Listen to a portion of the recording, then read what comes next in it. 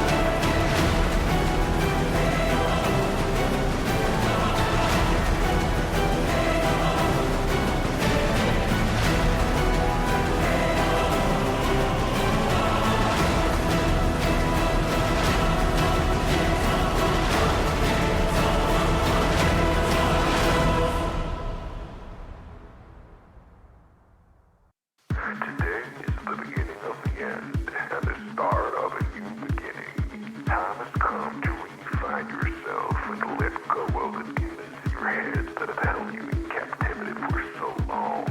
It's time to flip the page and prove them wrong. It's time for rebirth. Yeah, time's up to say goodbye to all the haters, doubters, and non-believers trying to bring you down.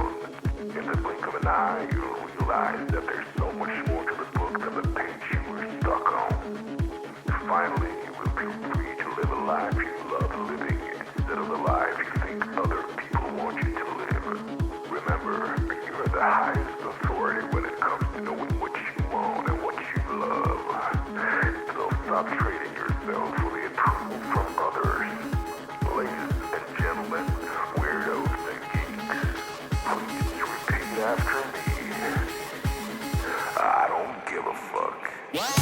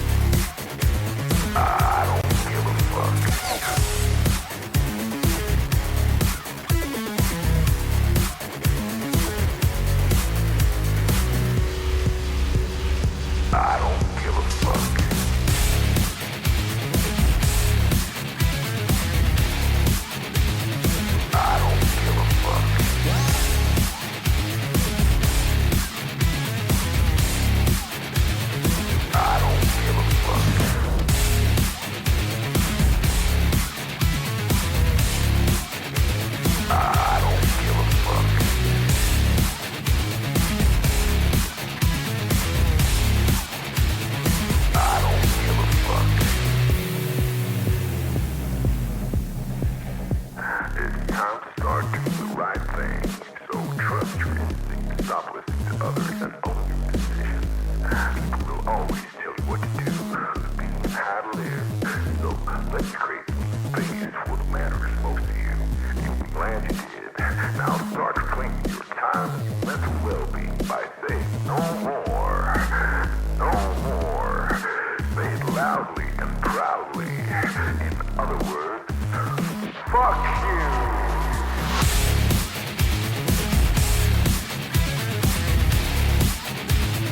I don't give a fuck.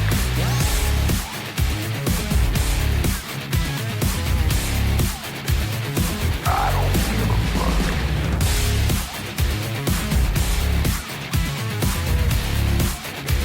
I don't give a fuck.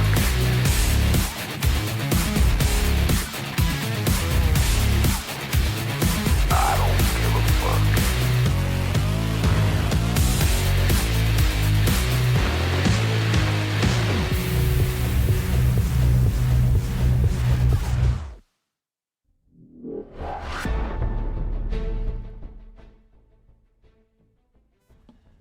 Well, hello.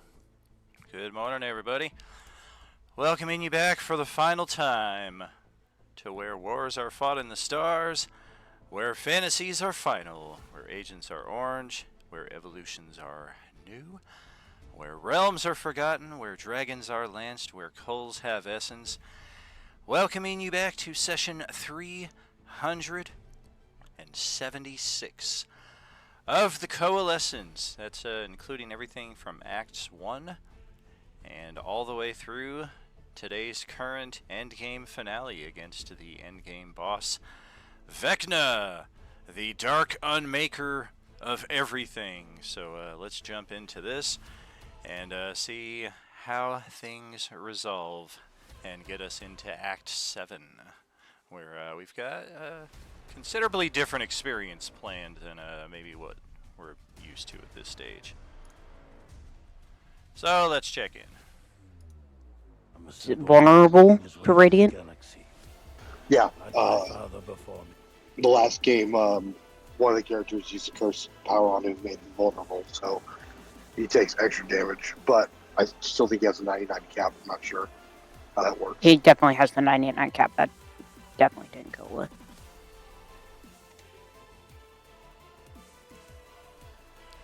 Hello. Hello. Oh, hi, Mark. That's a movie reference. You get that. I know it is a wrestling reference, but I haven't watched a single thing since WrestleMania. Oh, it was widely called the worst movie in the world, where some guy made a movie by himself and he made himself star in it and directed and produced it, and it was just really bad altogether. Oh, okay. Well, The worst movie in the world. which movie? I'm gonna have to look it up. I can't remember the name of it. What was Ken saying?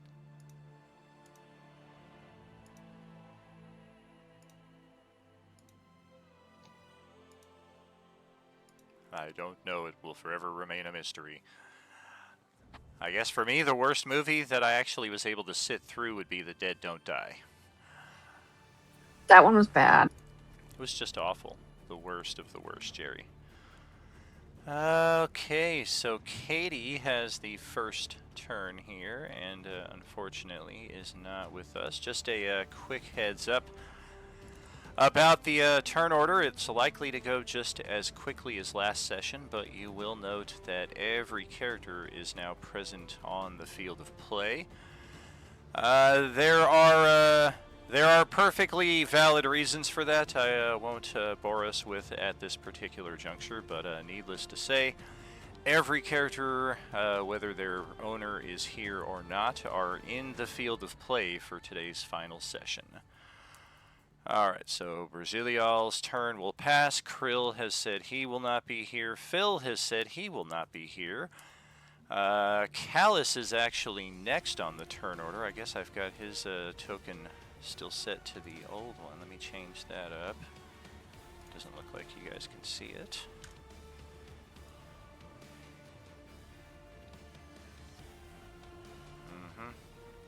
We're getting there. Takes a while to sift through 50 initiatives. There's Callus. Oh, he got dropped somewhere. There he is. Alright. Could have been worse. Sometimes I get lost in the middle. Excellent. Welcome, Terry. Hello, hello.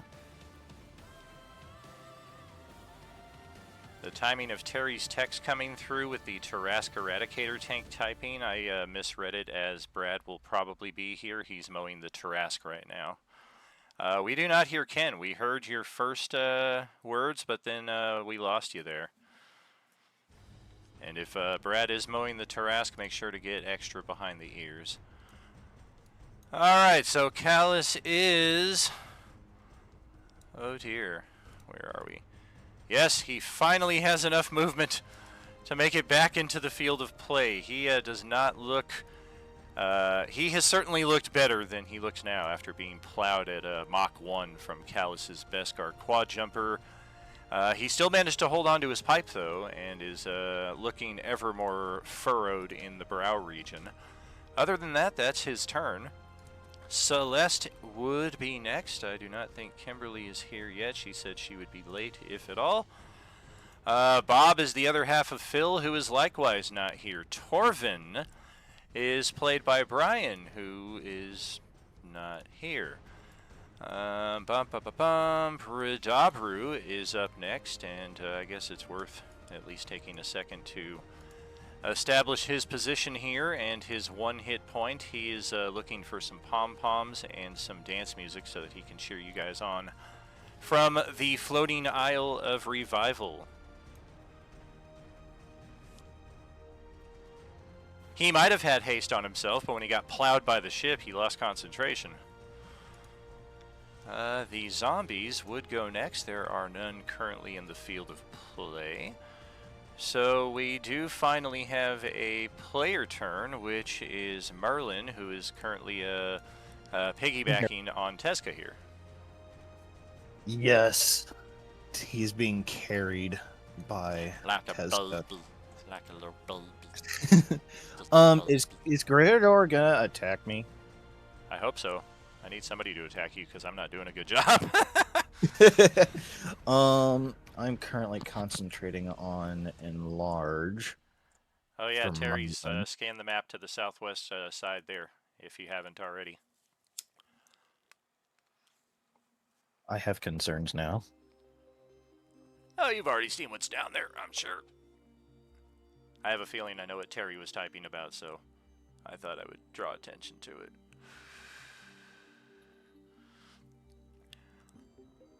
I'm going to cast from my staff. He's not gonna attack.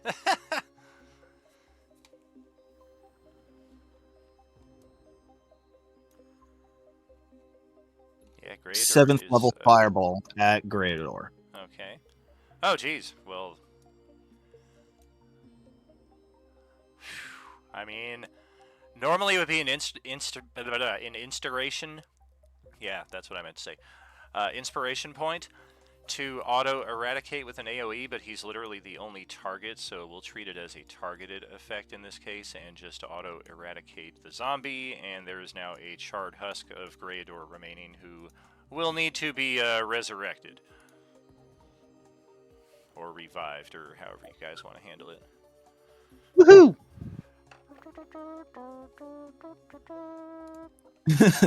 And I don't think it would hit him, but I'm going to just post up this.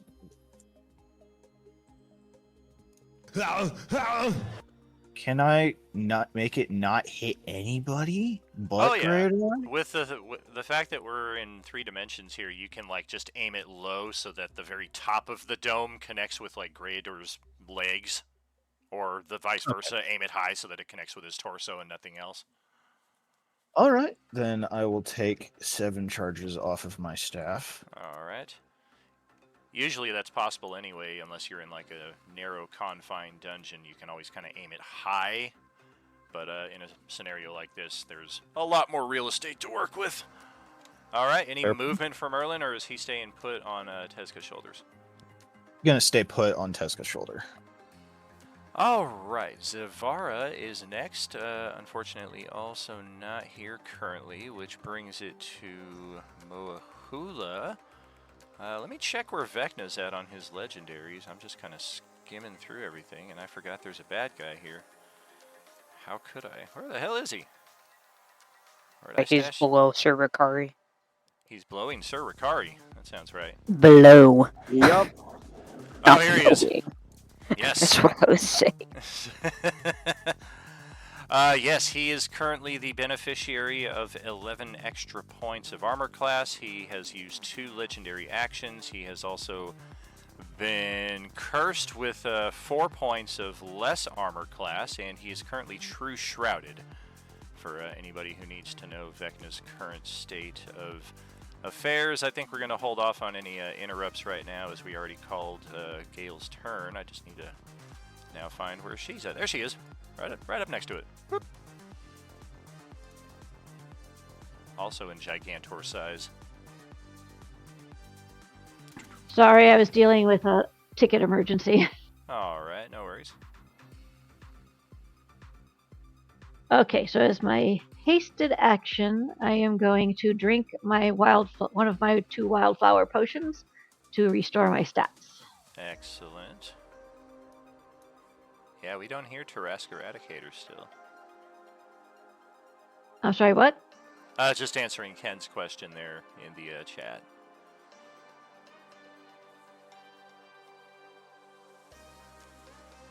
Where is Vecna in relation to me?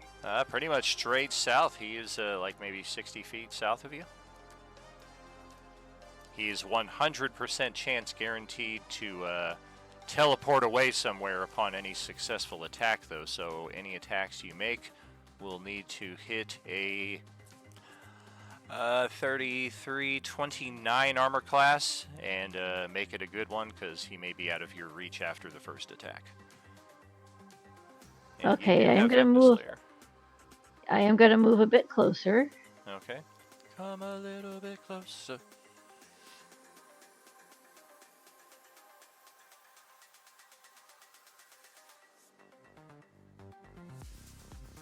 Okay, and then I am going to use my monthly nat 20. Oh, all right. Well, that's a solid play. See how that resolves.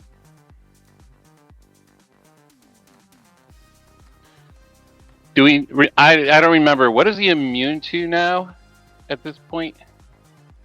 Based off the sheet, it says poison, lightning, and slashing. That sounds right. Those are what he's immune to or what he takes. Should be what he's immune to. He should be targetable by all other damage types, because he started his turn within reach of the Rod of 7 Parts.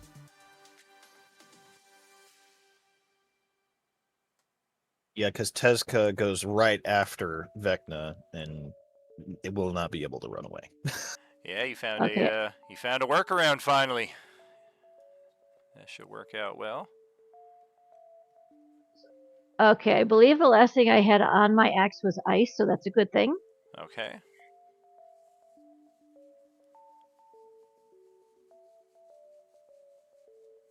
Okay, Dante, I have to roll my attack roll Yeah. anyway.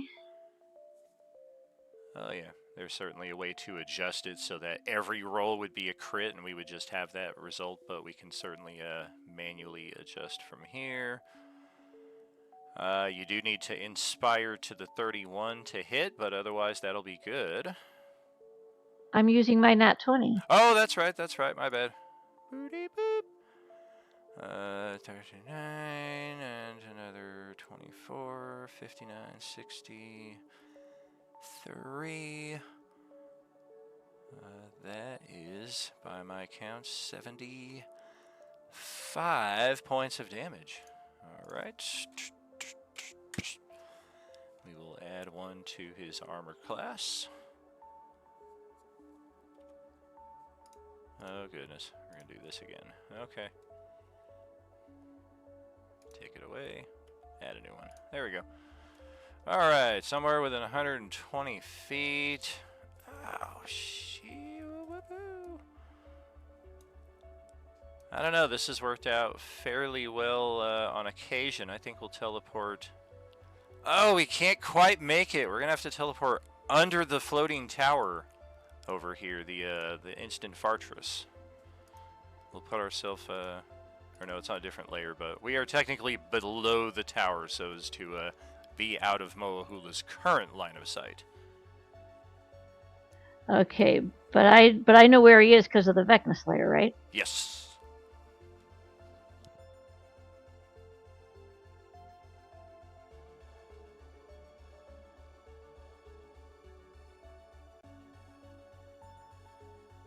Okay, so I moved 25 feet to get to where I am. I have 110 movement because of the potion, so I'm going to move.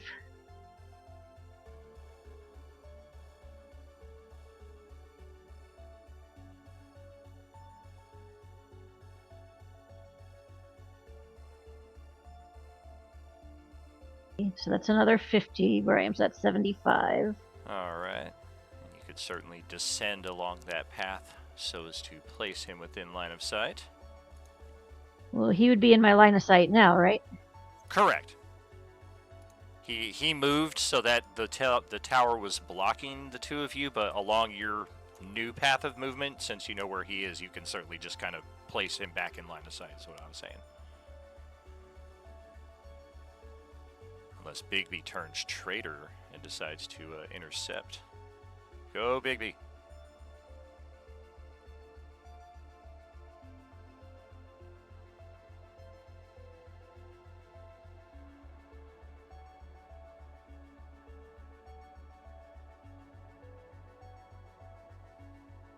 All right.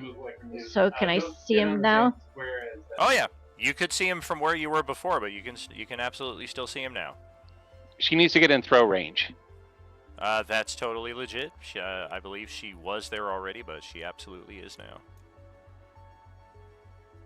Yeah, I think 60 is her range with that weapon,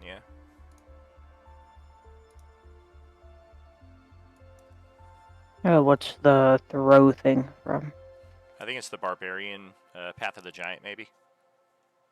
Yep, Path of the Giant. That's... Yeah, I can check what that is, but that I'm pretty sure it's like 50, 60. Yeah, I'm pretty sure it's 60.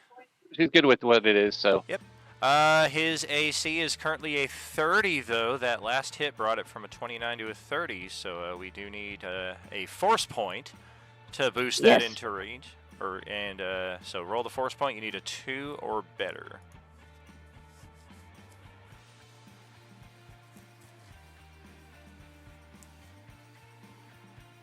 There you go. All right, and you will hit the damage cap on Vecna this round.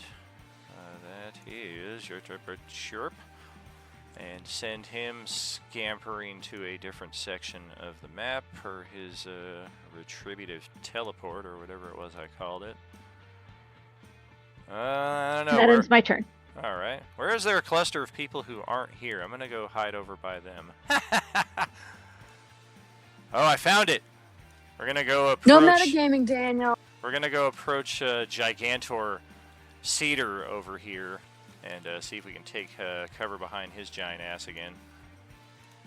And after that, I think Vecna may go for another legendary interruption here. Let's go third interrupt. I suppose it'll help if I find his character sheet and have it accessible. Alright.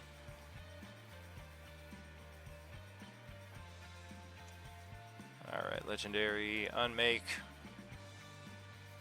And we will target good old Cedar right there, each one of his saving throws, and we are going to expedite the process for all of our players who are not here today, being this is their final session, just as well as it is ours.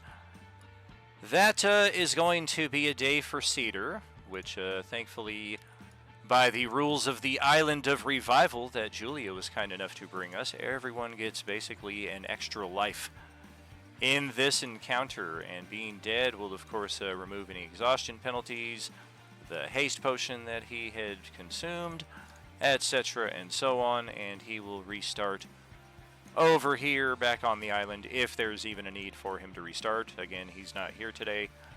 So that is a wrap for Cedar, and he will basically be observing from the vantage of the island.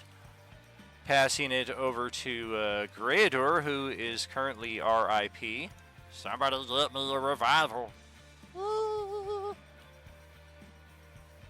And then Fia Lien is up next, but J-Man will not be here for the better part of the next 2 hours, so that is another skipped turn there. Yay for action economy, boo for the timer counting down to the literal unmaking of the multiverse. Vecna is going to interrupt a 4th time before his layer action comes up, so we basically know what that is all about. Let me check. I do not believe we have Ivarnis or Sugar here with us. That is correct. We will basically be using a legendary action as stated, and then the layer action is a free unmake against any target on the field. We are targeting Fury and Nyx, and likewise, we are apparently compressing their tokens down to the size of pancakes here. Let's try that again.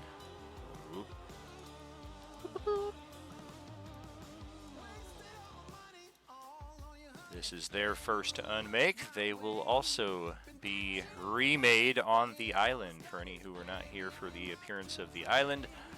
That is distinctly tied into Julia's backstory. Vecna destroyed her entire people, her civilization. She and this floating scrap of land are all that remain of a once proud society of magic-using people. And so intense is her hatred against Vecna, and so strong is her character and force of conviction, that this island serves as a point of revival for this endgame battle. She is basically throwing a giant middle finger to the Unmaker of the Galaxy. As good as this is to have on a round-by-round basis, keep in mind, though, we have 3 rounds until pretty much everything is done. So, again... I thought with legendary actions you can only do 1 unmake on a creature, not multiple creatures with legendary. That is correct. Vecna used a legendary action of his own to unmake Fury, and then right after that was his layer action, which is another unmake. So he used that on... oh yeah, you're good. He used that on, I'm sorry, Nyx. That's right. I wanted to say Fia, but I knew that was wrong. A 3-letter name! Okay, here comes the Dragon Slayer Akano, staying here above the remains of the Commander Aiji, chosen of Takesis' dragon. She has... Okay, to be fair, Akano didn't slay it. Oh, he didn't when you were just hanging out above it? I missed who killed it then. Was it Ballard? She switched with me and put me on top. Ballard killed it off of an opportunity attack. Oh, that's right, that's right. It tried to go away and it got killed in the retreat. That's what happened. Mm-hmm. That's right. I knew she was mad at Ballard, but I saw Akano's position and I naturally assumed it was him. Yeah, no, she switched with Akano at one point. Thanks for the clarification. I don't care. It's the last session. If she wants to try to kill Ballard, she can try. I mean, I say this with all due respect to one of my favorite NPCs. Good luck. Vecna's got a better chance than she does. If anything, she might be able to get you to turn attacks on yourself. I mean, technically, Vecna already killed Ballard once. Yes, so. Yes, he did. It took 7 freaking unmakes to do it, though.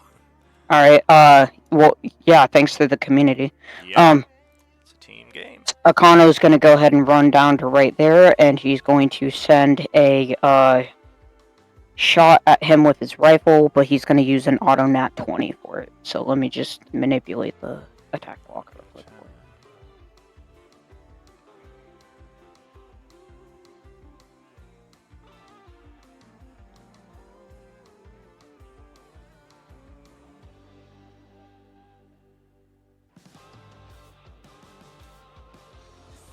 That's gonna hit the damage cap, yeah. Alright.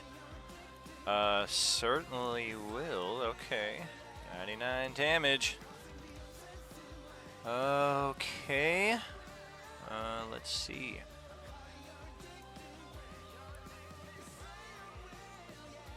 Ow! Stop doing that. No. My characters will continue to do that. I know. I'll use arena for cover. That's a good idea. Shoot. I think we better hit the road and continue using this wide open space here as best to our advantage as we can. Ooh, a Theurgy tonic, level 3. This will be immensely useful. All right, is that it for Akano? I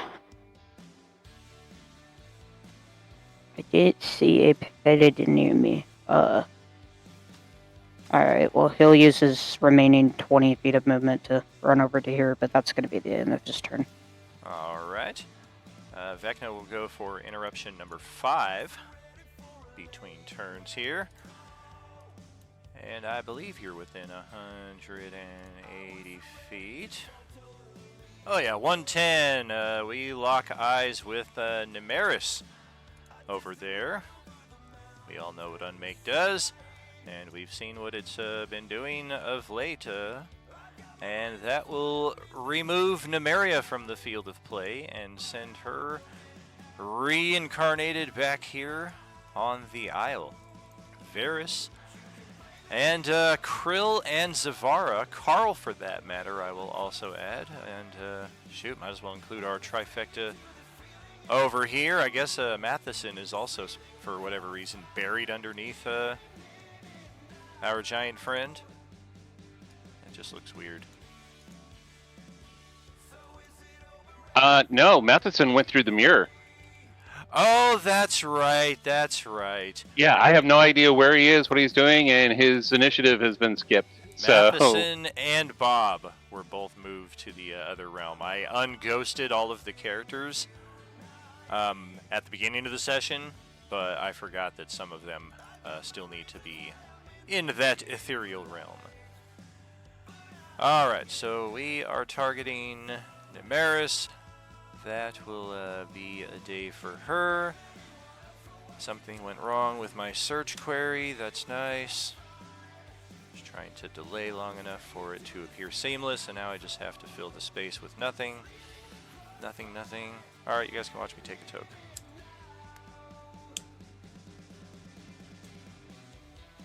I know it's so entertaining. Goodness, what is with the search? It's got to be the #1 most searched word in Roll20. Sword.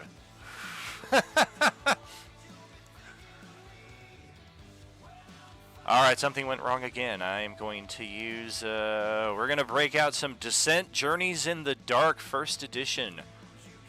There is a basic longsword right here that has fallen into the field of play. If you roll 2 surges, it does +1 damage. Your offhand bonus is +1 damage. It uses a red and a green die. It does cost 75 gold.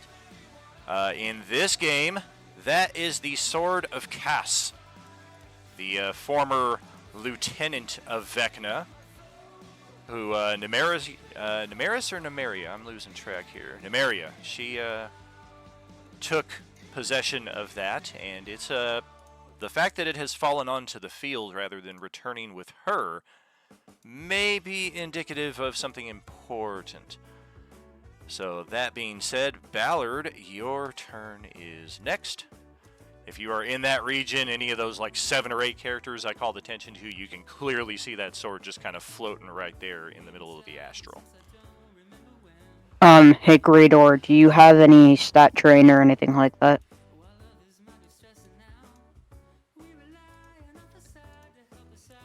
I think he failed his con save, so he fell Wisdom. victim to the bite. So yeah, he may still have some attribute drain. Wisdom, it looks like, so he could use a wildflower or a potion of vitality.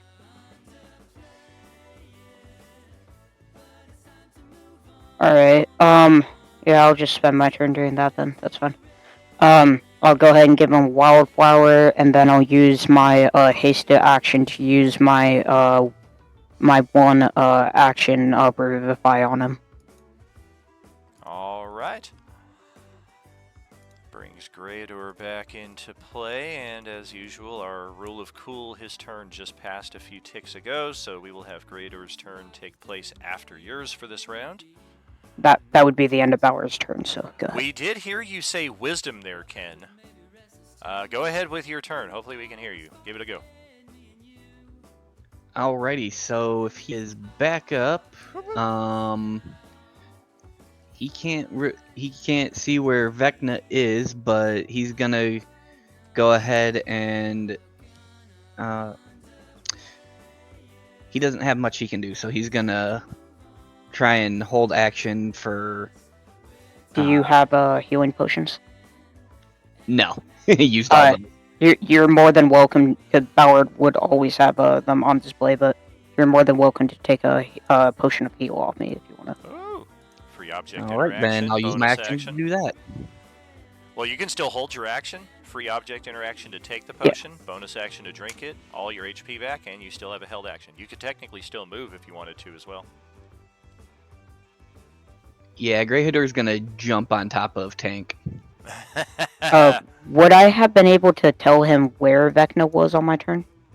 You can relay that information. It's a certain matter of probability for people trying to aim through other people's eyes, especially at this distance.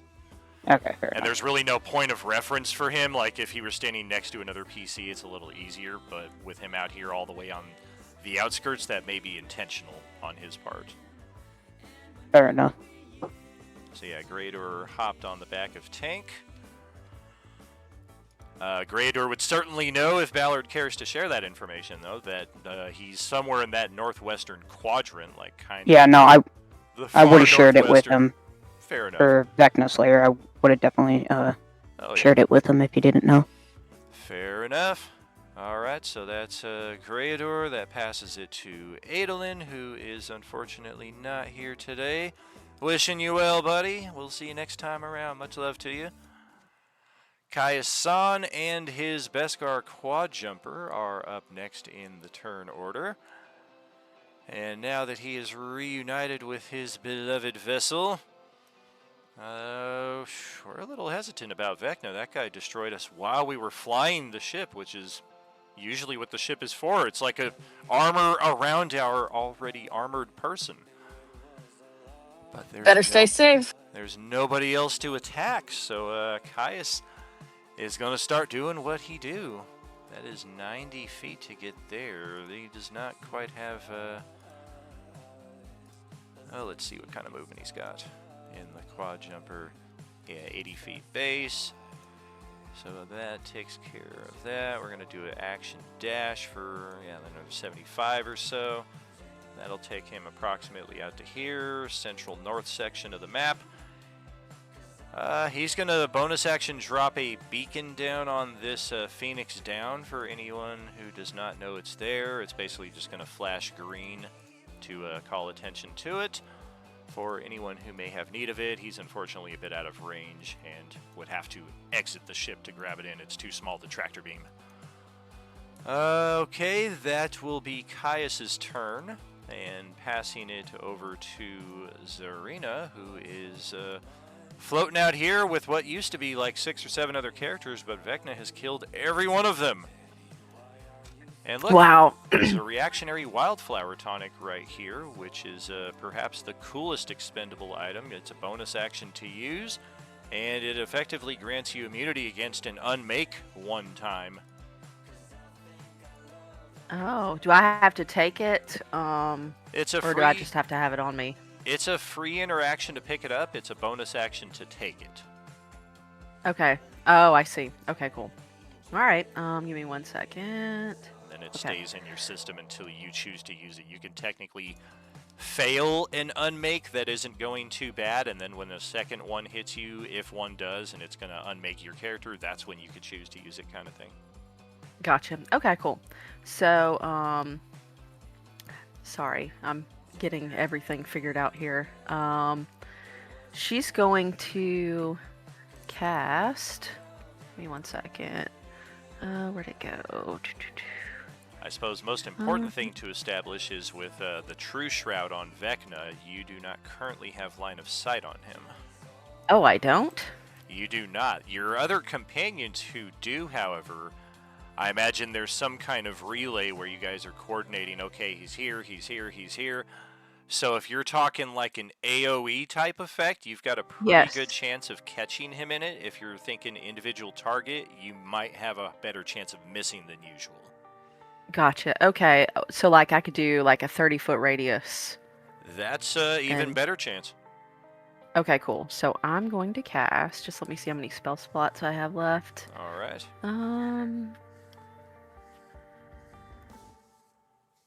Just make sure it's not an all or nothing effect either. He's likely to make the save, so hopefully it's something that'll be useful on half effect. He did fail Okay, one save though. Let me see.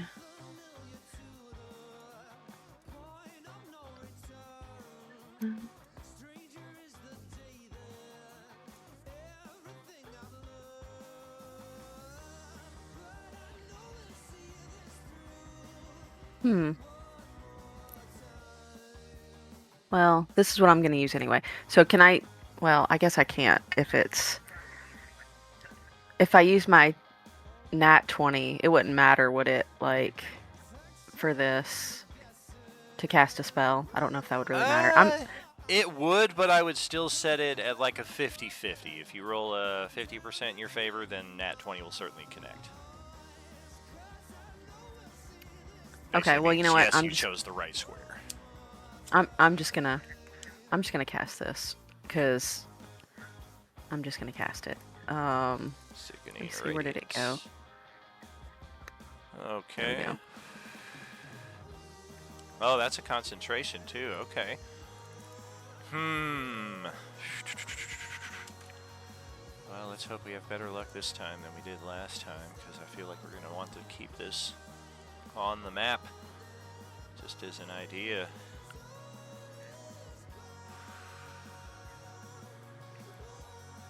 Haha, that's appropriate. Your sickening radiance happens to look like a cloud kill. That's funny. See. That is 6 Too by... bad Justin's not here. Yep. 6 by 6, 8 by 8 is 20 feet. That's 25. That's 30-foot radius. We'll center that ish on him. And then he needs to make a save. He can't really fail to save, but he might burn a natural 20.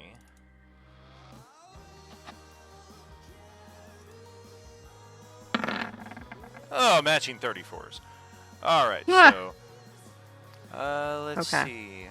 This light makes it impossible for the creature to benefit from being invisible. Interesting. That's a 4th level spell. Didn't you say you were upcasting it, or am I misunderstanding? I was going to, but it didn't give me the option. It was really weird. Because I was going to do a 5th level, but like it normally pops up with the box, but there was no box. Oh, just roll an extra die 10 then. We'll just Okay. manually input that, because effectively he's vulnerable, but he made the save, Oh, wow. so he takes the damage. That's just a fantastic roll. Yeah, screw that. Just re-roll the whole 5d10 as one batch. 5d10, okay. Yeah. There we go. Something a little more. Alright, so this, that, 28 damage. It does boost his AC again. Anytime he takes damage. Increased by 14 now, so he has made up that difference that J-Man put on him, plus 10. I don't know about that. So I think we're gonna adjust and head back down the western border of the map right here with our free reactionary teleport. And anything else for Zarina's turn? Yes, she's going to move down here and grab that. Awesome. Grab that wildflower tonic, and she's going to well, you said that I can take it and then wait to use it, or it's effectively free to pick it up, and you didn't use your bonus action, so you could still take it this round. Okay, cool. So I'm going to bonus action and take that. Okay. We've been using the yellow dot for that to indicate who's got reactionary in their system. And alright, that passes it to party mascot time. Astro, our good Astro dog, currently has a Wildflower Tonic in hand. Are there any nearby PCs? And that is a pretty generous term, because Astro's got good movement. Anybody need a Wildflower Tonic or think they might that wants to say, here boy, here boy? Alright, I think we will just randomly choose where we're going. Oh, of course we're going to that region, so that gives 3 possible characters who it could be. Is it Brazilial? Is it Varus? Is it Carl? It is Carl. Alright. Astro is going to book it over here. Ending turn next to Carl. We're going to drop that Wildflower Tonic at Carl's feet so he can freely pick it up on his turn. Let's see. Youngling, our potion spider, currently has 2. Looks like we got 2 potions of heal currently in our inventory. That's pretty awesome. Who's missing HP? Really? Nobody misses me? Alright. Looks like Buddy's low. I was gonna say Buddy and Moahula look Well, like they're down. Buddy still has like a little bit more than half of his hit points, and Manuel is off map. That's true. Youngling doesn't have the best movement as it is, so our little baby spider here is going to start hustling in that direction. You guys might be in a completely different region of the map by the time it gets there. Who's up next? We got Shrubby. Active players. Who's our nearest? Well, Buddy has been through the ringer here, so we're going to start moving. We can almost get to Buddy. If Buddy wants to take cover inside of Shrubby's boughs on your turn, there's more than enough space, and anybody targeting you will impose disadvantage, and he can also Wildflower Tonic anybody in your space with an action. Okay, I think Buddy will probably take care of that on his turn. Good, good. Sting is up next. We're just going to keep wandering around looking for more zombies. Surely there's going to be some kind of zombie reinforcement at some point. Okay. Yorick is doing his thing. He really only activates at the start of the turn to announce Vecna's immunities. Bigby is currently chilling out over here. Moahula is far too large to benefit from any Bigby's benefits. Skull Crusher and Veil, however, not so much. So Bigby's going to head over here. And I don't know, Skull Crusher's hasted. He's likely to move around a bit. So I think we're going to stay here and give Veil a little bit of shielding. Remember, you can hover over any of the mascots to see just what it is they do. And I think that's all of them. We got Astro, we got Shrubby, we got Youngling, we got Bigby, we got Yorick, and we got Sting. Alright. That brings it to Micah's turn, who also unfortunately not here with us. Grixalot is Dominic, who likewise is absent for today's session. Kelia, same dealia. Buddy is coming up next, but I think before that, Vecna will go for our next interruption. And that will be interruption number 6 for this round.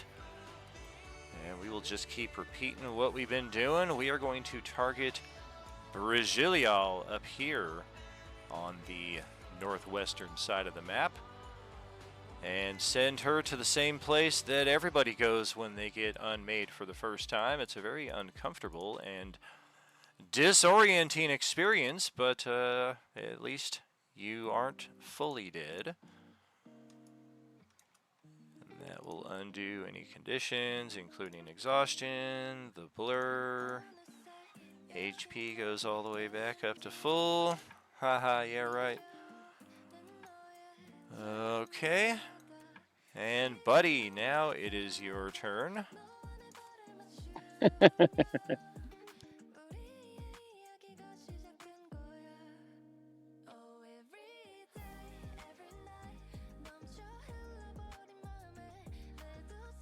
All right. Buddy's going to use his action long rest that he won, and is now completely full of all of his spell slots again, Oh, very nice. Good for you. and all of his hit points. Couldn't go to a better guy. And somebody who wants it more than anybody. Right. So, yep, I am full of hit points. I'm full everything, and voila. I dig it. Well, Gail's over here going full of shit. But Lovely wife thing. oh yeah. All right, that's his action. He's going to scoot into the boughs of shrubby over there, and Oh wait, you still have no token access, right? no, Buddy has token access. Oh, okay. You know, I don't have access to his attack blocks. That's why you Manuel, said, I have no access to move. That's why you unmade Manuel right there, because you're just like, I can't control him. He serves me no purpose anymore. Yeah, Manuel didn't serve any purpose during this combat so far. Okay, let's put it that way. And I wish I knew what the hell was going on with him. Yeah, that's a new one entirely. Somebody cursed your character sheet. Nemaris is up next. Can't seem to get her name right, but here in the final session, maybe we'll average it out more in the correctitude favor. I don't know that she's going to begin hustling all the way back to that section just to retrieve that sword. That's, I don't know, maybe it's not as far away as it looks. Oh, that's a long ways frickin' way. 60... It's 120 feet just to get to the damn coalescence in the middle of the frickin' map there, and that's not where she wants to go.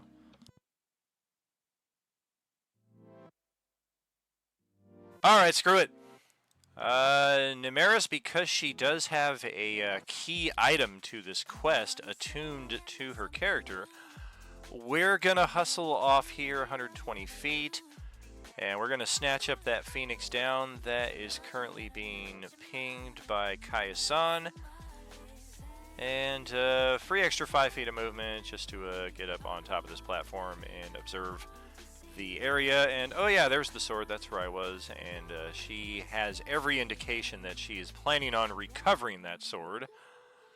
So that will be her turn, passing it over to Fury, who has likewise been unmade, remade, and is not attending. So we will keep him up there on the Isle of Safetitude. Up next is Skull Crusher, who is chilling out down here. Hey. Howdy! Looks like you are enraged and hastened.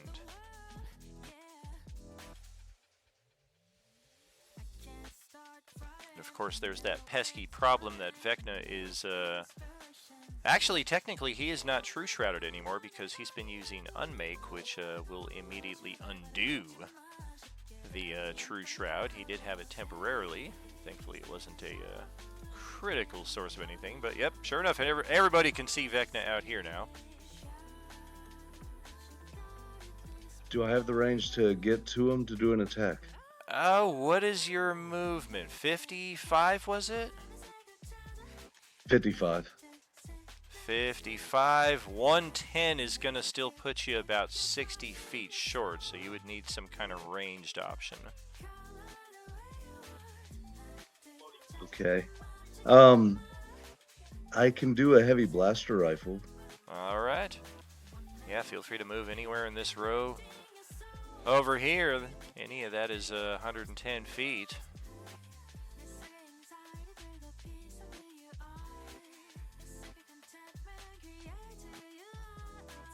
Some positions will arguably be closer to him. Yeah. Because that puts you 55 feet away. Exactly one extra move. You could use your haste action to dash That would allow you to get right up on him, and then you could go melee. Sounds good. All right, you would just lose that haste attack. And of course, first hit against him is going to send him scurrying away to 120 feet or up to. Armor class for Vecna is currently... Oh, I scared Skull Crusher away. He just ran off. Oh crap! Did I go the wrong way? Oh, I moved your token for you. Sorry. Please move back. Oh, you're My good. thing is glitching. Yeah, right over here.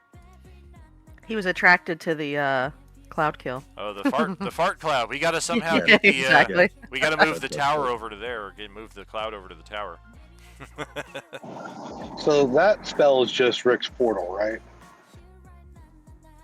The spell for what? That spell that she casts on Vecna, that's just Rick's portal. Like, I'm expecting Rick and Morty to show up out of that portal. Oh, gotcha. I thought that might be what you were talking about, but I didn't want to pretend to know because I'm only vaguely familiar. I'll spend the inspiration point. That will connect. Of course, we are not in orange, so a lot of that is not applicable. We got that. We got that. All right. Yeah, I used the Shadow Cudgel, not the Corpse Slayer. Yeah, gotcha. And then, yes, that will boost his AC once again. 15 points higher. And where do we want to end? Didn't know if he moved yet or if I get a bite in. He moves as soon as the attack lands, yeah. I think we're going to go say hi to Callus and go head off to the far southwestern corner of the map, and Callus just senses Vecna appear behind him. And for anybody who can even make out his expression, it's just, fuck. Then that's my turn. All right, Vale would be next, but Vecna's going to go ahead with legendary interrupt number 7. And sure enough, sorry, Callus. Game over, buddy. And like your other Archmage friends, you do not benefit from a remake on the Sacred Isle. And then, hey, look whose turn is next. It's Vecna. All right, we will reset all of his bonus armor class things, all of his extra shield. The curse does stay with him, I believe. I'll have to double check just how long the duration is, but that doesn't automatically reset on his turn. It's all the good stuff for him that resets back. His armor class is now 22. Technically, it's an 18 because of that 4-point loss. Let's check the superpowers here and see just what Curse does in that capacity. Homebrew info. Superpower tab. Curse. Uh-huh.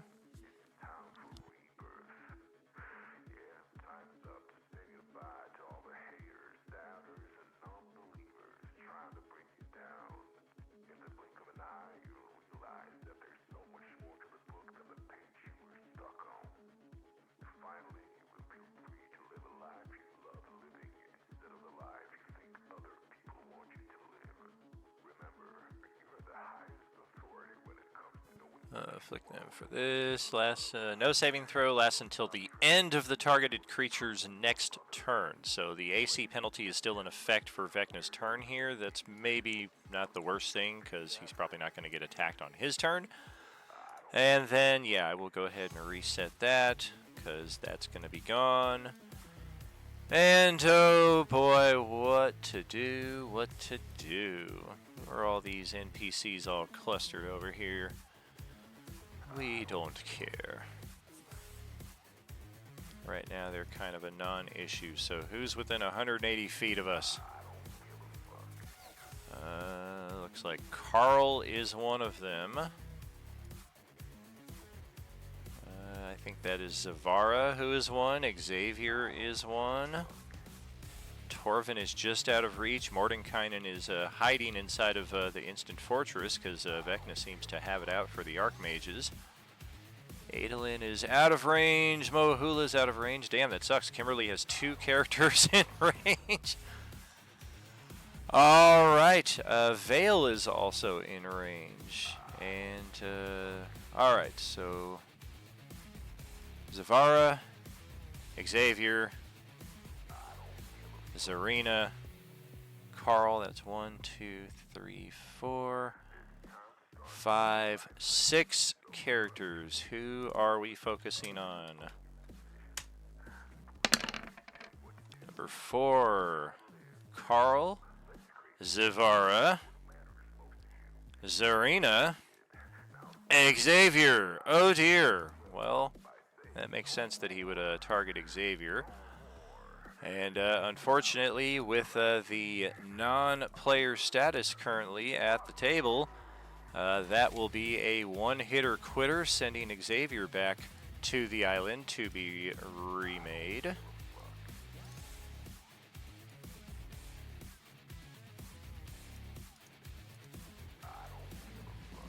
And that, oh shit, I didn't check to see how many attacks Vecna gets this round.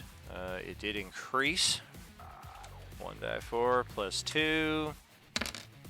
Oh dear, 6 unmakes this round. That is heinous. Alright, there are 5 of you left. Who's lucky? Number 2.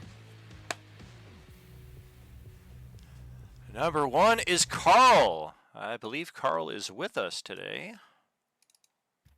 I'm here. Oh, he is trying to unmake you and steal your extra life.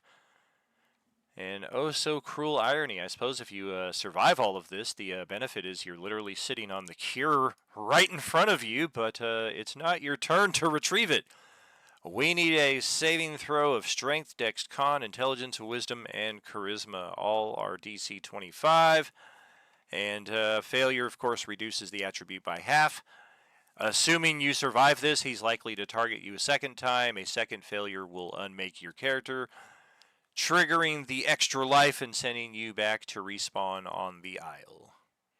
So let's check those saving throws, Diego. Did you say I have to roll all of them? 1 saving throw of each kind. Yep, right down the line.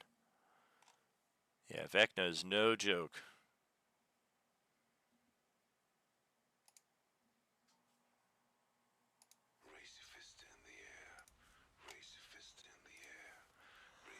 Oh dear. I know you still have some of those inspos in the pool. It started off looking good. You can easily inspire the strength, and yes, you make it. Dexterity, you made it already. Con He said we just can't use it. Oh, he said we that's can't use right. inspos anymore. That's right. Thank you. We are in mythic form now. Inspiration time is donezo. Hero points can still apply, though. That is correct. I mean, technically, you could make the strength and con. There's really nothing that's going to help with those other 3 saving throws, unless you have a superpower that gives you advantage on the mental saves, but even then, that really only maybe helps charisma. Can I use one of my nat 20s? You can use an auto nat 20, but nat 20 is not an automatic success on a save. With the bonus, you would still need to make the save. So if you put a natural 20 on wisdom, that gives you a 24. You're still 1 point shy, for example.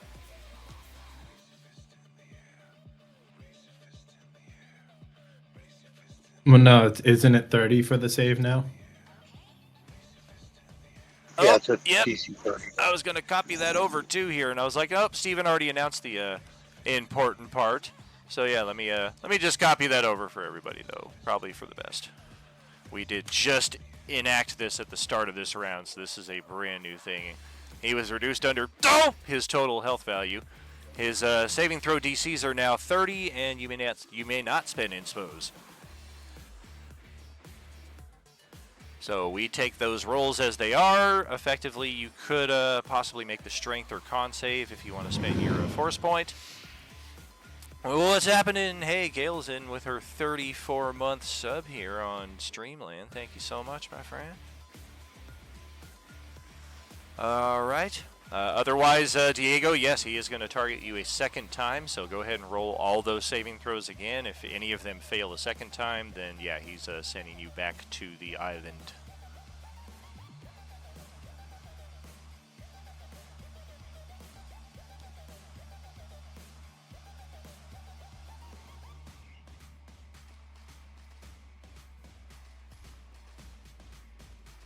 Yep. That's pretty much the answer right there. Oh! Astro gives a little whine as he knows he did everything he could to save Carl, but the damn initiative order screwed us over. Carl gets unmade and remade just as quickly on the Isles, so as soon as Carl's next turn, he will activate just way the heck over here instead. Oh, there's Don with his 44-month sub, and just like that, we have a hype train incoming here. Much appreciated, friends. Thank you so much. Alright, since Don and Gale were kind enough to kick that off, I think we will target them next with the unmake. Just kidding. Okay, that is 3 unmakes out of 6 this round. There's Ari throwing in some cheers, already into Hype Train level 1. Thank you so much. Alright, we are down to a die 4 now to determine our targets. Number 2 is Zarina. Dun dun dun. This might be the best thing for our party. It's probably going to eat up that reactionary tonic though, but that's why you got it. Roll up those saving throws.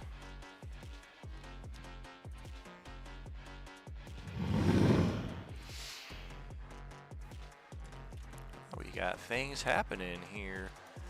So what is it, saving throws for? Correct, yeah. 1 of each saving throw. The DC oh my God. is 30. Sorry. Ooh, level 3 okay. Hype All right. Train. Thank you, Here we Francie.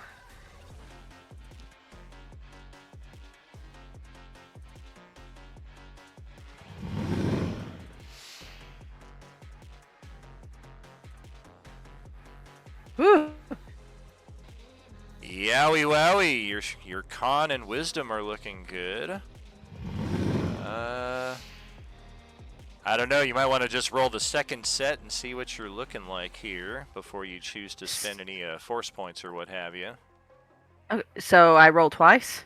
Correct, yeah, because you're likely to... Oh. I mean, it's impossible for him to kill you outright with just one of these, because at best you fail them all and you're down to half on everything, Oh, so okay, he always gotcha. needs to hit twice. He's looking for one of those Okay. saves to fail twice. And if you fail multiple Okay, saves so reroll twice... all of it. Correct. Yeah, if you fail Okay, multiple cool. saves twice, then you'll want to just burn the reactionary tonic, and that'll basically just be a wash. Gotcha. Okay. All right, here we go. All right.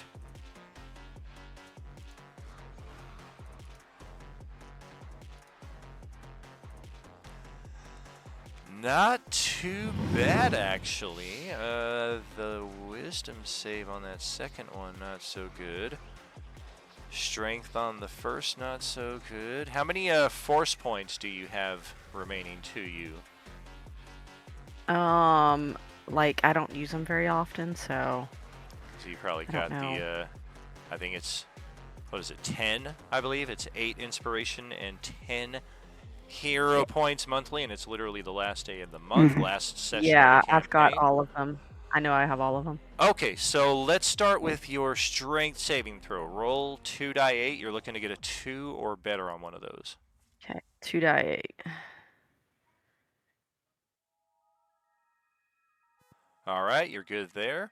And then try with your charisma. You're looking to get a 4 or better. And if you can do that, then you have survived 2 of his attacks. With a 2 die 8 as well. It's a DC 30. Oh, that's right. I keep slipping on the frickin' 30 right there. My bad, my bad. These are, Ooh. Oh, that's a much different case then. Thank you, thank you. Would have been needed. All right, so yeah, I would say after the second usage, you'll probably want to burn the reactionary wildflower and just hold on to the force points. Okay, let's do it. All right, so that is 4 of his 6 attacks. And you don't look like you got hurt at all. So Vecna is going to readjust to one of the other 3 eligible targets. Number 3, that is Zavara, Kelia, Vale. Oh dear. All right, so I don't think J-Man, I believe he's still about an hour out. Yep, no J-Man yet, so we will unmake Vale. Looks like we are in level 4 hype train. Very kind of you, friends. Thank you so much. Alright, so yes, we will unmake Veil with one of our 2 remaining attacks, and then it's pretty much down to one of Kimberly's characters who gets targeted with the other one. The other unmake. Unmake 2! It's what's for dinner! Here we go. Is it Kelia or is it Zavara? It is Zavara. Alright, so there goes another character getting unmade. She only had some exhaustion. Actually, shoot. Alright, let's undo that. Undo. There we go. Alright, yeah, we're going to send Kelia back because she has a reactionary wildflower in her system, so we're going to burn that. And she will survive Vecna's attempt to unmake her existence. Vecna is going to roll a persuasion check to get you guys to all hopefully roll lower on your saving throws.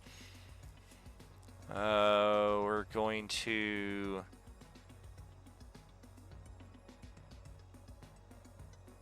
Otherwise, I think just move a little bit.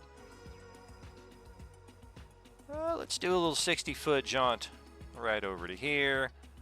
We'll stare down the NPCs with evil intention. Alright, that brings it to Tezka's turn. Back up in this general area. Is it the end of round 8 is when the limit break will go off? Correct, yeah. End of round 8, we will see the limit breaks. This is the end of round 7 coming up. Alright, I used my feline agility already. So in order to get it back, I need to sit still. Good catch. Thank you all for the hype train love. Much appreciated, friends. Y'all are amazing. I still am hasted, so I still have 220 movement.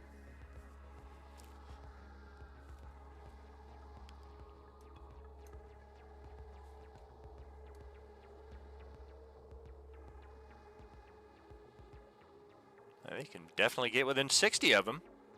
Yeah. Damn, I wish I hadn't moved. Shit!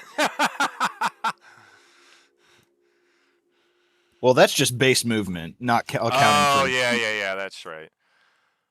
Oh, what did we get? Oh, nice. Look at our new emoji here. Oh, yeah. 4 subs, 1963 bits. Very cool. Very kind of you, friends. Great way to end the campaign. Tezka is going to just move southward. All right. I don't have anything to attack as of right now. I will actually get that potion of heal. I'll just come right up to it and grab it.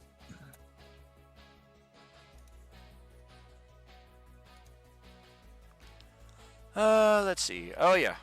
I'll get that for you. Is anybody currently dying around that area? Vecna's getting his ass kicked. If anybody wants to bring him a potion of heal, we can extend this by another 6 weeks. No. Anybody? No. Anybody? Fuck no.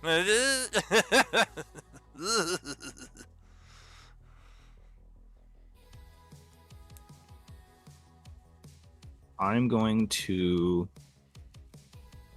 basically hold my action if he comes near me.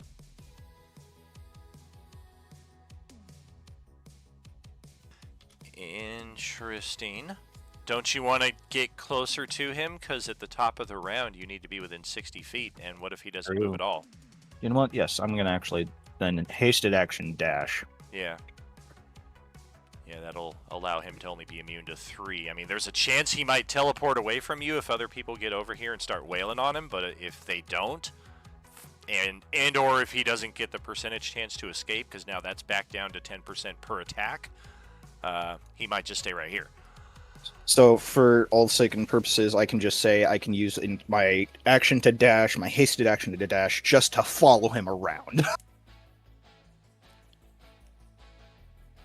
Well, you've already moved. Well, what actions have you used this round?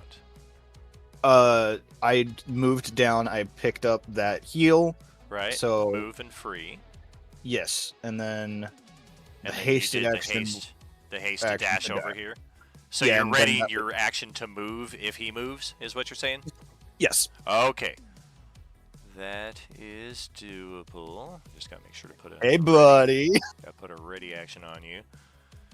Just looks at you with his dead, soulless eyes. No reaction, no remorse, no emotion. I think his name was Callus. Silkus is up next. Come on, bitch, let's do this! Alright. Got one round until the limit breaks go off, right? We're gonna kick your ass in about 6 seconds, Vecna. I mean, we can try.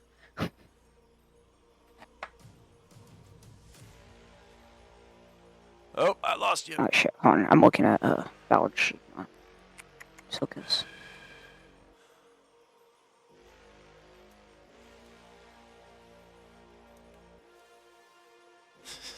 I had to go look at the Commander Aiji to make sure you didn't go after her, because I'm like, where is he? I lost track. Oh no, I just looking through spells and shit real quick. Oh, there you are. Yeah. Right here. Whoop.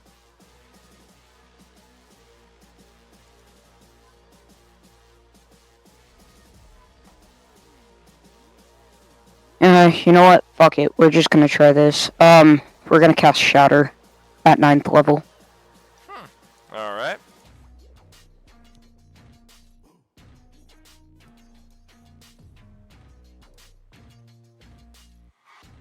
What type of damage is that? Thunder. Do I need to roll percentage for Vecna Slayer? I don't think so. I think that's one that Okay, cool. he is subject to. Let's see here. And that DC is accurate. Okay. It's just, you know, Silkus, not Ballard.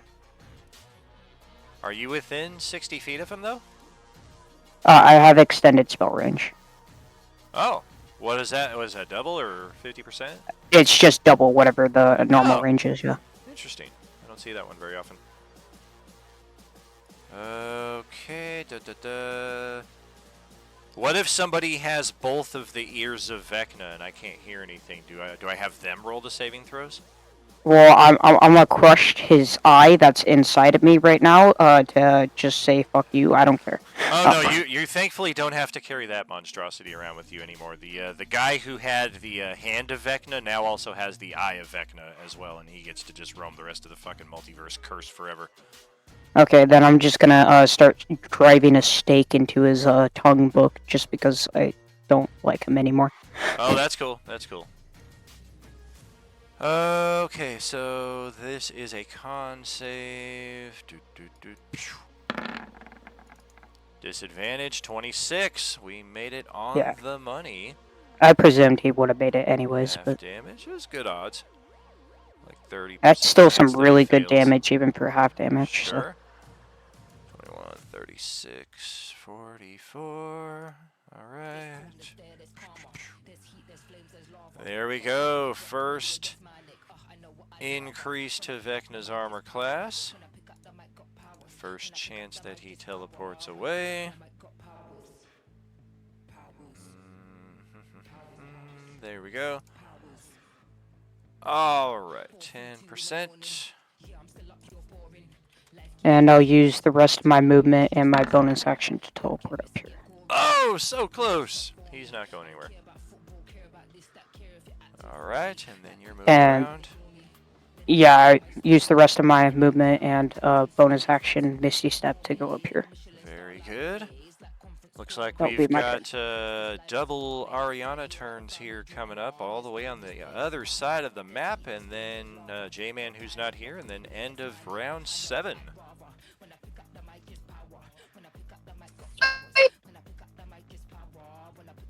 All right, well, we're going to do a repeat of the last Kilco turn.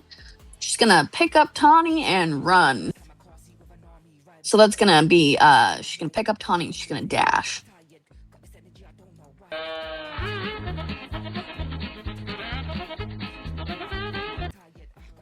About to say, Vecna's facing people that have like 600 feet of movement.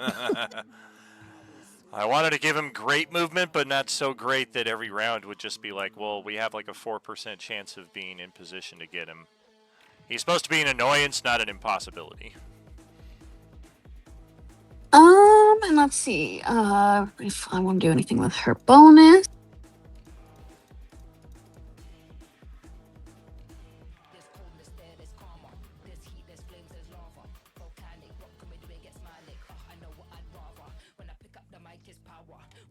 Oh, I guess I should get that ready. Kill code's good, so that'll end her turn. And then Tawny's gonna smack at Vecna.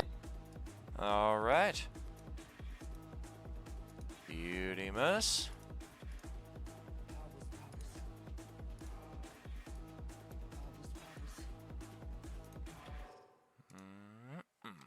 Nice. There we go. Hey, that'll certainly connect. Okay, we will take, was slashing one of the ones that he's immune to this round? Poison, lightning, and slashing, were that the three? Poison, lightning, Yes. slash. Okay, so go ahead and roll the percentile. Oh wait, this isn't a slashing weapon. I don't know why it says slashing though. It's a mauler. Should be bludgeoning. Yeah, isn't? Yeah, I was gonna say. Oh, yeah. I don't know why it's listed that way. Okay. Let's see. 56. We'll take all of that.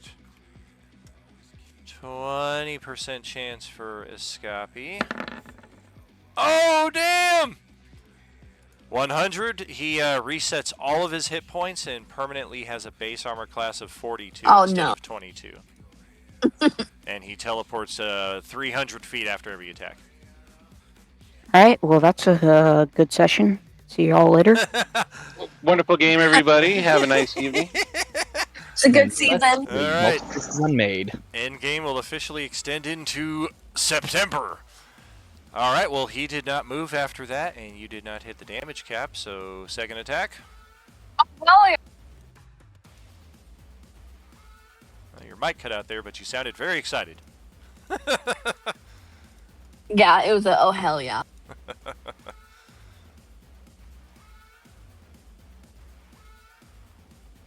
That will... that is just a bit shy. He's currently 24 armor class. Oh, let me look at my points. Final session. Might as well spend it.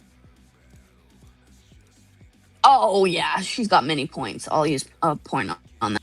Excellent. That's 2d8? 2d8. You're looking for 3 or better. There you go. All right. That will certainly meet the damage cap. Let's see. Last round you did... Okay. Subtract that much more. Percentage chance is 30. 61. It's not going anywhere. Damn, alright, well, Tawny's hasted. All right. So she's got another attack. You but have- that's the damage cap. Correct, unless it's something that you could use to like impose a condition on him or something. Blind is one eye. I doubt that. She might take a potion, but I'll figure that out right now. So you all can move on. Excellent. Rikari is not here, and check out this cool addition I just found out about today. After wondering forever if such a thing were possible, I found out how to get it to add in. We have finished round 7, which is now indicated right there. We are going to begin round 8, so the round counter of 7 will sit at the bottom, and at the conclusion of round 8 is when it will go up incrementally to that point. So it's a useful little addition that we can add to the turn order for all number of fun things, including tracking durations on effects, although with as convoluted as this turn order is, maybe we don't want to do that. I tend to prefer to keep those on the tokens like we have done traditionally.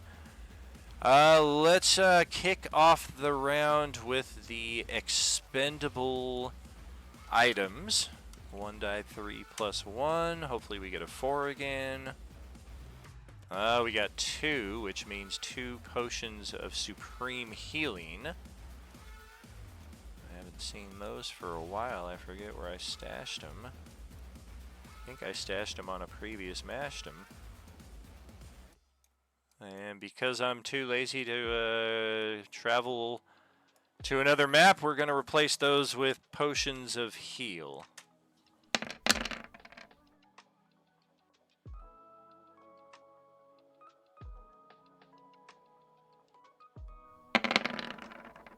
Alright, so first potion of heal is actually going to appear... Oh, that's fun. Right above Moahula's head. The second one is going to appear... Oh, it's kind of handy. Maybe about 20 feet, 30 feet east of Celeste. We will also determine Vecna's immunities. He gets 3 of them. I think it's a die 9. Where's my Vecna page? No, it's die 12s. What am I thinking? He could potentially be immune to 9 in a best case scenario for him.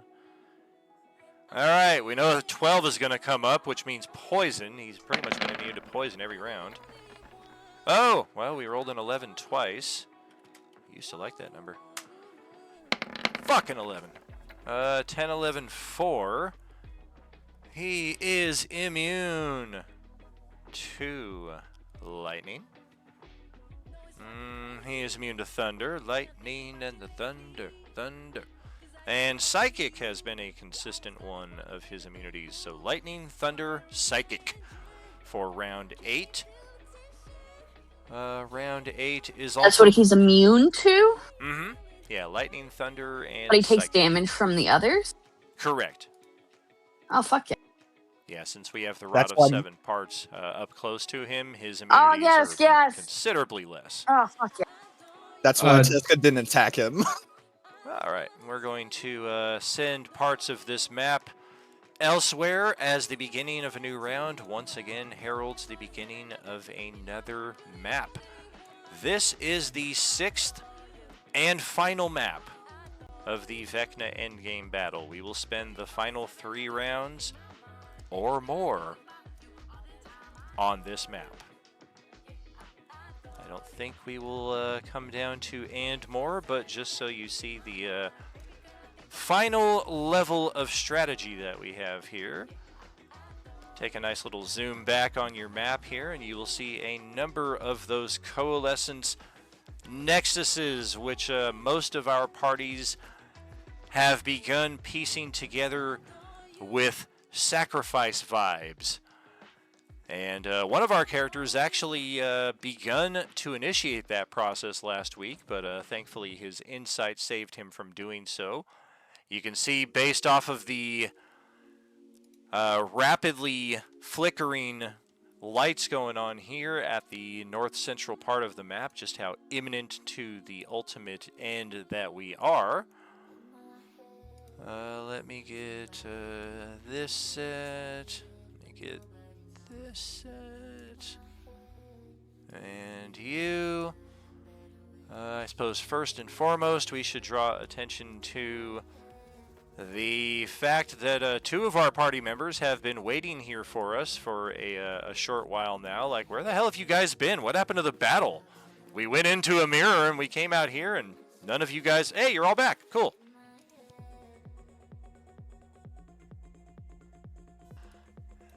That being said, you may not want to play around with the other mirrors or anything else that's on this map that resembles a portal or some kind of sigil circle, or maybe it's too enticing to pass up. You never know. Inside of here, I will draw attention to what appears to be an assembly of other gems from the Rod of 7 parts. As if part of Vecna's aims throughout the multiverse has been to scavenge up as many of these pieces as exist in different places in time so as to prevent other parties from getting access to them to hinder his ultimate endgame play. In a optimal space and time where we had 5-6 more minutes or hours even to go through all this stuff, we could easily probably assemble another 5 rods of 7 parts here and just really corner him at every given opportunity. But that's more of a wishful thinking than anything else, given the time constraints at play. That being said, we will circle back to sacrifice vibes. This is a measure of last resort. This is if we are in danger of making it all the way to the end of round 10 and we still are in a bad space. One character, one sacrifice, buys 1 extra round for the rest of the party. Again, I don't think we're going to need to get to that point where we're at now, but you never know. This is now something that all of your characters are instinctively aware of, given your experience with this. I will also add that this is also a coalescence nexus point upon which one of our characters could choose to feasibly sacrifice themselves. And I think lastly what I would draw attention to on this map are the number of Hyrule monsters that have made their way up to this flickering, destabilizing location all at once. Can we find the other characters if we got through? What, the characters who already sacrificed themselves? I don't know that they would be recoverable in this instance, but yeah, I don't know that anybody would want to go investigate these with aims of finding anything other than their own sacrifice. I think would be the shortest way to put that. And since Cedar has been unmade and is not here, we now return to the NPC turns. They have been unsuccessfully trying to restore wounds, exhaustions, ability drains to Zerend, who got herself completely rocked by Ozzy after Zerend herself appeared to erase the Time Mistress from existence itself. Time Mistress tried to steal the ritual from Vecna, started saying that she was going to be the new queen of the multiverse, and everybody who paid homage to her was going to have a happy existence of law and order and kindness and caring under her domain. Zerend seemed to read into this or take offense to it in some way and basically shook her head, said, "Sorry, Mom, that's not going to happen," and Time Mistress is apparently no longer with us. Ozzy went crazy, being the loyalist to the Time Mistress that he was, and just whipped out his lightsaber and completely cut Zerend down. She is still alive, but very badly burned. We don't really know what's going on with her. The rest of the NPCs that the Time Mistress brought back happen to be in this area, and again, that's why they're here trying to tend to her. I will also point out, notably absent from the NPC returns from Wednesday table is Ahsoka Tano. She went with the Time Mistress and all these characters, but she is not here upon their return.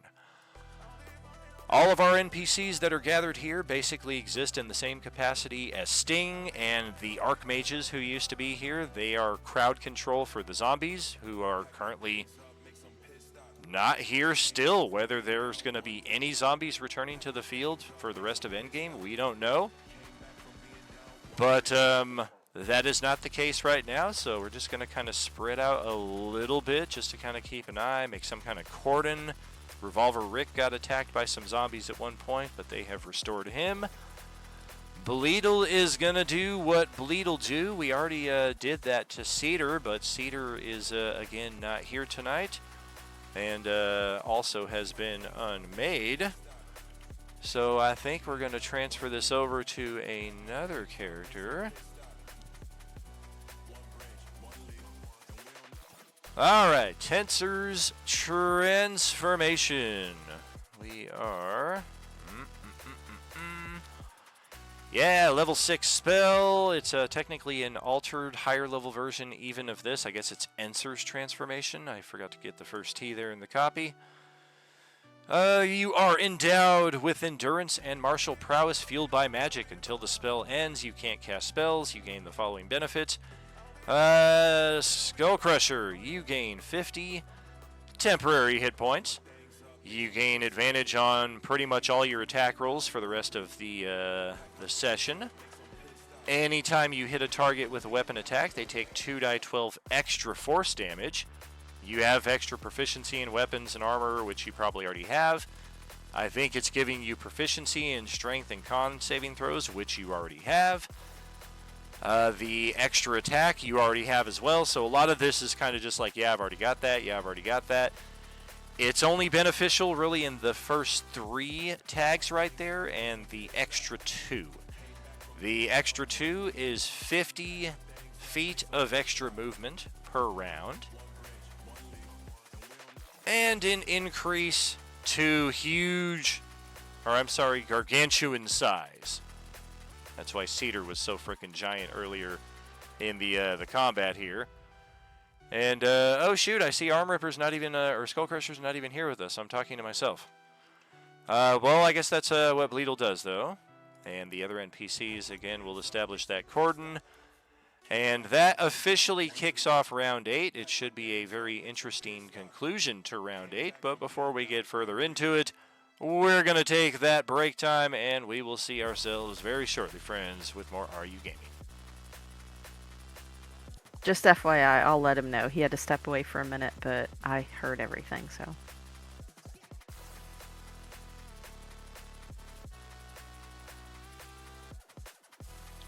Wow, that was a 1 round out of the combat and nothing. No advantage, no nothing.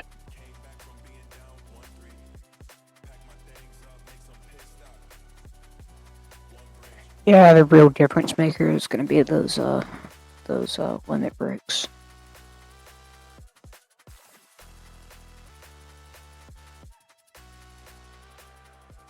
Yeah, I was debating whether or not I wanted to make 4 attacks or not with Teska, but then again, that would have raised the AC 4 times.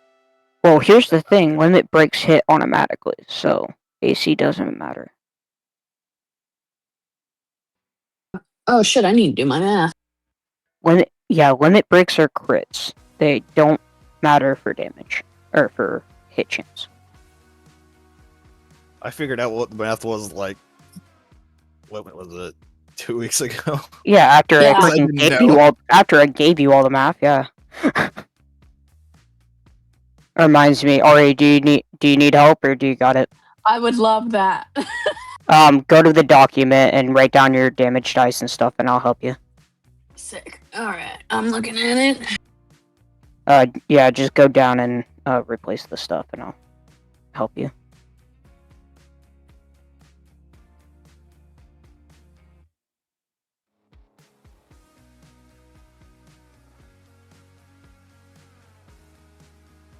Math.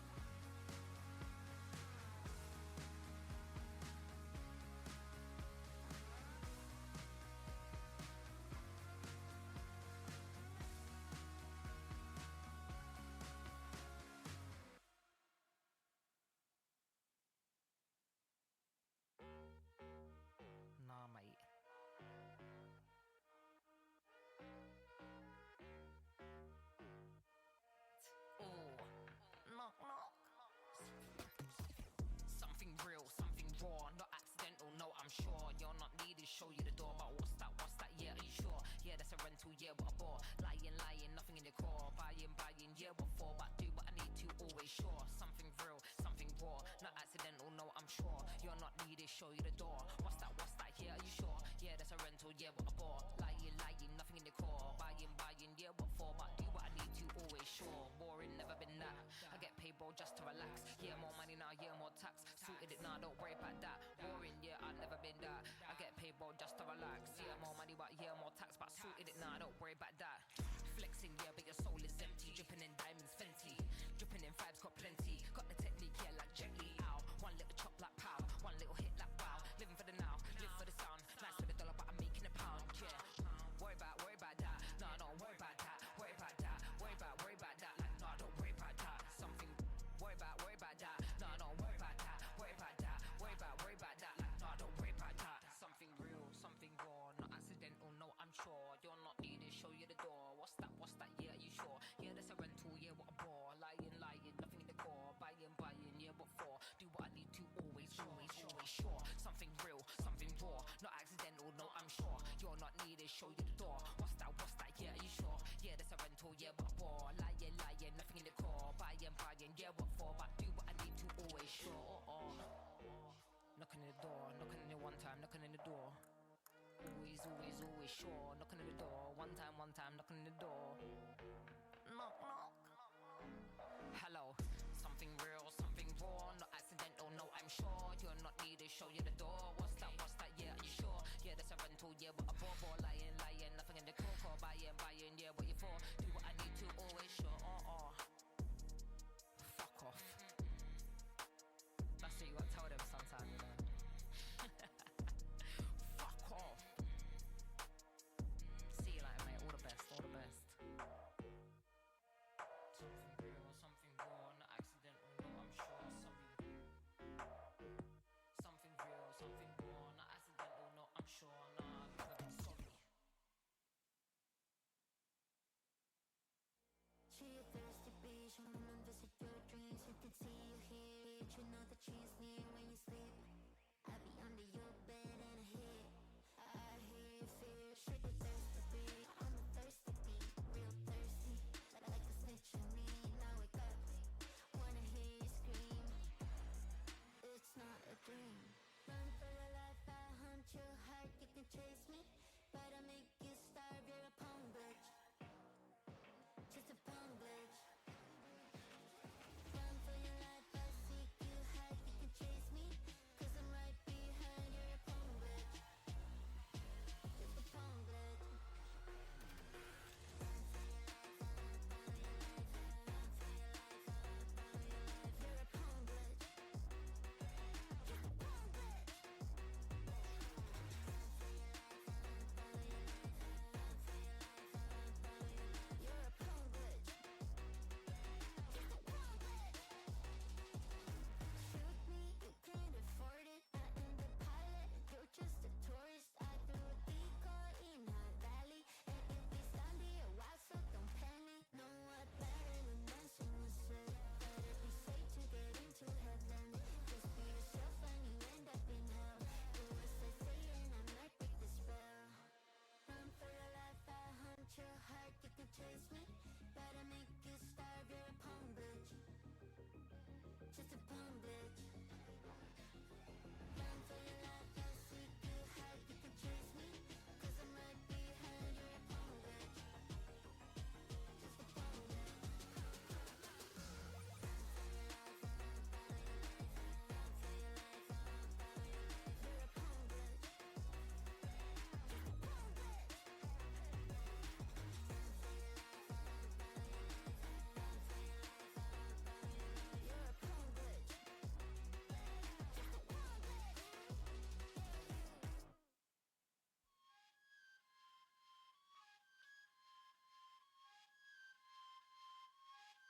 You're on my screen like a monumental totem. I beam a light, you rise above the dark. And I don't mean to be a whistleblower, but I know that being me is a saga from afar. When I go too far, I owe myself some real self-care. While you're there, don't spare. Golden bridge, she don't wish I see them.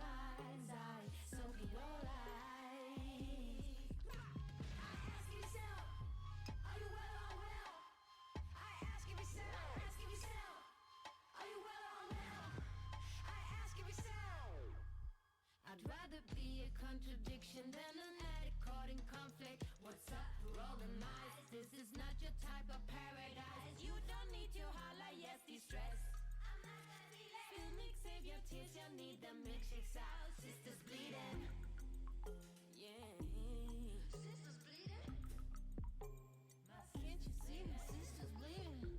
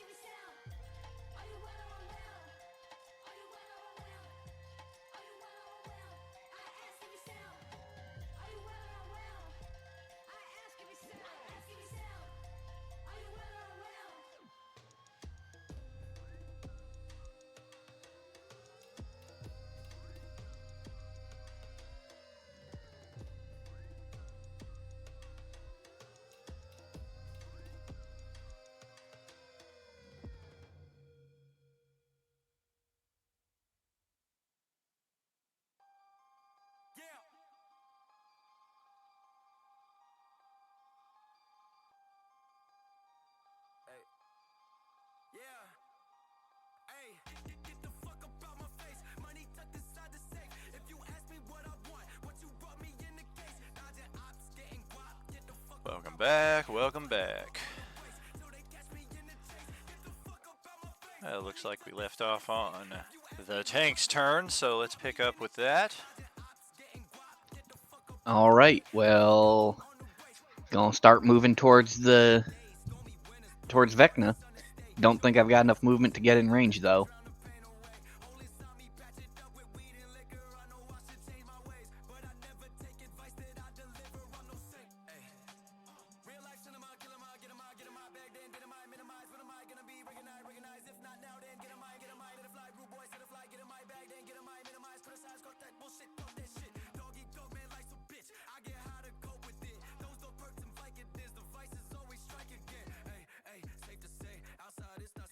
And then I guess I'll dash.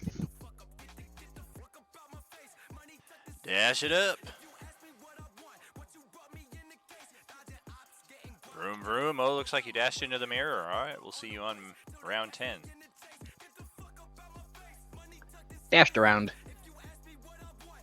Don't do it. It's not worth it.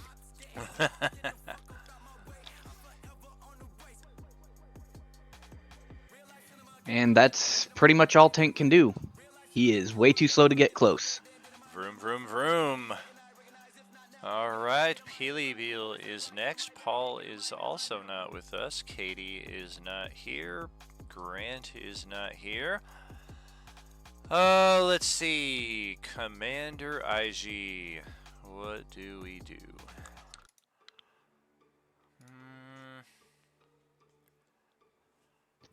Was Yorick actually sitting on top of Tank or just floating on above Tank? He was floating above Tank. But he does like to just kind of match his position there. Because Greyhador was literally sitting on Tank. Very cool.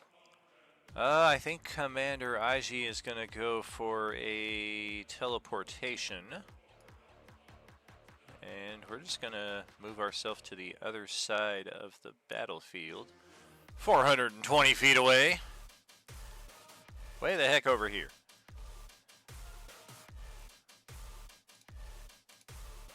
And there's that. All Alright, no more ready to action.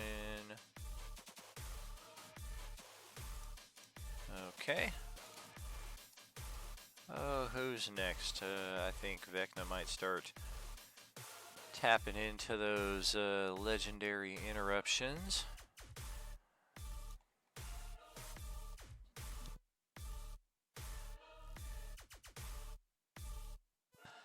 Ah, Tezka's here again. Wonderful. Our old friend. Let's try. Well, hello there. Let's try the improved unmake. See how that plays for us. On Tezca herself? Yes. I'm going to let the reactionary flower take place. Oh, all right then. And say, no. Son of a bee. All right, there goes that. I did track 1. Yes, I did. Back to Himera's turn. Over here. Alrighty. Hemera is going to move her full 120 feet. And she is going to thread the needle with a 4th level guiding bolt. Very good. Ho, ho, ho. And I will inspo for the crit. All right.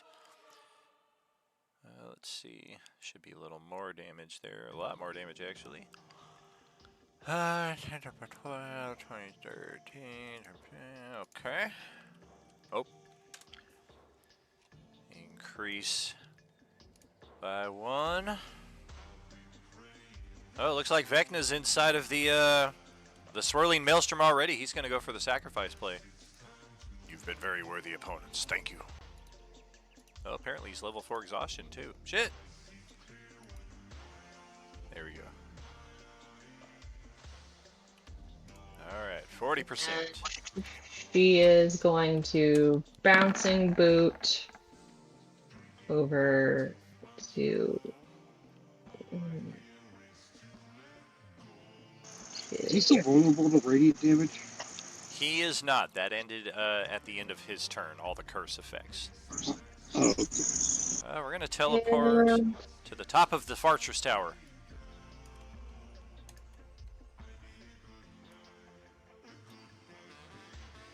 I assume Tezca's going to follow suit. Yep, that'll be the end of Hemera's turn. Okay, go ahead and take the ready with Tezca then.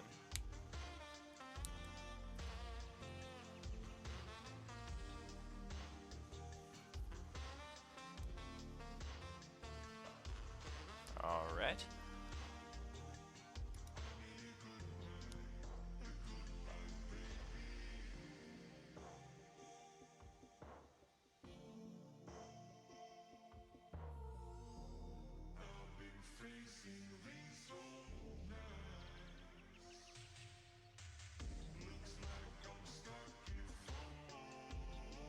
Of course, now he's in range. Never know where he's going to bounce around to.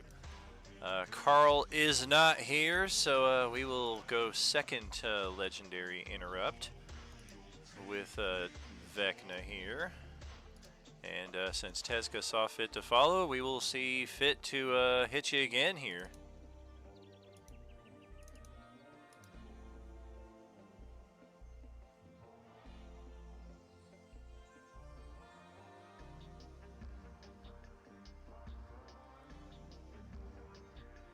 Need some force points for 4 of those.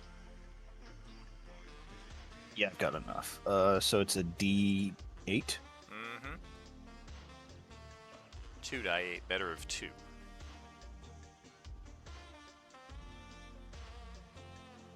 You said 4, so that would be 8 total. Correct.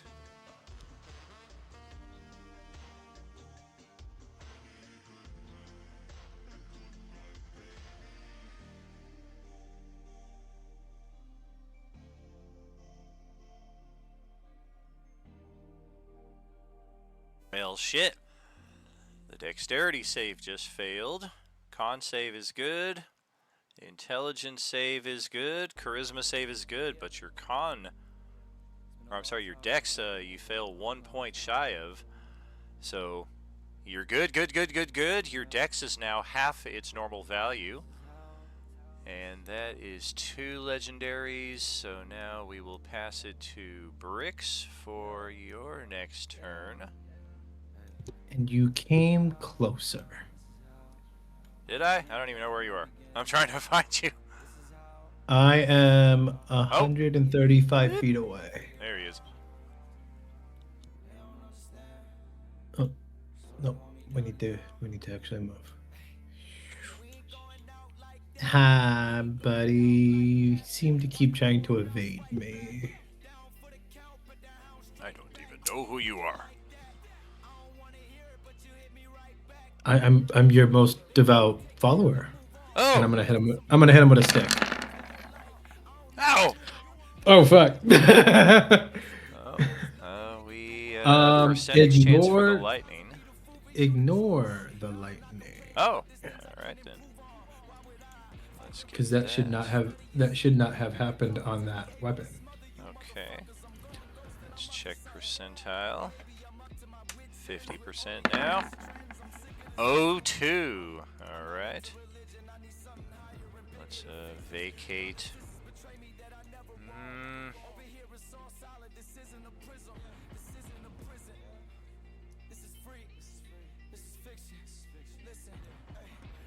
I think 90 feet.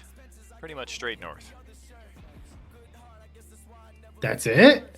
That's it. Heska's going to choose not to follow this time. Well, you only have the one ready to action.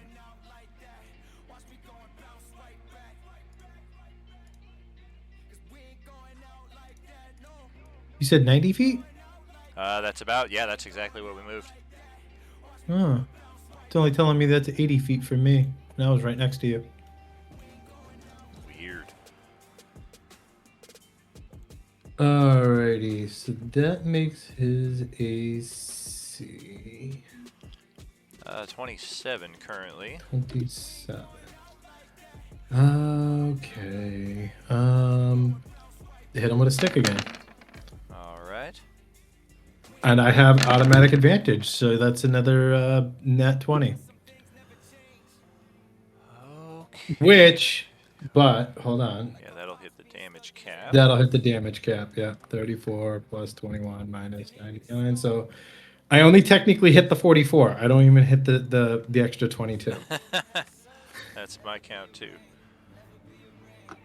Let's see here. Increase to 60% chance. 69. We're not going anywhere. Awesome.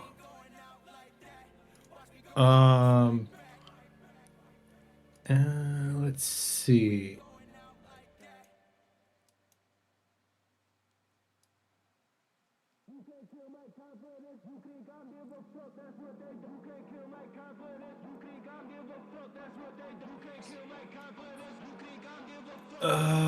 Yeah, I think we're gonna stay where we're at. And very good. Yeah, I got nothing as a bonus act. Wildflower's in action, but I'm hasted. So I'm going to use a Wildflower tonic on my charisma. Well, for my charisma. Okay. It'll technically restore all your attributes. That's the only one that's hurt. Yeah, if any others were drained. Hey, J-Man, welcome. Yes, it is nice. All right, Vecna's going for interruption number 3 then, if you're done. And since you saw fit to get right up in our face and deal 99 points of damage, we are going to use Unmake on Teska again.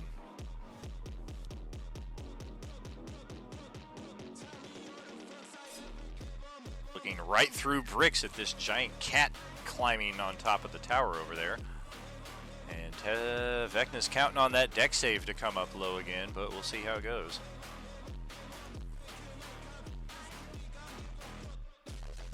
Oh dear. Youch.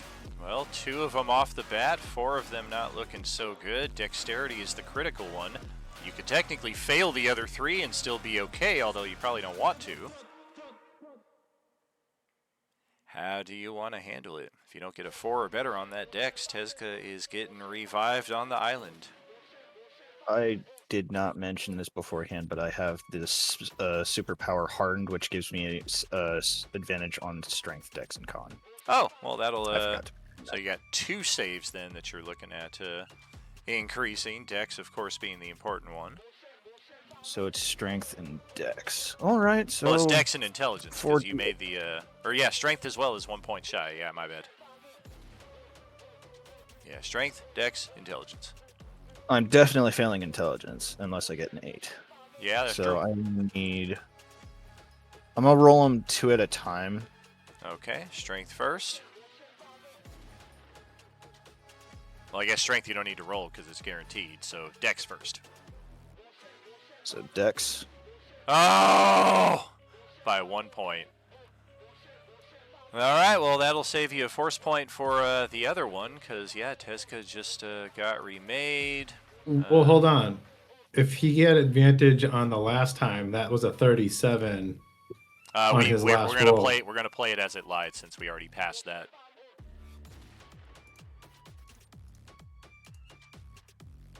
Same as we would play it if I got affected by a similar.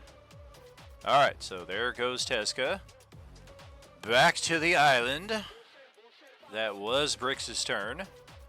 That is the 3rd, I believe, interruption from Vecna. Yep, Sahar is next, who's just a slight bit to the west of here. Yep. I am bonus action, potion of speeding myself. Now that I'm no longer stunned. Very good. And then I am going to move right in, take out true flank, and with the addition of a 4th level spell slot, I am going to hit and use Divine Smite. Okay. Oh, wow.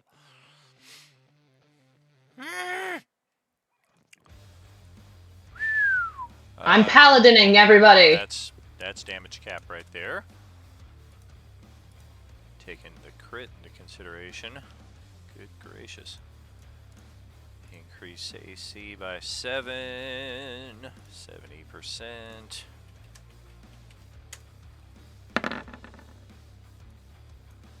38.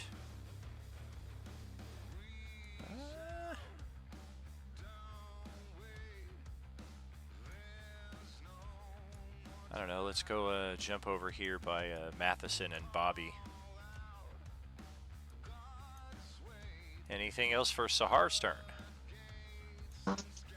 Let's see, what do I want to do? Yeah, no, I'm not going to bog up by trying to find something to do, so I will end my turn there. Okay. 1,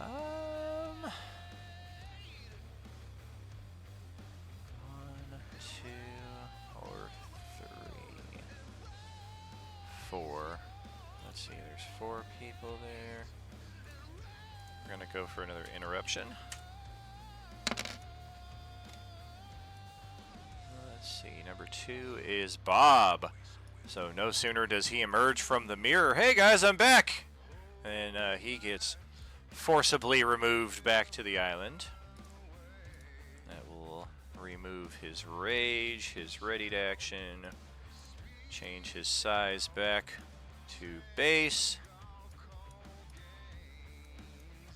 Just imagine if all these attacks were at player characters in attendance. That would be rough.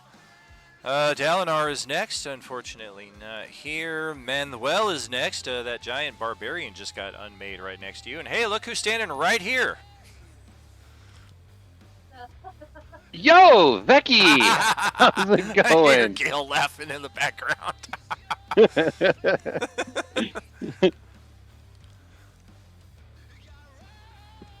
Dude, how about a high five to the face? So And a low knee Yeah, to the I'm crotch. going to. You know, well. The wang of Vecna. Right. I'm going to. I'm going to punch him. All right. Current AC is 29.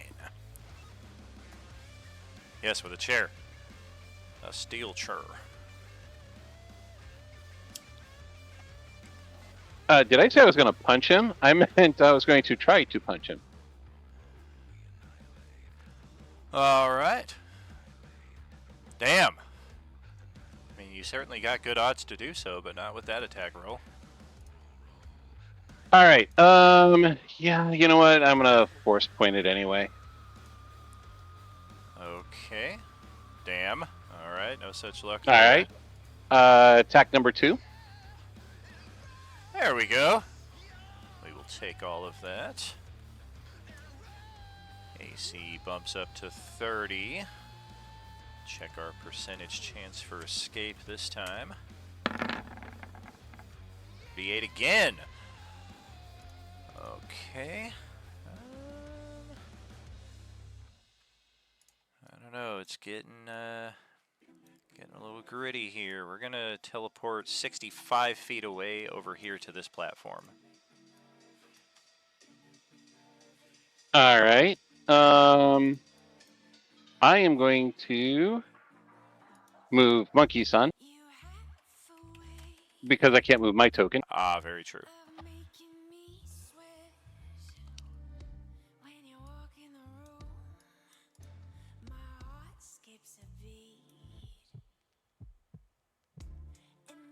Uh, 55 will put me right next.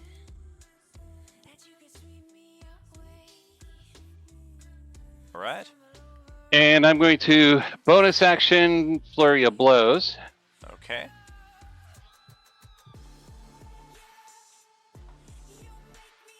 That will connect. AC bumps up to 31. 90% chance he's gone.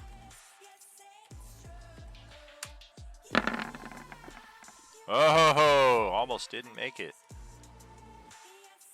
All right, we'll go 9 with that. And I think this time we're gonna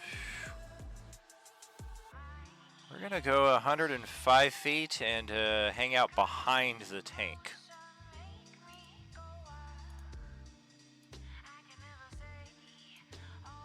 All right, those other parts of the flurry are wasted, but I also wanted to make sure that I had enough to be able to hit him in case I missed. Sure.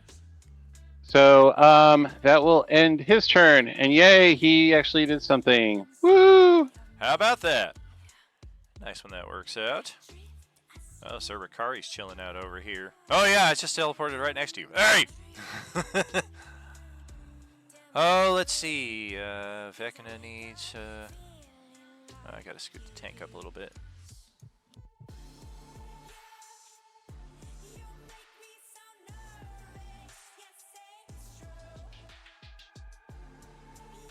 Oh, let's see. 1, 2, 3, 4, 5, 6 characters in Vecna's immediate vicinity.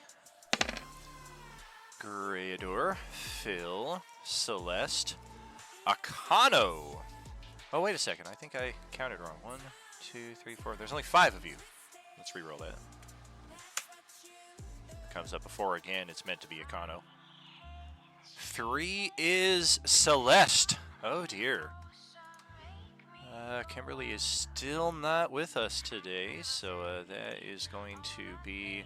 that's going to consume her reactionary wildflower. She's got one equipped here, so we will burn that. Cost Vecna another legendary action. And then pass the turn over to a new and improved growth enlarged Varus. You had that count right the first time. Did I? I certainly don't count the tank, because there's no way he'll ever try to attack the tank knowing that it's a machine. If that's what you're talking about. Okay, fair enough. Yeah. Yeah, he's aware that the tank's only going to be unmade when he succeeds on the unmaking ritual. His attack itself is useless against the individual. Okay, so he's exactly my speed cut or that because of my potion that's still in effect. So now I have a flank advantage. Uh-oh. I don't like that. Let's see here.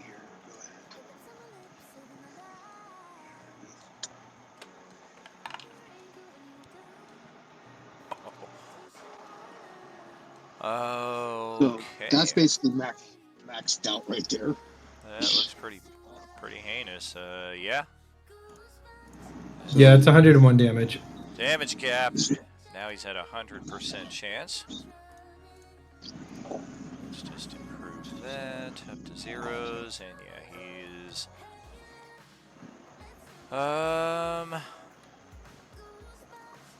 yes, I think full circle. We're gonna teleport back over here to Merlin. Yeah, where's your Messiah now, huh? Yeah. Varus, it's still your turn. Yeah, it's still my turn. So there's. It take about a. Ooh.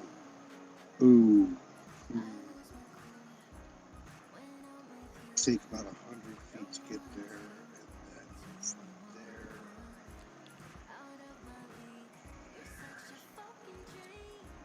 So cutting it close. I like that Steven's using the black for his avatar color, but it pops remarkably well on this map, more than you would expect it to.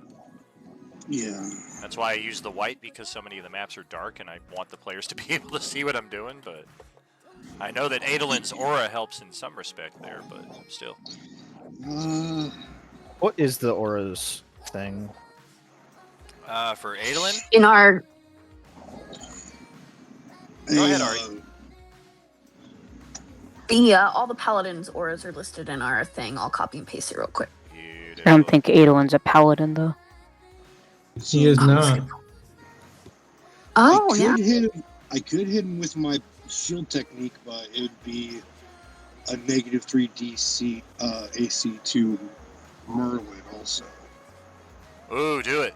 I can get rid of it. Merlin can't without burning himself. Or shrapnelizing himself. That's the only advantage I would have, is being able to bring his AC down by 3, but it hit Merlin. Merlin does not care. Go for it. Merlin does not care. Okay. And all right. Like I said, there's a save versus some damage as well there, right? Sorry. The hasted, using my hasted action movement, dash over here. Bonus action, the shield blast. It is 5d10 piercing, and then it'll be 5d10 fire when you try and take it out. Is it dex save? There's no dex save, just happens. It's a part of that item you gave me. Oh. Okay. Yeah. I thought there was a save versus the damage part of it. I know the negative AC thing is automatic. Go ahead, roll it.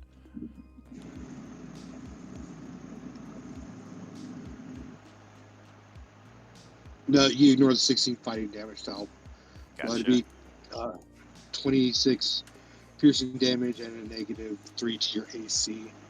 Okay. And then using the last of my move, or wait, I guess, was Vecna move now? Because he got piercing damage. Yeah, he's going to teleport out of here. His AC goes up while also going down.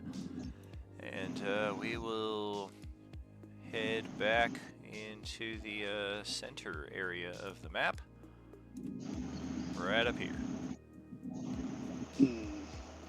Well, then what I'm going to finish my movement. Oh god, map just moved. Everything changed. There we go. How to move that out of the way real quick. Using a mouse pad sucks. Oh god damn it! I'm going to get back in. And that's all my movement and my turn. Hey, Legionary. Good to see you there, buddy. Good to see you. Vecna Endgame finale. All right. That's where Varus is going to call it. Yep. Okay. And the Paladin Aura. Well, let's see. Interruption number 5, I believe. We got a target-rich environment here. 1, 2, 3, 4, 5, 6, 7, 8, 9, 10 of you, it looks like.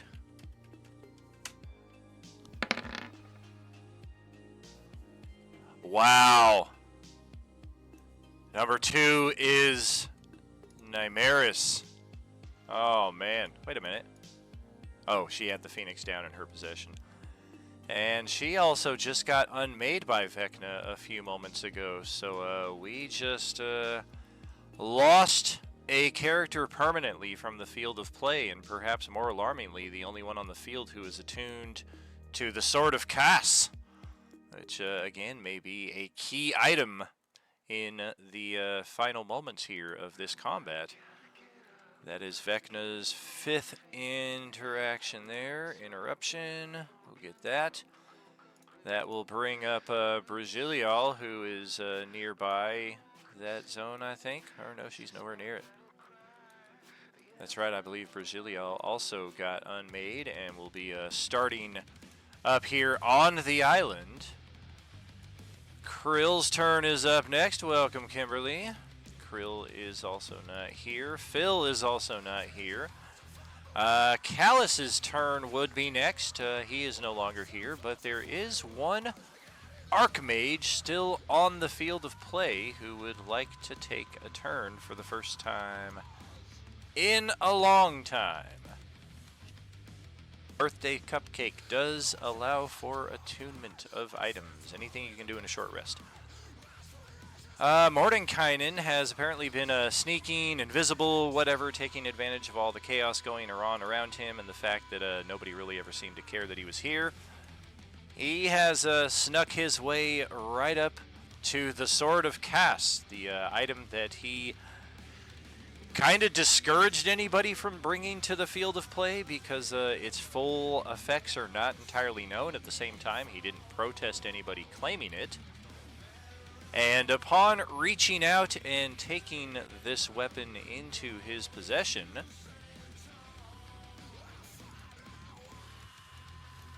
Mordenkainen takes on a new guise. Yes, indeed. Mordenkainen has been, this whole time, none other than Cass the Betrayer, Vecna's former vampire lieutenant, who, he is no friend of Vecna's. You can, let's see, I guess we don't see his health bar here.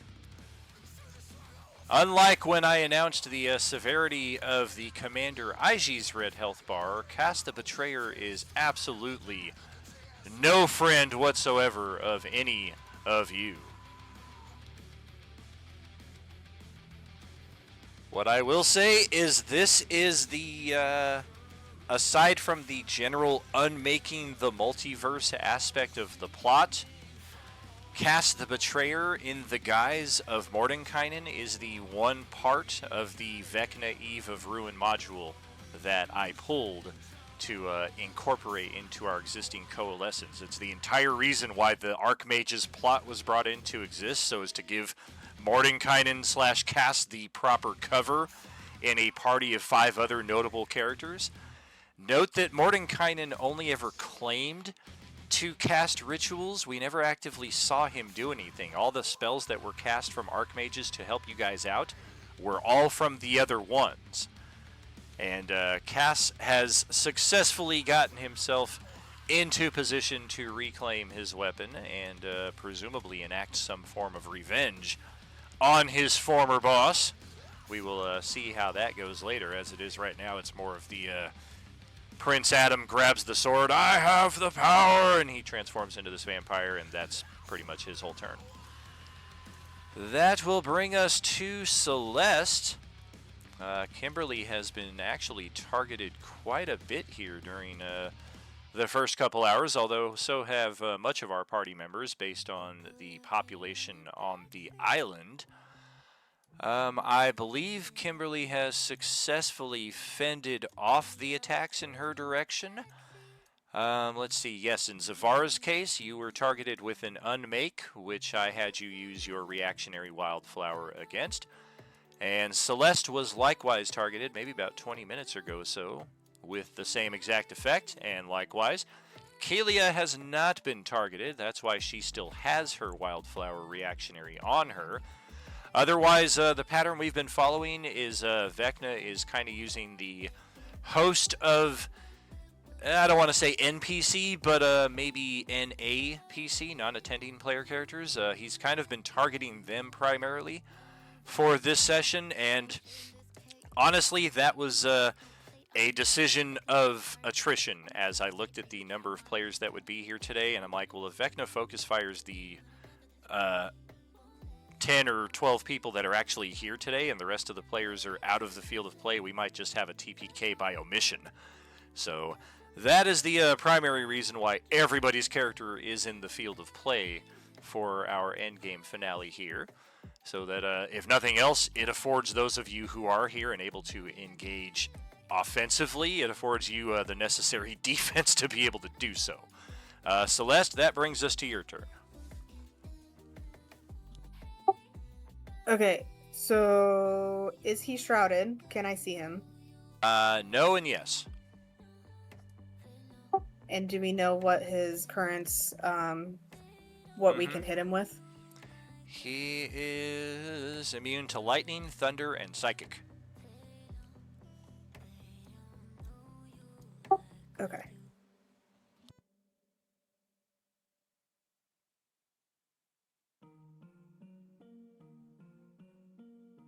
Oh yeah. One moment, please. A show.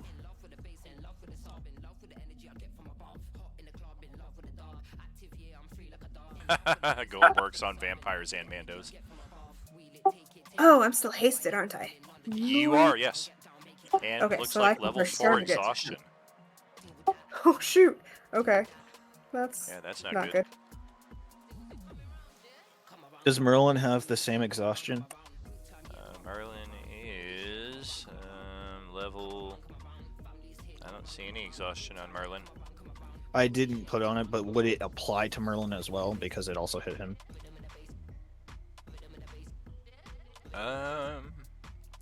Are you talking about from what Steven just did? Yes. That does not impose exhaustion. That would decrease your armor class by 3 for the next 3 rounds unless you take your action to like pull that burning what have you that's kind of embedded in your character, and in so doing it kind of causes like an explosion of shrapnel that causes more damage. Yeah, it also did 26 piercing damage to you. It's half because Merlin's resistant to it, but okay, so 13 piercing damage and yeah. negative 3 your AC. Yep, so my AC now is 27. Alright. Kimberly got right up in Vecna's face. Do we inspo? Yes. Alright. I think it hits in either case, but certainly more damage. 37, 46. Okay. We are at 100% chance now to extricate in any successful damage situation. Okay, where do we go? I don't know. Let's go back to this island right here, but on the other side of the temple, about 50, 55 feet away.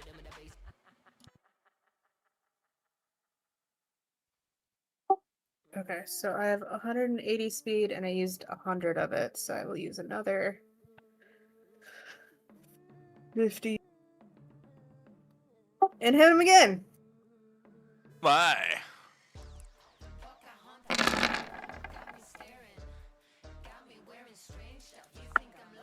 Maybe? Not quite. Let's see. Oh, shoot. Alright, we used 5 legendaries. Okay, so we are 12 extra points of AC, which gives us a 34 minus 3. We're at 31 currently. I'm gonna use an inspo, see if I can hit him again. Alright. Or actually... Force point? Force point? No, I get 4 attacks, so I'm just gonna go to my 3rd attack. Okay. Doe. Good grief. And you know the natural one's coming up on the last attack. Don't you say it. Let me type in the hack. Goodness gracious. Okay, I will spend an inspo because I want to hit at least one more time. Sure.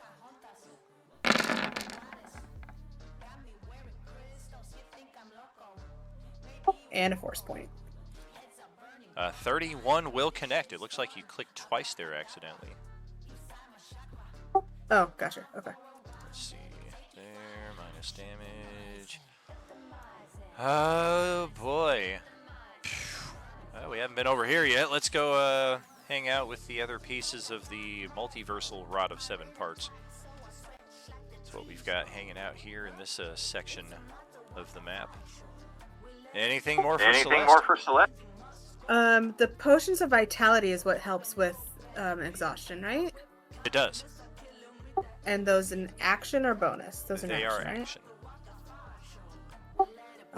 So I'm gonna action surge and take one of those. Oh, all right. Well, there you go. And that'll be my turn. That'll bring it over to Bob's turn, who I'm pretty much just going to keep all our NPCs or our NAPCs over on the island until such a time as perhaps their owners show up to take possession of them. Torvin has volunteered as tribute, according to a speech over in Streamland, but so far Vecna has not chosen him as a target. He was in the running for that die 10 earlier, but it ended on a different character. Torvin will continue to chill there. Radabru will continue his dealings on the island. He's literally dealing. Now that more characters are showing up, he's like, guys, you want some weed? Man, I got plenty, and what the fuck else are we going to do? We got like 12 seconds till everything's unmade, or we got more reason to smoke and celebrate. Let's just fucking smoke. The zombies are non-existent, so that will pass it back to Merlin's turn. Vecna seemed to have it out for you for a second, but then he got shunted elsewhere.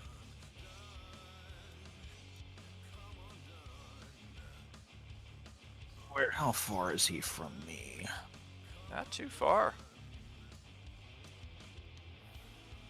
100-something feet. 160.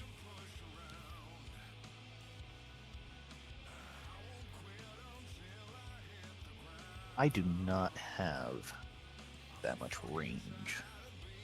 But I'm going to move closer. Because Merlin is also hasted, and Merlin has 120 feet of movement. Not as much. There you go. I'm going to move to right about there. At least use half of my movement. And cast a spell. Okay.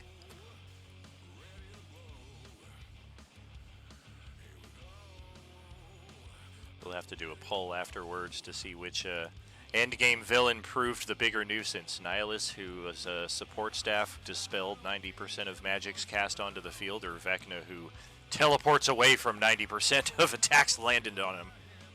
It was Fia. It was Fia. I'm going to cast a Absolutely Fia. lightning bolt at him. Lightning bolt. We are currently immune to lightning. Oh, then never mind. Fireball Lightning, thunder, and psychic? Yep, then I'm a Correct. fireball. Fireball, okay. That we are not immune to. At 7th level. Oh, baby. Oh, almost did make the save. Okay. 49, we'll take 24. Oh boy, about to reach another major threshold on his HP here. I'm going to hasted action, cast a cantrip. Okay. As, bonus action, sorry, not hasted Teleport action. back here over to Matheson's island.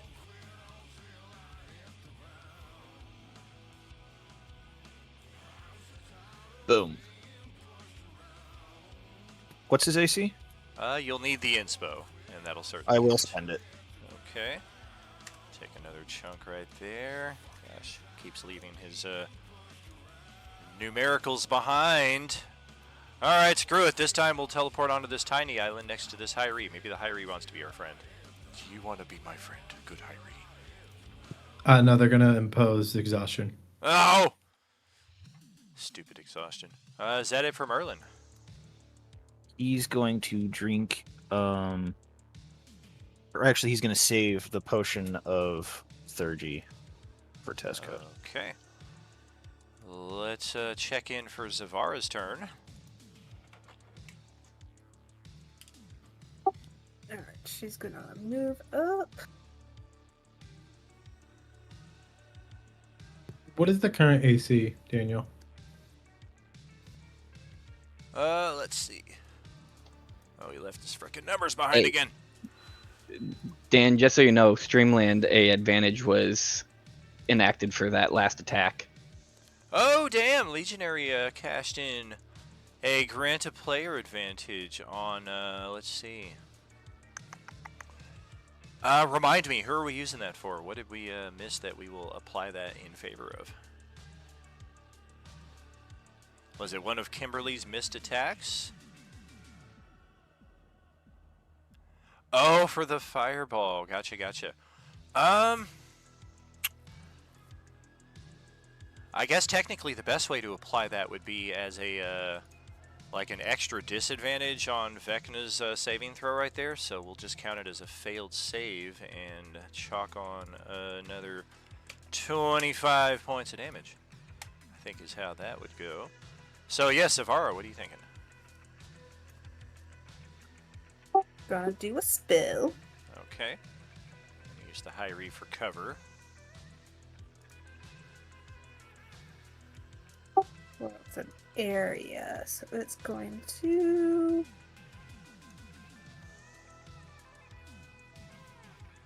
Oh, what? There we go. Uh-oh, Bunsurst. Okay. And my spell DC is something. 24. Save. I think this is the one he failed before. Oh dear, he did it again! He failed again, got blinded again. Yes! Wow, That roll makes the me so damage. happy. Wow. Oh wait, do I have something that... Hold on. I did not give Vecna any spell slots. He is not I cast a was spell given at an all. item. I was given an item that can siphon off spell slots. Yes, I remember. Yeah, I know Vecna is a magic using I character. have but critical wanted to posture. go- I've never gotten to use this before. Beautiful. Holy moly, you might hit the damage Okay, cap on so is that max plus rolling, or am I doubling what I Correct. roll? Yeah, max plus roll. Okay. 48 plus. So it's 12d6. Good grief. Okay. That is what wiped out the 120 zombies that were on the map. Wow, 48 and 51. 99 damage exactly. Not a single one in there. This is beautiful. Woo! Alright, solid play. Alright, that hurts. AC goes up again, and I don't know, for whatever reason, he seems rather uninterested in leaving this section of the map. He's got all this extra real estate out here to play with, but he only wants to stay here in the area that is seemingly most imminently scheduled for unmaking. Anything else for Zavara? I'm trying to look. Is there anyone around me that needs any sort of potions or anything? I don't see anything, but... Edgelord Soth could possibly still be revivified. I think it's been less than a minute. Who's that? Oh, he's nobody. He's a bad guy. Yeah. He was one of Vecna's buddies. I was like, I feel like I don't like him from the picture I'm looking at, but Come on. yeah, Let's note be of that one. friends. Let's be friends. Nah. All right, so yeah, My I'll next just hang out character is gonna look like a villain. All right. Let's pass the torch over to Gale, who is damn close to where Vecna's at. Last round he was straight south of you. This round he's straight north of you, pretty much. Okay, I am going as a free action to take that potion of heal, and then as a bonus action, drink it. Beautiful. Get yourself all the way back up to full HP.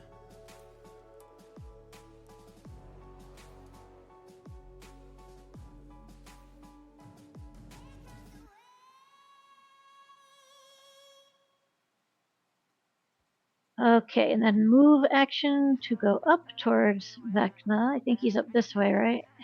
Yeah, pretty much directly north of you now. Maybe like 55, 60 feet on the island directly north.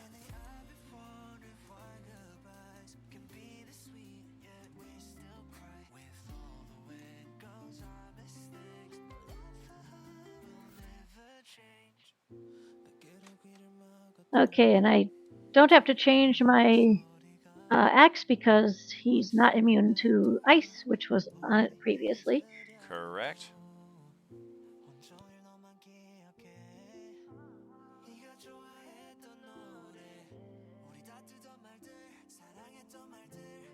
Our AC is considerably better than that, though, currently. Let's see, we are 22.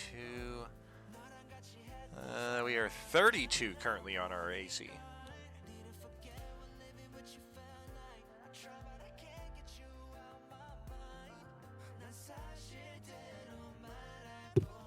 Is that with the -3? Is, yeah. Okay, we're going to do force point. All right. Yeah, 22 plus 13 minus 3. I guess it's 22 plus 10 would be easier. Theurgy tonics are in action, yes.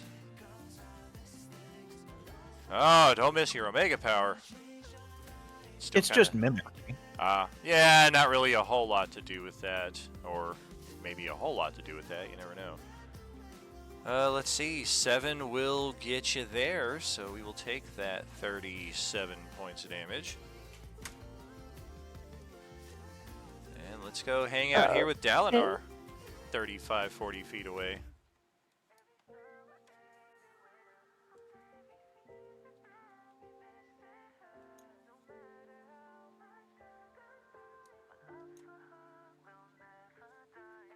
There I am.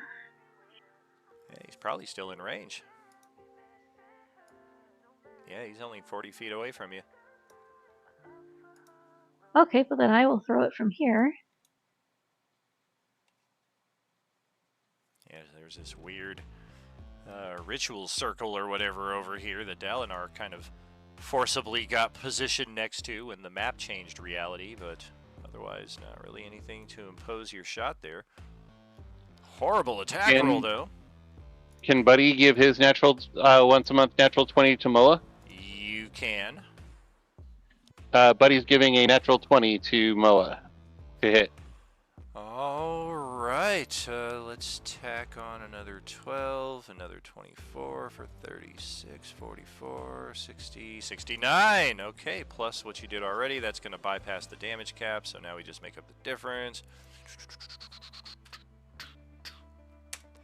Okay, that health bar is getting critically low.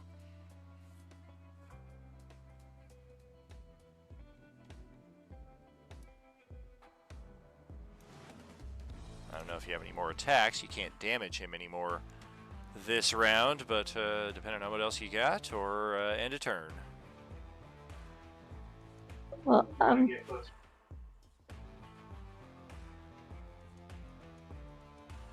okay, and I'm going to move a little bit over here and take cover near the tank. Alrighty.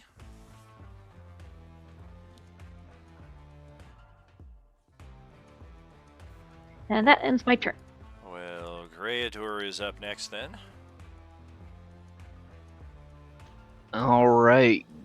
Greydor's only got one attack that can actually hurt him right now. So we're gonna hit him with Eldritch Blast. Okay. Here's hoping.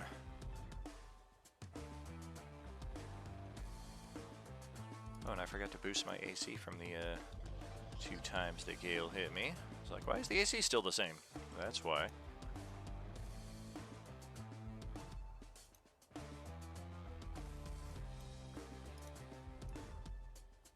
Ah, very true, yeah. Advantage because he blind. And for some reason it's not working right, so I'm just gonna have to roll straight rolls. Okay.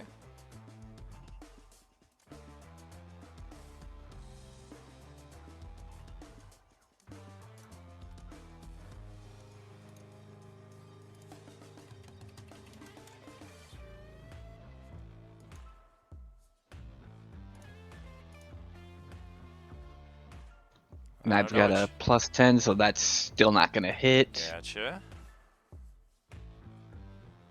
Yuck. Yuck. Yep, none of them hit.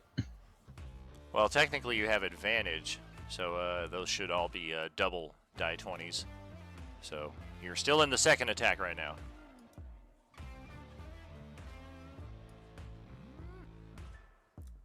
If you've only got a +10, you need a natural 20.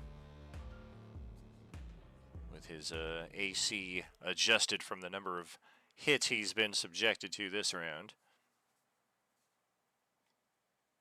Hey, you got it! There it is. And that was on attack number 3.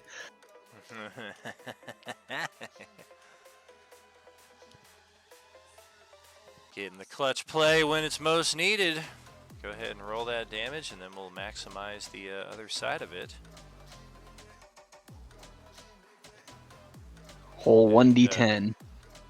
While you're clicking away at that, we will have Fia begin taking her turn. Looks like she is down here just south of this position. Is he moving? Oh yeah, that's right. Nope, no movement. That was all of my turn. So he takes 18 damage. All right, we'll take that. Why didn't it take it? There it is. I think we're actually gonna go 105 feet over here and start staring down Cast the Betrayer. Or sensing his presence anyway. Blindside will at least get us back into range of him and a host of other player characters. And then Fia's turn.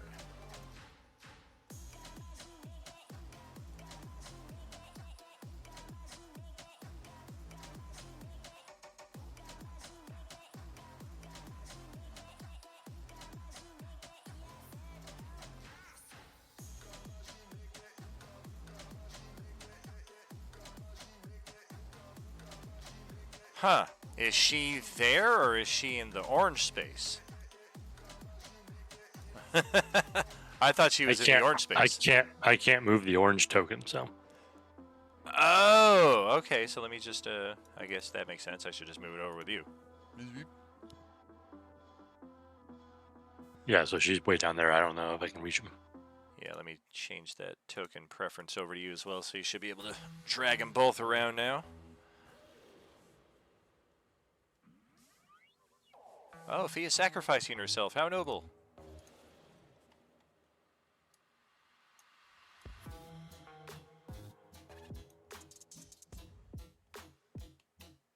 Actually, because I'm a monk, I can bonus action dash and get over there.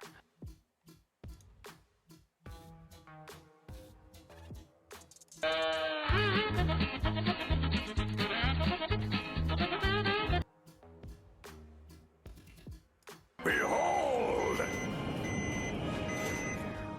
Corn! It's about to get a little corny here.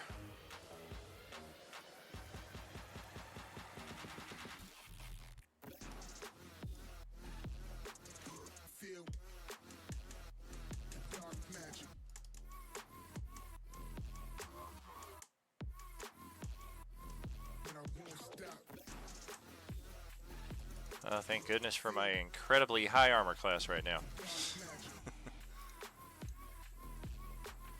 What is my it right armor now? class? Yeah, that's a good question.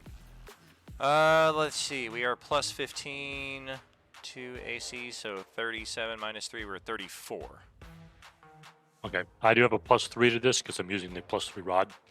Oh, all right. Well, I guess that. Let's see. We were doing this, and yeah, we'll head on up this way back to Mathesonville. Now, question: since he took dex damage, is that going to affect his armor class? It does not. His AC is not based on Dex, unlike the rest of the known 5e universe. Okay, just wondering because I was like, hey, maybe I can make him a little easier to hit. Sure. Yeah, same as his initiative, because with a 40 dexterity, he should certainly have a better initiative than 0.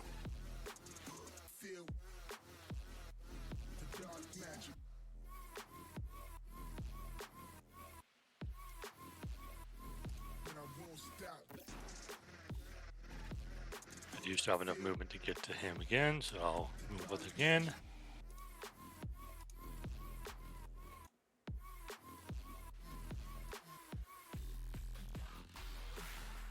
Oh, you son of a... Okay. Well, at this point, it's pretty much just above 10. And, sure. Let's just carry the party further to the extremes. Another 50 or so feet north.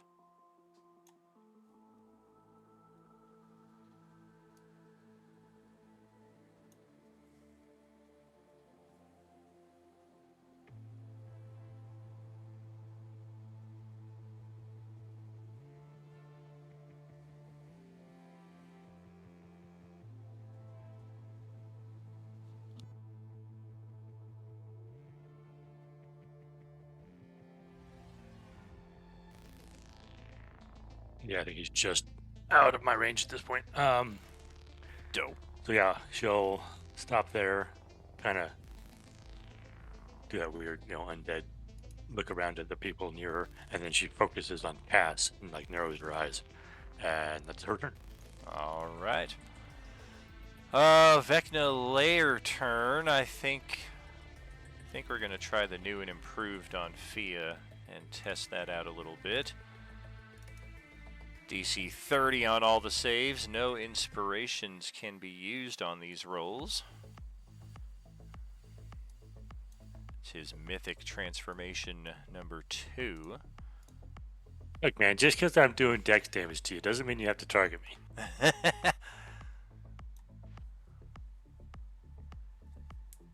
You should have done charisma damage.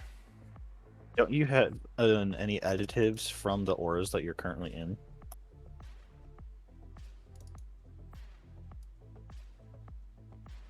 Oh shoot, wait a second. We need to reverse order on this. I need to burn my last 2 legendary actions here. Oh shit, well I guess I gave it away. His max is 7. Well, I'm sure you guys have noticed that by now. He's never used more than 7 in a round, so that's his max. We need to do this. Oh shit, that's right. This only takes 1. Never mind, so we still have 1 left. It's the other one that takes 2. Alright, so we will do that to get rid of the blindness so that we can see Fia to attack her with the layer action. Because you're outside of my blind sight range with where I moved. Right. I don't know what auras I'm in.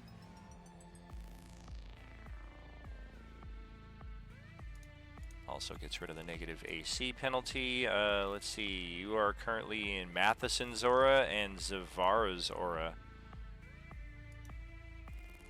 My aura is a dusk aura, so it gives temp hit points. Okay. Oh yeah, and Zavara's got that super cool one that you got to declare at the start of your turn here. Right. All right. So for the physical saves, I have advantage anyway because of Harden, so I'm not going to use her thing for that.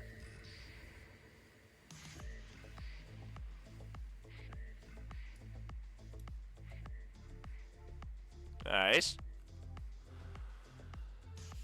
Nice. Not so nice.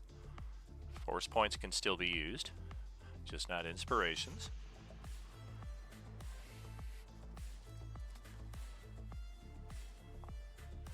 I will take I think I'll take a +5 for the int save because this is the one I don't really have any real bonuses on. Okay.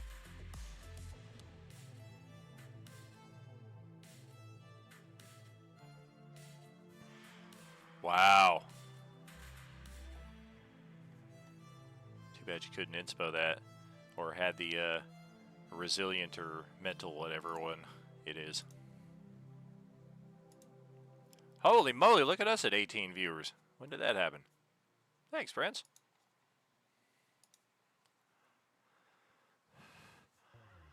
Well, shoot. You can certainly force point your charisma and con into saves, but intelligence and wisdom are not going to be achievable by any means. So you Well, got that's something only hidden. That's only one. So Yes. I'll let that stand because I got tonics and stuff. So. Absolutely. That is correct. That is his layer action. And that brings it to Akano's turn. Where did we leave you? You were southish. I'm next to East-ish. the tank. Yeah. There you are. Blending in. All right. What's his AC at right now? 74. Okay, what's the actual number? Let's see. He just got rid of all the negatives, so he is currently 15 higher. He is 37 armor class. Okay, Okano can definitely not hit that. Unless he crits, but I'm not counting on a crit, so. Is anybody down in the area? Okano can basically make a one trip to anywhere. Oh, that's right. Thea is down on, stats.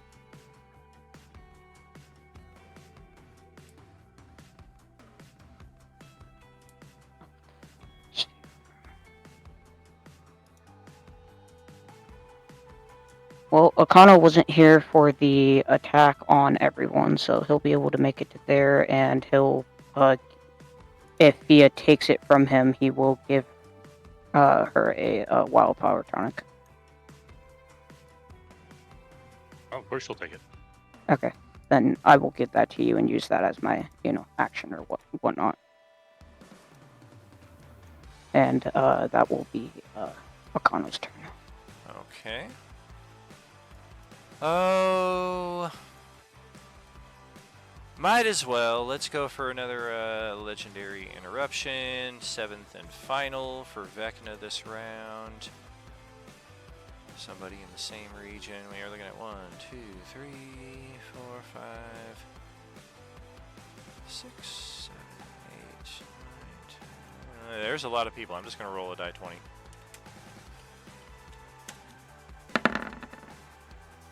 5. All right, it's not Caius, it's not Matheson, it's not Fia, it's not Akano. Of course, it's Zavara.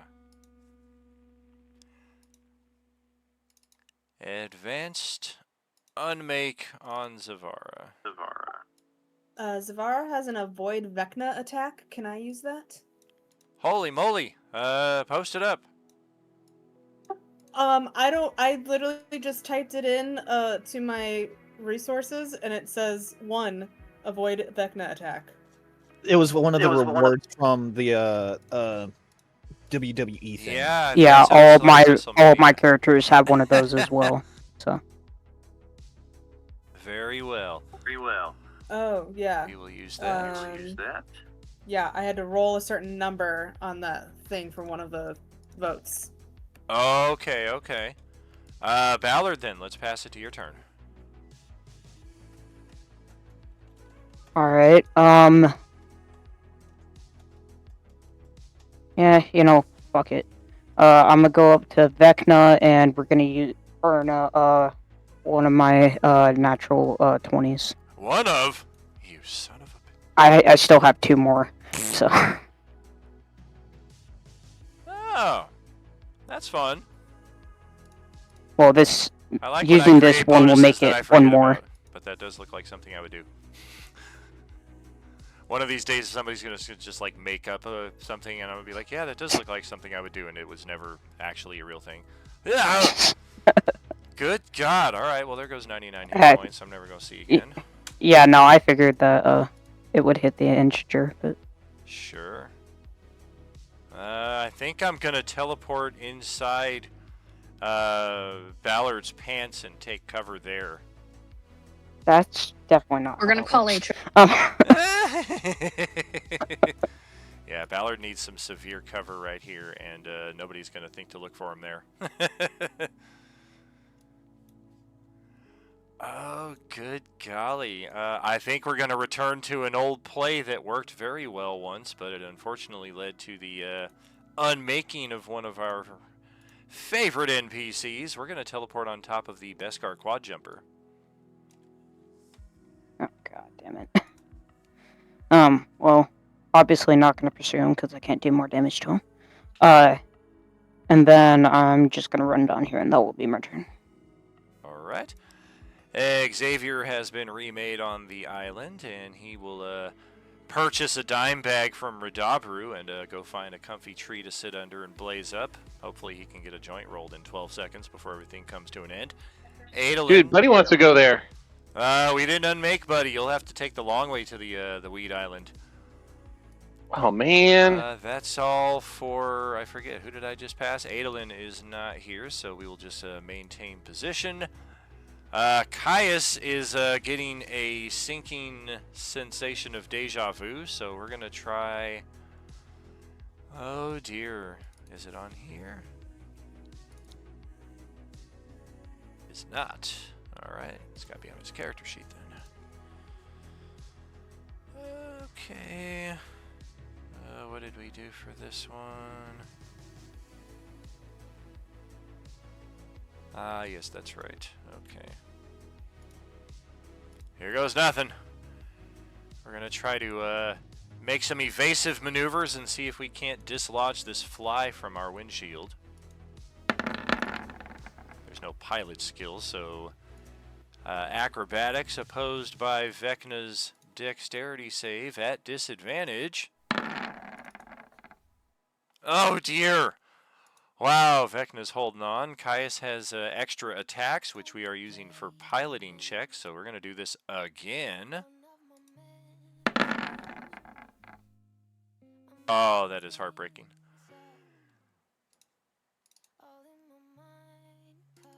Roll the dex save anyway. Inspo that.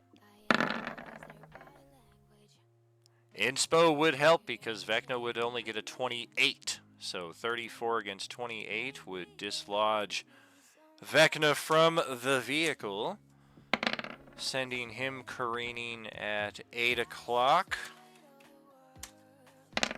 60 feet. All right. Wow, wouldn't you know it? That's going to put him pretty much face-to-face back with Cast the Betrayer. Upside down, I will add. Vecna's looking a little disheveled and embarrassed at this point. That is Caius's turn, and in the process, we are going to move. We only used 2 of our 3 attacks to do that, so now we're going to try to draw a bead on this asshole. And open up with tri-cannons.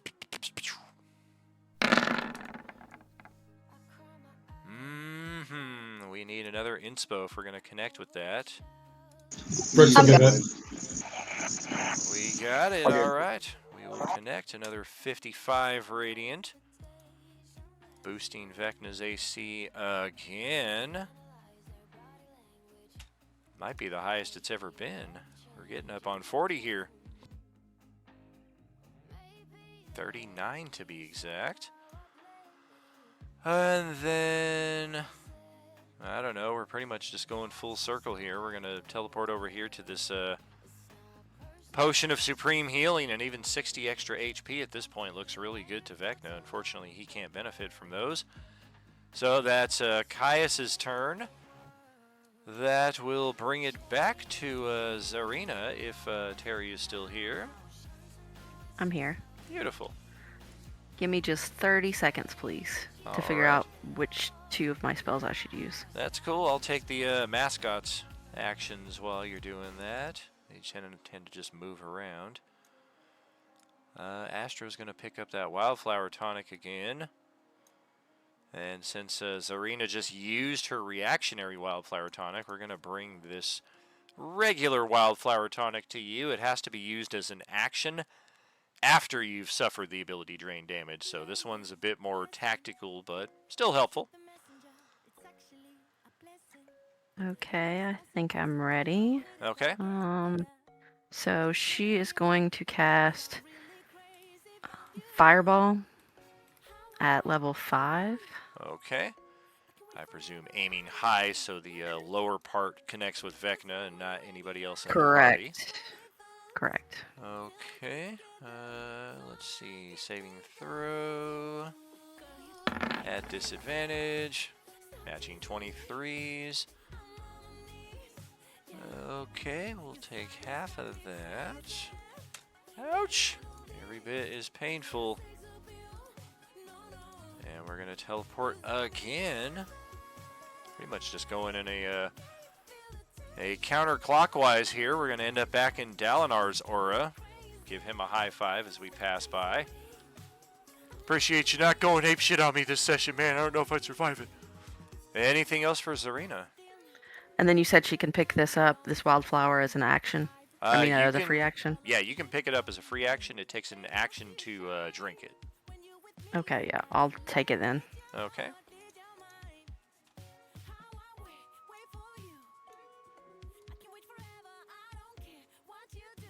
And any movement or extra for your turn? No, that's it. Alright. Oh, mascot, Yorick already did his thing. Shrubby is doing a good job here. Bigby's gonna go help out. Well, there's 3 of you, I guess.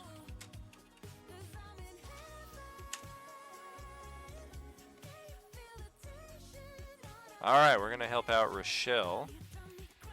Give her some cover. Yep, Shrubby is good. Youngling is... No.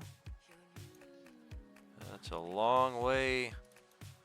But we're going to start hoofing it in Skull Crusher's general direction. We've got 2 potions of heal with us, but Youngling is the slowest of the NPC mascots.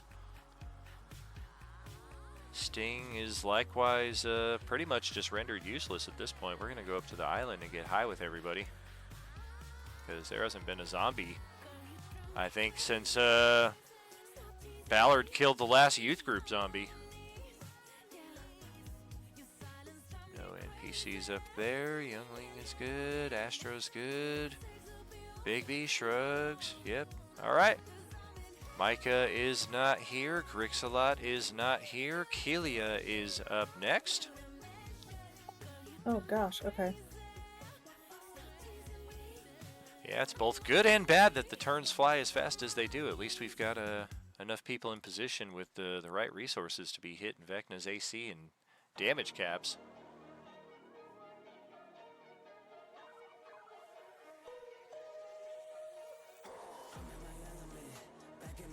Limit breaks go off at the end of this round.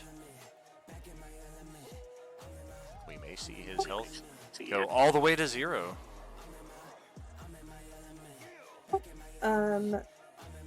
Question about with his super high AC and natural 20s. Like, does a natural 20 just automatically hit? Yes. Or do I still have to reach his AC? Nat 20 still hits, and I was mistaken about that in clarification when Johnny had redeemed his Beskar reward for enhanced critical. I was playing that under 3E sensibilities, which is, yes, you can theoretically crit 15, 16, 17, 18, 19, if the number still connects with the AC. Nat 20 is still the only true number that will just hit any AC. 5e has changed that to 1920 counts as a natural 20. 18 through 20 counts as a natural 20. I did not know that at all.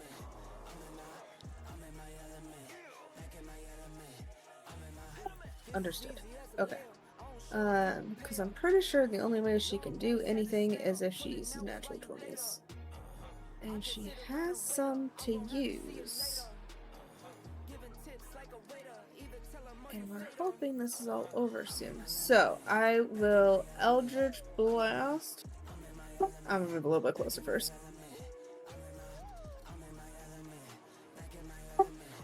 So I will Eldritch Blast, and I have a natural 20 from a pole reward. Awesome.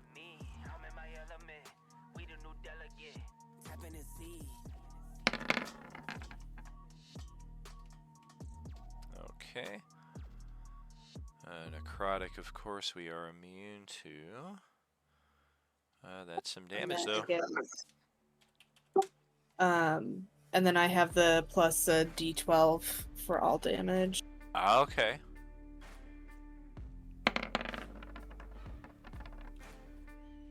Another 17 off of that. Okay. And then we will... Oh man, let's try to take some cover behind the tank again from the angle you're shooting me at.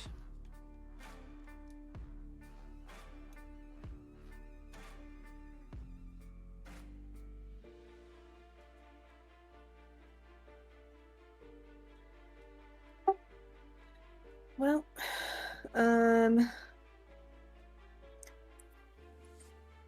if I flew lower, would I be able to see him like underneath, like going under the ship? Either way, you could theoretically go high and be able to see him from that angle, or go low and catch him from below. Great. I'm gonna fly lower because I feel like he's not expecting that, and it seems cooler in my head. Right. And then so Front the shot. first one was my pole natural 20, and then I'm gonna use my just monthly natural 20 for the next one. So just do all of that one more time, and then I'll re-roll the d12.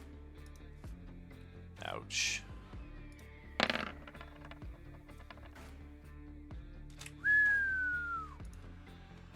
Alright. Go ahead and roll the base damage again, since that might be different. Otherwise, 18. Yeah, by 1 point. Not bad. His armor class is now officially the highest it has ever been, plus 19. He is rocking a 41 AC. You guys had to deal 500 something hit points for him to get that high of an AC, though. And I think we're going to recenter in this area, right back over to here. And just for giggles, I will go ahead and try to hit him. Sure. See if I can roll an actual natural 20. Why not? Get it. Well, at least I wasn't an at one. Ba-da-ba-ba-da-ba. One more. I don't know if it rolled.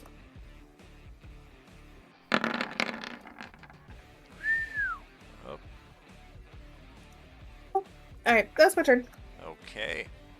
Buddy, it's pretty cool in here, and nobody's messed with you since you started hanging out with Shrubby. You gonna leave? Right.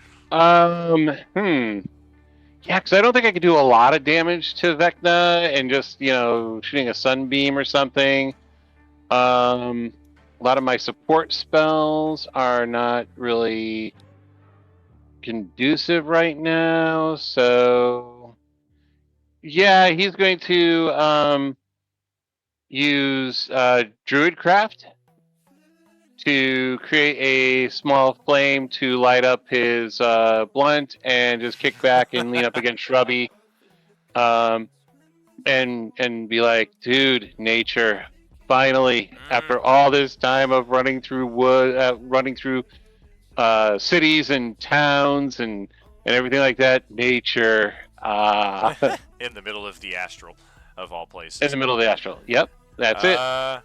Peely Beel's going to use 3 rounds worth of readied actions to move 5 feet and extend an arm in hopes of getting some bluntastic action.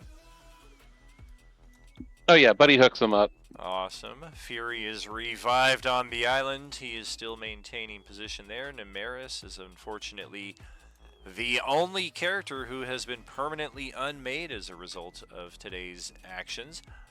That will bring it to the gargantuan Skull Crusher. Is Brad here? Yeah, he's going to the keyboard right now. Alrighty. Yeah, I think with his extra movement. Yeah, Nemeris got randomly targeted twice in Vecna's assault. The first time unmade her and left the Sword of Cass behind. And then the second time she was actually bravely, she was the only character who left the island after being unmade and was intent on reclaiming that sword, and then Vecna just happened to bounce himself right over into the same area, chose her, unmade her, and because it was the second time, that was game over for Nemeris. Very sad indeed.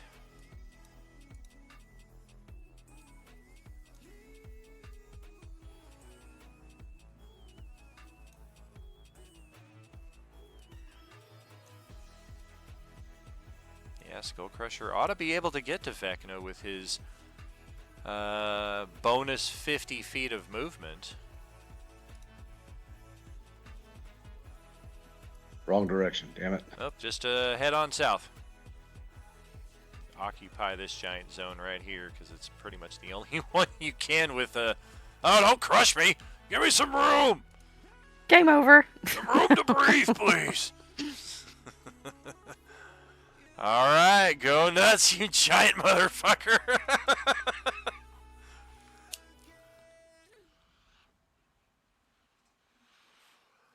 Alright. Well, it might be time for Brad to bust out his monthly natural 20. Vecna's rocking a 41 armor class, so I think it's the only way you're going to hit him here. And then natural 20 is going to bump that. Okay. We'll take that. Armor class is now 42. How about that? I'm going to need another token to carry this extra AC over to. Kind of grateful his turn is almost imminent, and then we can reset that shit. Okay. So does he run away before I get to do a bite or no? He is going to move away, but you're probably going to be able to still move and catch up to him because you've also got that hasted movement. And we're not moving too far. We're still keeping it within this general locality. In fact, no! We're going to scoot on down here to the other side of the Nexus. And yeah, you've certainly got plenty of room there to get up on us. Give me a little bit of space, please. Okay, ouch. And that's going to hit the damage cap of 99 for this round. So even if you had extra attacks and movement to get him, you wouldn't be able to damage him anymore.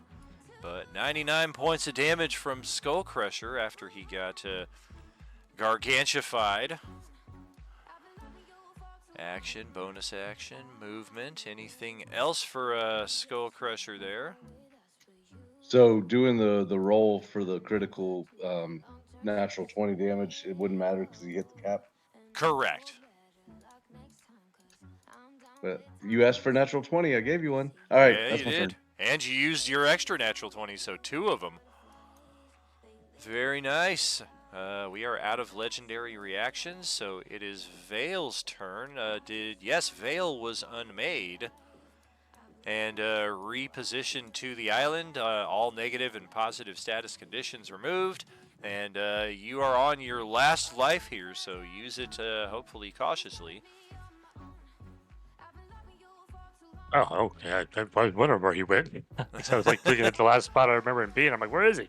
Yeah, Thought this maybe you whole put him, like, cluster of general- characters. This is what Vecna spent the first round before we got into it today. He spent that attacking mostly NPCs, or NAPCs, I should say. I see. Okay, give me a second. Now that I know where I'm at. Yeah, while you're doing that, I will start getting Vecna reset. Can at least reset his legendaries. Red dot.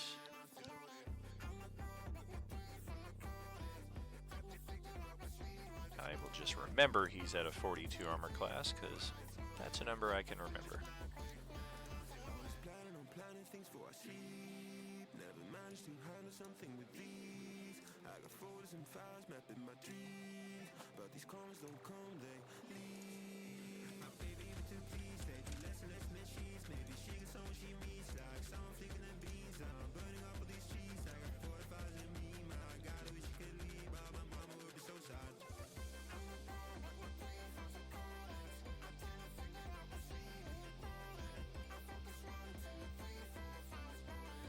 If it makes a huge difference in the overall capability of the turn, you can certainly start elsewhere on the island, like all the way at the far western point or what have you. No, it wouldn't get me close enough to do one of the things I was thinking of doing, but I can still hit him with my spell from here, so. Okay.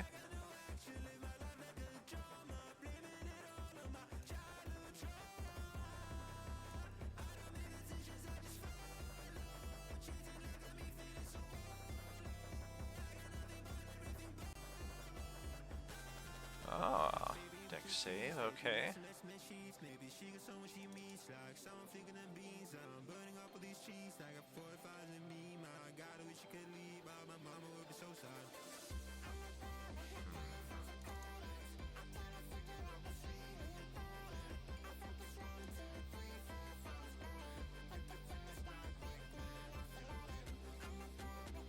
That's fine there, DJ.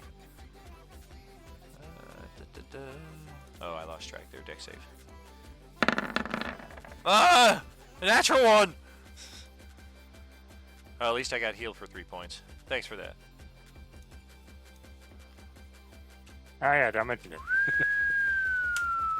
Yeah, he moved up and cast his big 7th level spell on him.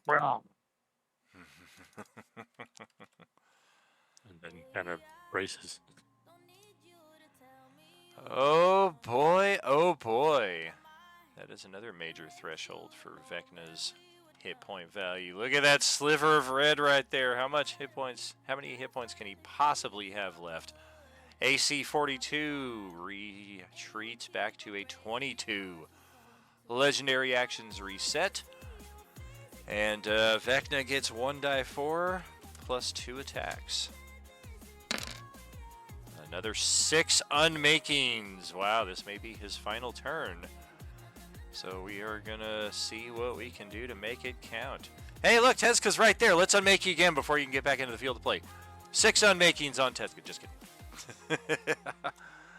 Actually, I rolled a 1 last session when it first came up, and then today I've rolled a 4 both times. Absolutely true.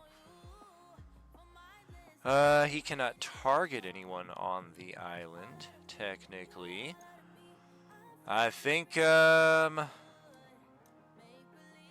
let's go. Oh, that's right. I had a brief brain snafu there, and we're going to bring this into play because it's probably the only chance I'm going to get to do it. And I'm not going to make it as bad as I possibly could because this could cost us an hour in game. This is Commander Aiji's revenge against your party. Most notably, Ballard, Akano, Silkus, that trifecta there for the injuries and humiliations that they subjected her to, as well as the death of her most prized companion. Effectively, we are going to use this to undo a 99 point damage cap of damage on Vecna and restore 99 hit points to him. This is the only way possible in this combat that he would ever get hit points back, and really she is not on Vecna's side. She is just that upset at Ballard and I believe Silkus, the two who were primarily responsible for assaulting her and killing her dragon when, never mind her motivation or reason for being here. Nobody really gives a crap about that, but this is the retribution for what was caused to her. That being said, I will tack the, I need to get the orange on her token, tracked, and then it is Vecna's turn. Alright, I'm probably going to close her character sheet out for a bit. And then, yes, 6 unmakings. We are going to make this quick and to the painful. We are targeting Krill. We are targeting Grix a lot. And we are targeting Dalinar. That is 3 of our 6 attacks against NPC, for lack of a better term at this stage, meat shields. Thankful that they are able to make a sacrifice with their extra life, as it were, to afford your characters who are here the ability to avoid being unmade and having to start way the hell over here with time preciously ticking away. That does leave 3 extra attacks for Vecna this round. Oh wait, Torvin is likewise in this field of play, so that'll be 4 of 6. Torvin did volunteer as tribute, and sacrifice he will get. And an extra life! Should have put the green Mario mushroom on the characters who got the revival. Alright, now for the rest of you here, 2 of you, or probably 1 of you, is being targeted twice with Vecna's Unmaking.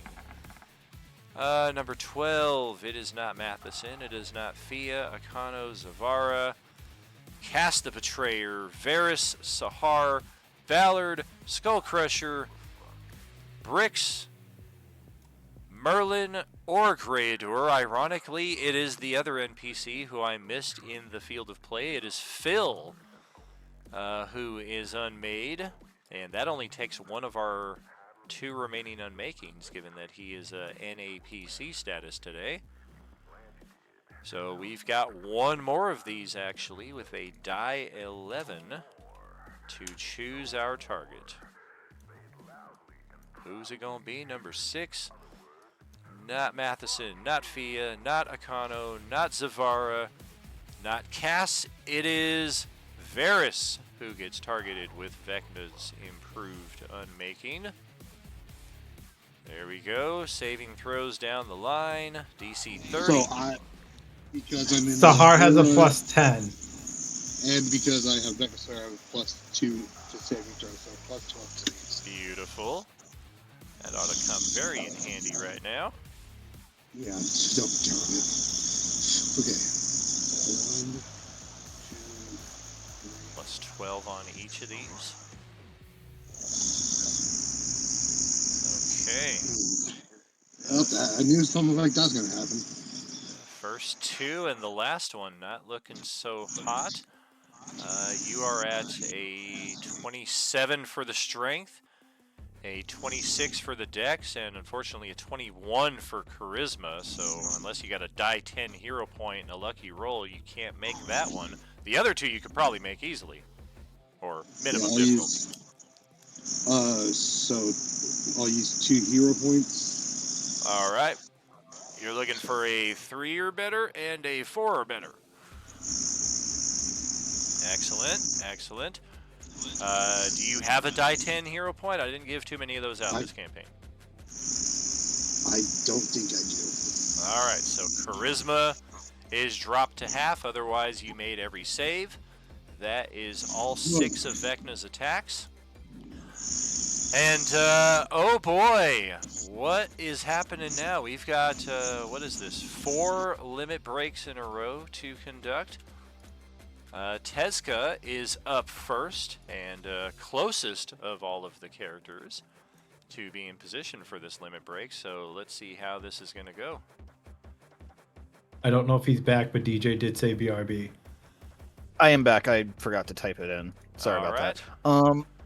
So that's the. I just want to roll the actual damage die itself that I'm going to do, or do I still have to roll to hit? do need to roll to hit. Assuming it hits, it's a ×4 crit, and his AC is baseline right now. This is like the perfect time for this to happen. Could I still use an auto nat 20? You could. I will do so. Might as well burn it. Okay, what kind of damage are we talking about here? I will say that it automatically crits for limit break, so you don't need to use the auto.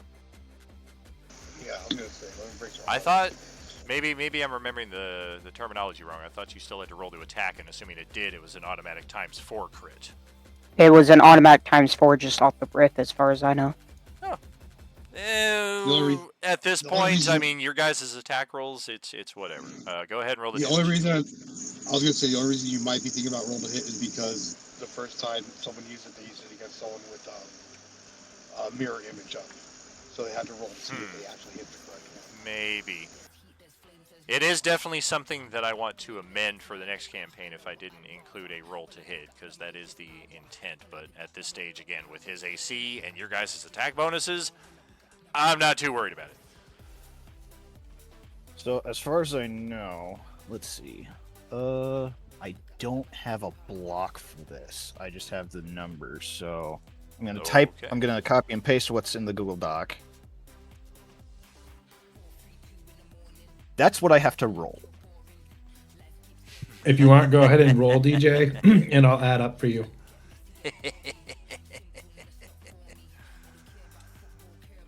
I'm gonna hit it like a truck.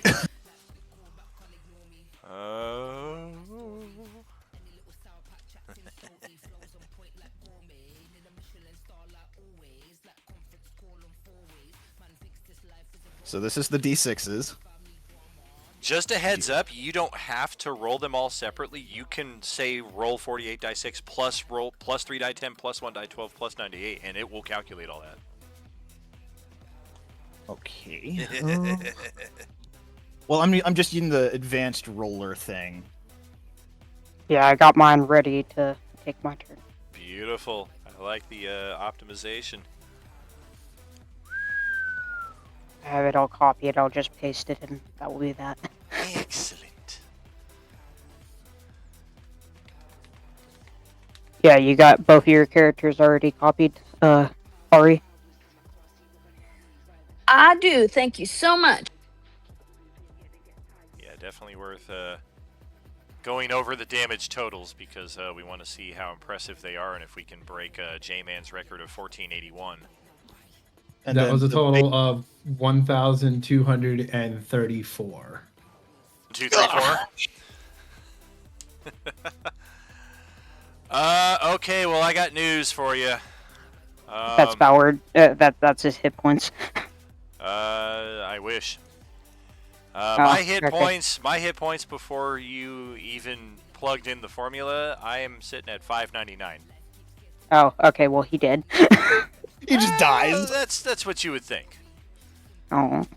So I'm at Phase 0 two. hit points, and there is a freeze that takes place at this exact moment. This flickering effect that we've got going on here. Let's give that a pause. And apparently we have frozen on a darker point in the flicker. That's actually kind of cool. And Vecna himself, in addition to the entirety of everything around you, the twinkling of the stars, the gentle cold that's tugging at you here, even every single other one of your companions are frozen in time except for Tezca at this exact moment. Vecna, likewise, just goes completely rigid and could not be easier to hit at this point in time. Unfortunately, you've burned your limit break. You cannot, by the rules of the limit break, take any further attacks against Vecna. But nevertheless, Vecna is still here and subject to attack. As Tezca, is that the extent of your turn? That is my action and movement, so I can't do anything else. I would have asked if I could use an action surge, but that is not allowed because I can only have one attack. So That is my damage. All right, Tezka now freezes likewise in time and space as Silkus is the only one able to act and seemingly move at this point in time. Oh, I should mention, the only other things that are moving, aside from the coalescent sacrifice swirls all around the map, the Hiree are somehow seemingly immune to whatever this time stop effect is. You and they alone share freedom of movement. Okay. Alright, well, I'm using a spell for it, so he's just gonna point it. He's just gonna point at Vecna, and then he's gonna make his attack. Okay. Automatic advantage. Vecna is incapacitated, stunned, and pretty much every other negative condition that you can think of, aside from the higher levels of exhaustion and the death condition itself.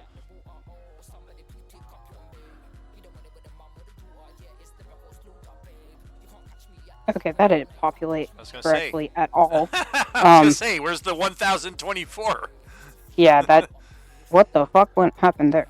Yeah, it looks like it rolled all of it, but except for the 1000. So maybe it's 1024 plus 307. It looks like you didn't take the comma. It's a +1. Oh, that's why. Let me just try it without the 1000.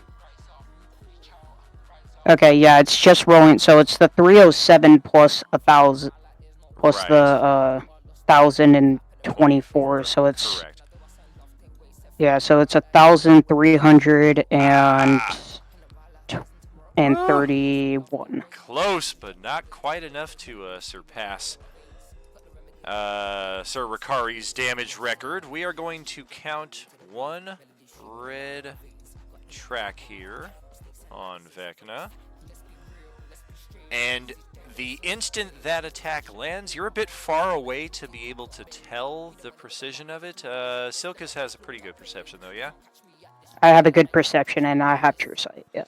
True sight being what it is, what's your perception bonus? Just the bonus? Oh, Well, I mean, like, yeah, give me the bonus. Perception bonus is 21. Okay, yeah.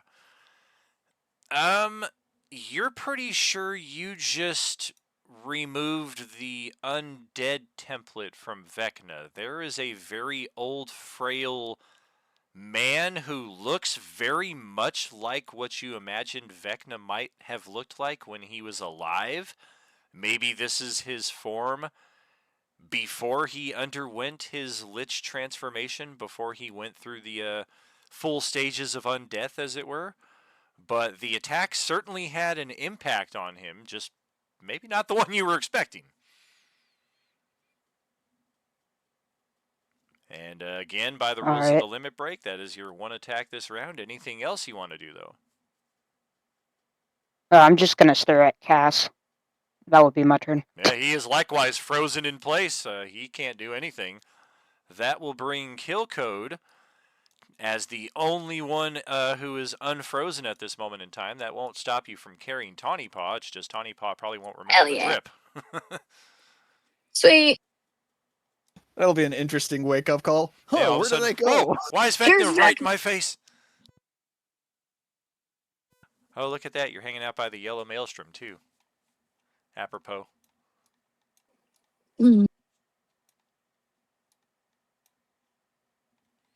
All right. Kill code gets one crit at ×4, then so does Tawny Paw. Oh, I'm so suspicious, though. I'm so suspicious right now. I imagine, like, because Tawny Paw is still frozen, like, you have to, like, kind of set her up, leaning slightly on Tezka so that when she unfreezes, she doesn't just, like, collapse on where she's standing. Okay. 778 plus, See, that one populated. What the fuck? It's because you put a comma. Oh, I put a comma in there? Yeah, you did 1000. You typed it out Oh, correctly. that's you why. You were supposed to just do Okay, 1024. Okay. This attack does connect. We are going to tab a second red numerical there on Vecna, which is going to present us, especially since you are so up close and personal, This is probably Vecna during his senior years, but not as elderly and decrepit as the old man that you just impacted with your weapon. His young old. Yeah, you imagine this is maybe Vecna in his 60s. His clothing seems to change as well as his physical appearance. And he is now in a state of even more obvious mortality than the previous one you just hit him. And that will bring Tawny Paw's turn up.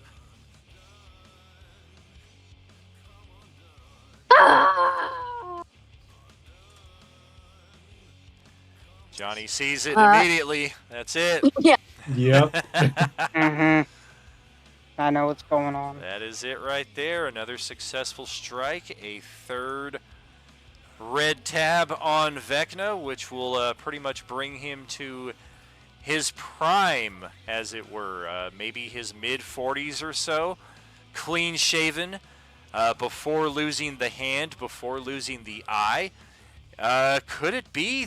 He actually has hair at this point. You can see that he's balding and he's got the good old cul-de-sac going up on top. But he's not too bad looking actually. In his heyday, before he became a complete piece of shit. Yeah, some of you might have taken Vecna out or up on an offer for a Saturday night entertainment. Anything else for Tawny Paw?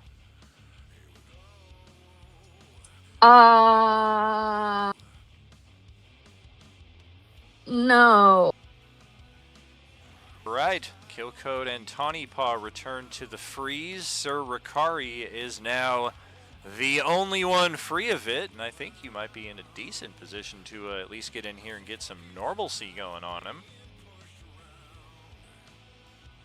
Not sure what your movement is, but it doesn't look too terribly far away. Oh, I don't need to move, but what I'm about to do. Oh, even better. So he looks at everything all frozen and stuff. He's like, what the fuck? Okay. I don't know what the hell is happening with him, but I'm going to fuck him up. And I don't like that vampire guy either. I'm going to fuck him up too. Oh, damn! So he raises his new sword that he got when he defeated the Lord of the First Layer of Hell, the Sword of Bell. Yes! And he's going to do this. Oh boy, oh boy, oh boy. Yep. Yep. Mm-hmm.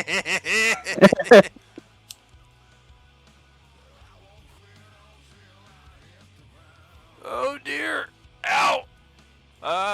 Cass can't roll a save because he's paralyzed currently, so. Yeah. Ow. One's hitting there, he casts in. Ricari is evil, so he doesn't really care about friendly fire. So, Cass is getting hit, Vecna's getting hit, whoever else happens to be in the radius, that's for them. 40-foot radius. Yeah, we're gonna need some fireballs here, and then double. Let me drop a couple of those down.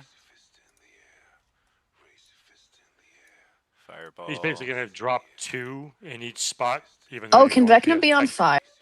Even though you can only be affected by 1, you can't actually be hit by 2. He's gonna drop 2 just in case somebody evades 1 or something. I don't know. I think that's about the correct size. Go ahead and just drop them where you think.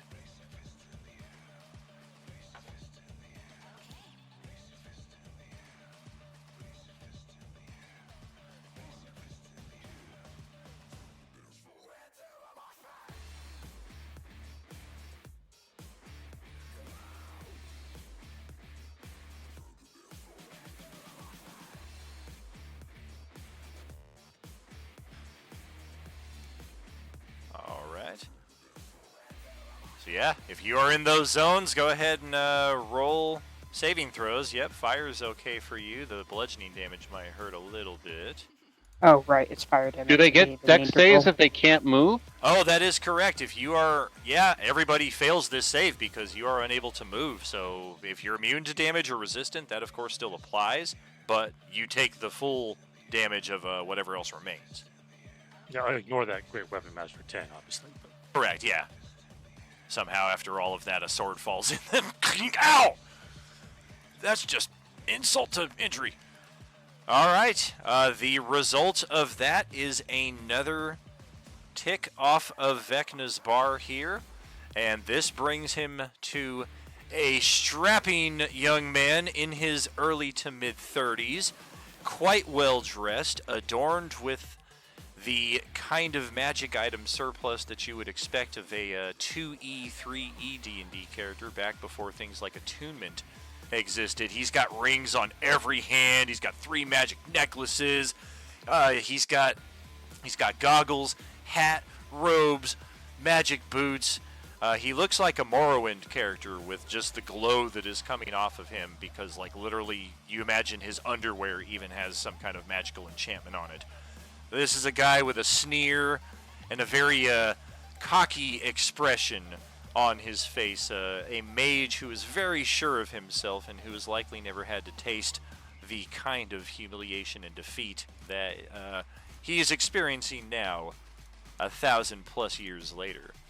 Anything else for Ricari? No, he moved a little bit and hit the meteor swarm. That's all he's got. All right. That will advance the round counter to round 8. We are almost assuredly in good position now. I'm going to bypass our NPC turns here. And because we are in good position for time here, I am actually going to, for the first time during our end game here, take a second short break. And we will catch up with the final bit of Vecna Endgame on the other side of that. So stick with us and see just how this all wraps up. All right, and Gil and I are taking off at 3 exactly because we have a football game to get to. So He's going to the foosball. the indoor foosball. What's really There's a funny lingerie about football league. Yeah, what's really funny about Ricari blasting his allies is you were all stuck in time. You don't even know he did it. Yeah, I forgot that Silkus is immune to fire, so that doesn't mean shit. Quite literally, so is Vecna. But you still take the bludgeoning damage. Oh, well, he takes half damage, but yeah, I can delete that from his character. But it's just funny that like you already frozen them, so they don't even know why they're burned at this point. Yeah, no, that's definitely true. Yeah, no, as soon as I get a chance, I'm fucking scorching ray the fuck out of this stupid vampire.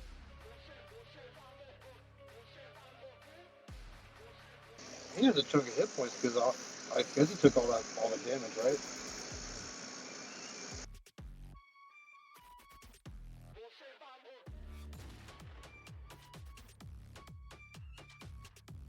Cast.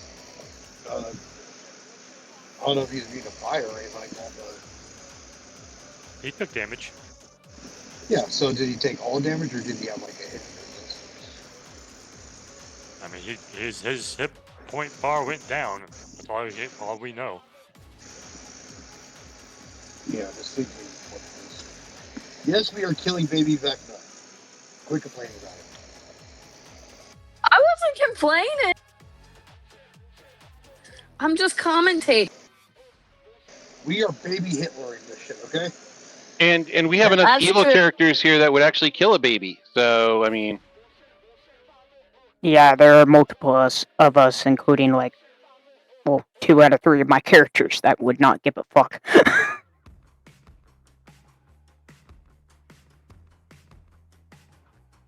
Tawny Paw will just regretfully drink about this night sometimes as she lives a long life.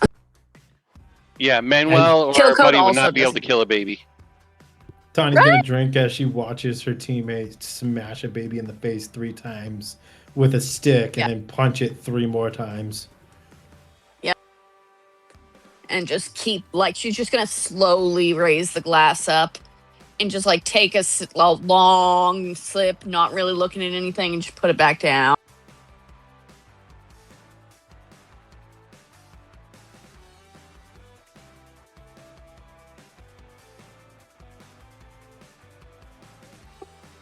Oh, Terry.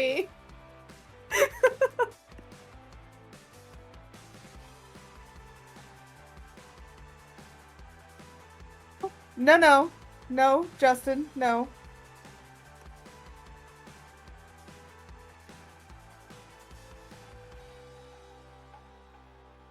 Y'all done fuck up. I mean, I got 4 weapons I could cycle through, just like him with 4 different weapons. I got an axe, I got the dragon lance, I got my lightsaber, I got my shield. Is the tank just gonna drive over it? No, the tank's gonna fire his big ass fucking gun at him. What do you I don't expect? think I don't think the tank has enough movement. Actually, I Tiny have Pond just Kyoko enough to should where run I the fuck can. away from it. I have just enough movement to where I can blast him the 3 times. You got him with 3 tank shells, heavy AoE. Like Oh no, the tank shells are 1 target, but they deal I know, I'm trying to use military jargon. You know, it's like heat rounds. Heat seeker. No, everybody loves some high explosive anti-tank rounds. Exactly.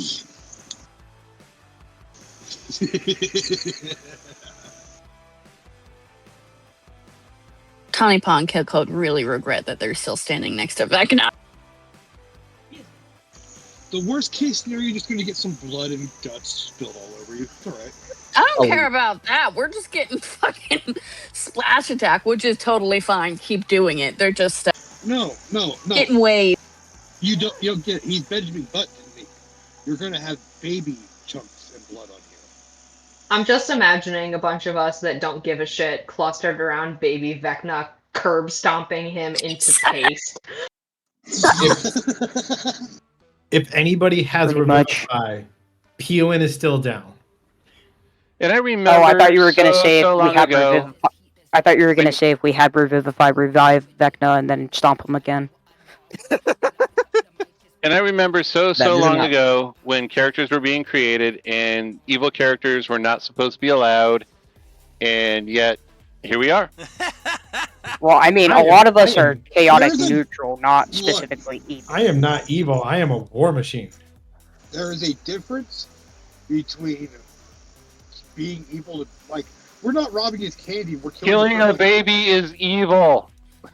We're killing a being that was make a universe. It's not our fault that he's changing backwards in time. But it's an evil baby who's gonna do Exactly. evil things. 100%. Tesla's just true neutral. Well, let's check in with our Tarrasque Eradicator tank as we return and see how this all wraps up. All right, so tank's gonna turn and move just close enough to where he is within range.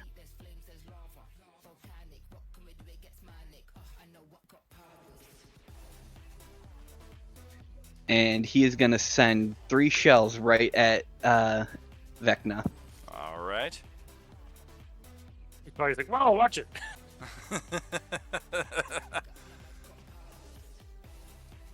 Really, dude? Right now? Wow. Really?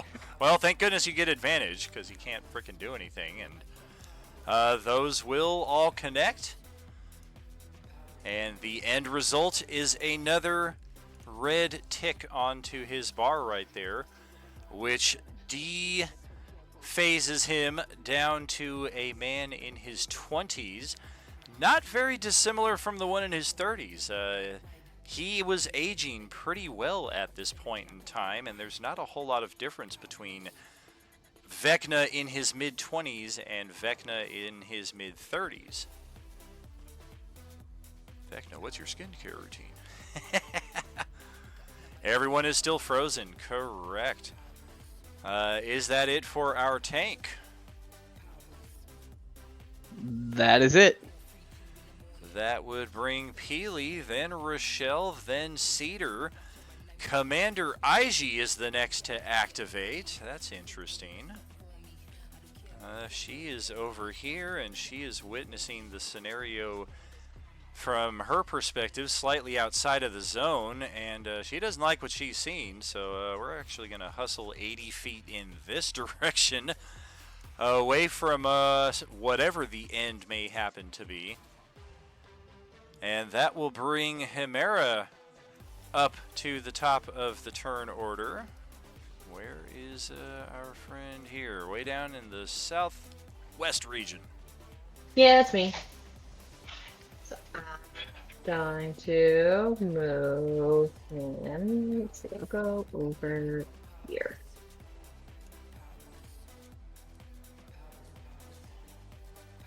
Ah, very nice.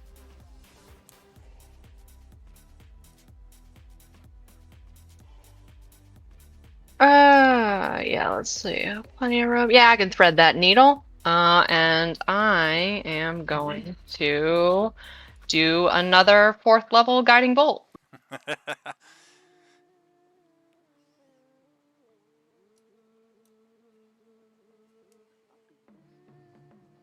Oh my, oh my. Do I need to do anything to that?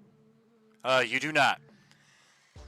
That Cool. is a 6th tick off of his token in that respect, and we are now looking at Vecna at about 16 years old. A young mage that is showing intense promise. He is not laden down with all of the magic items that he will somehow obtain at some point in his 20s, you would assume. But nevertheless, his gear and his clothing is one befitting someone of great means, great wealth, and great background. His armor class is not changing. He has lost all of his abilities at this stage. He is just a sitting duck. The very ritual that he was using to unmake everything, you guys have gotten to him to the point where all of it is now turning inward on him. Alright, that'll be my turn. Alright. That would bring it to Carl, but he stepped out, so Brix is up next. Oh, Brix is coming up right next to him, and Brix has this wonderful thing called 6 attacks.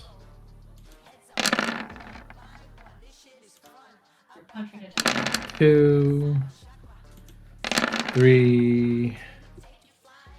We use the key point. Watching a teenager cultist growing up. 4, 5, 6. Oh dear. All of those hit. And it is a rapid de-escalation from age 15, 14, 13, 12. You believe you are looking at a 10-year-old child standing in front of you, who the best comparison I could draw at this stage would be Damien from the Omen movies. This would appear to be the Antichrist in child form. And this is the final stage of Vecna that we need have any concern about.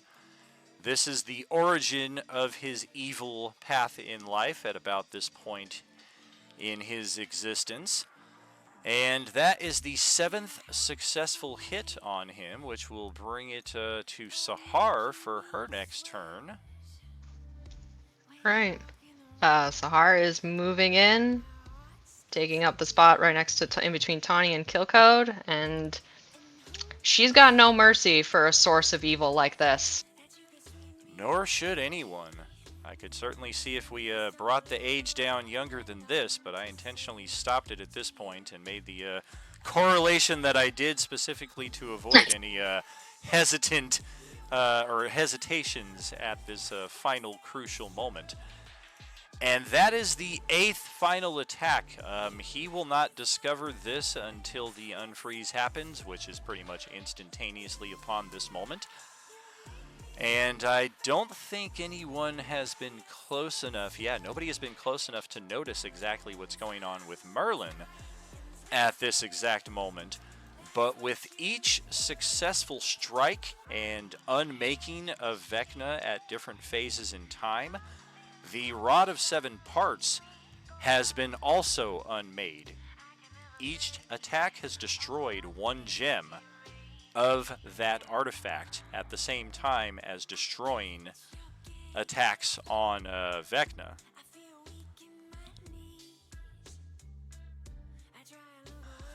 And with Sahar's strikes upon our endgame boss, that officially is the end of Vecna and the conclusion of our combat.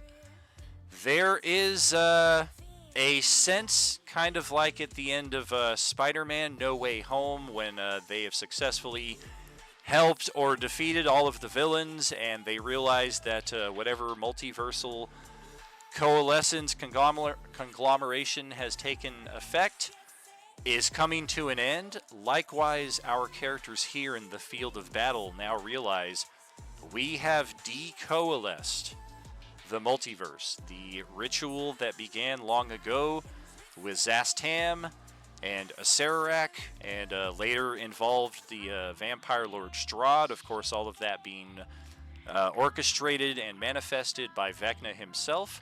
This all took place back at the tail end of Act 3. Technically, this was drawn upon even earlier than that by inspiration from the Mistress, the head of the Ministry, who later became the Time Mistress, and that whole plot line seems to have evaporated as well in some respect. But all of that to say, all of our characters have precious seconds at this point to say any farewells or anything in that respect that you wish with characters that you've bonded with who may not be from your character's native plane of existence. Remember, a lot of us were just pulled into this existence against our wills, and we can sense that we have all successfully done what needed to be done so that we could all go home. And whether that is home together, home separately, we will determine that at some point in Act 7. I will also add that the Star Destroyer Judicial is pretty close to the battlefield here. Wait, hold on. What? Yes, the Star Destroyer Judicial is very close to the battlefield here. That is the vessel that the Time Mistress gathered all of our Act 7 characters onto, and they have all been witnessing this event, or these events take place, safely aboard that Star Destroyer. And as this situation decoalesces and the astral plane and all of our other planes return to their normal and rightful stages of existence, that Star Destroyer is going to be shunted off into deep space, taking our entire Act 7 cast with it. I will be depositing those characters into the place that you have all selected in a poll a number of weeks ago, that being New Zealand 1999. I can assure you it will probably be nothing like anything any of you expect, because of course we're going to add our own little coalescence flares and uniqueness onto it, in addition to a healthy helping of superpowers for each of your characters in the campaign to come. But other than that, looking at what Kimberly is posting here, yes, the wish can be used to bring back Nymeris. That is one of the only things that can undo an unmaking, and I'm very glad that you did that, because now we are able to turn what I believe may at one point have been perceived as a potential TPK into a ZPK. We did not lose a single character in this entire endgame battle. Those who we did lose were able to take advantage of the extra life mechanic that we put in, because I looked at all the different levels of how this combat could go, and certainly deemed that of necessity, and also speaking with Mike a number of months ago about his floating island and just what that might entail, combined with his unique power, this was something that seemed very appropriate to include in this type of environment. I will say the only thing that I really had to modify for the endgame battle that might have extended us into one more session, and you all probably noticed it, were the lack of zombies. Somewhere around round 7, round 8, I was planning on bringing in another fresh wave of zombies, just to create more opportunities on the field and show that it wasn't just all of you against Vecna, but considering the time restraints that we had, as well as attendance levels for the end game throughout, it seemed more prudent to make our last encounter with the zombies the last encounter with the zombies. That being said, don't be surprised if you see some oranges running around the New Zealand countryside in Act 7. There are still remnants of that, just as we had the Cult of Nihilus in Act 4. And briefly in Act 6, we can certainly expect to see a return of some of this zombie virus and how it's affected Earth and how it's going to affect our campaign in Act 7, which 2 weeks from today, Swan Crew will begin Session 1 of Coalescence Act 7, and we will proceed from there on our usual schedule again.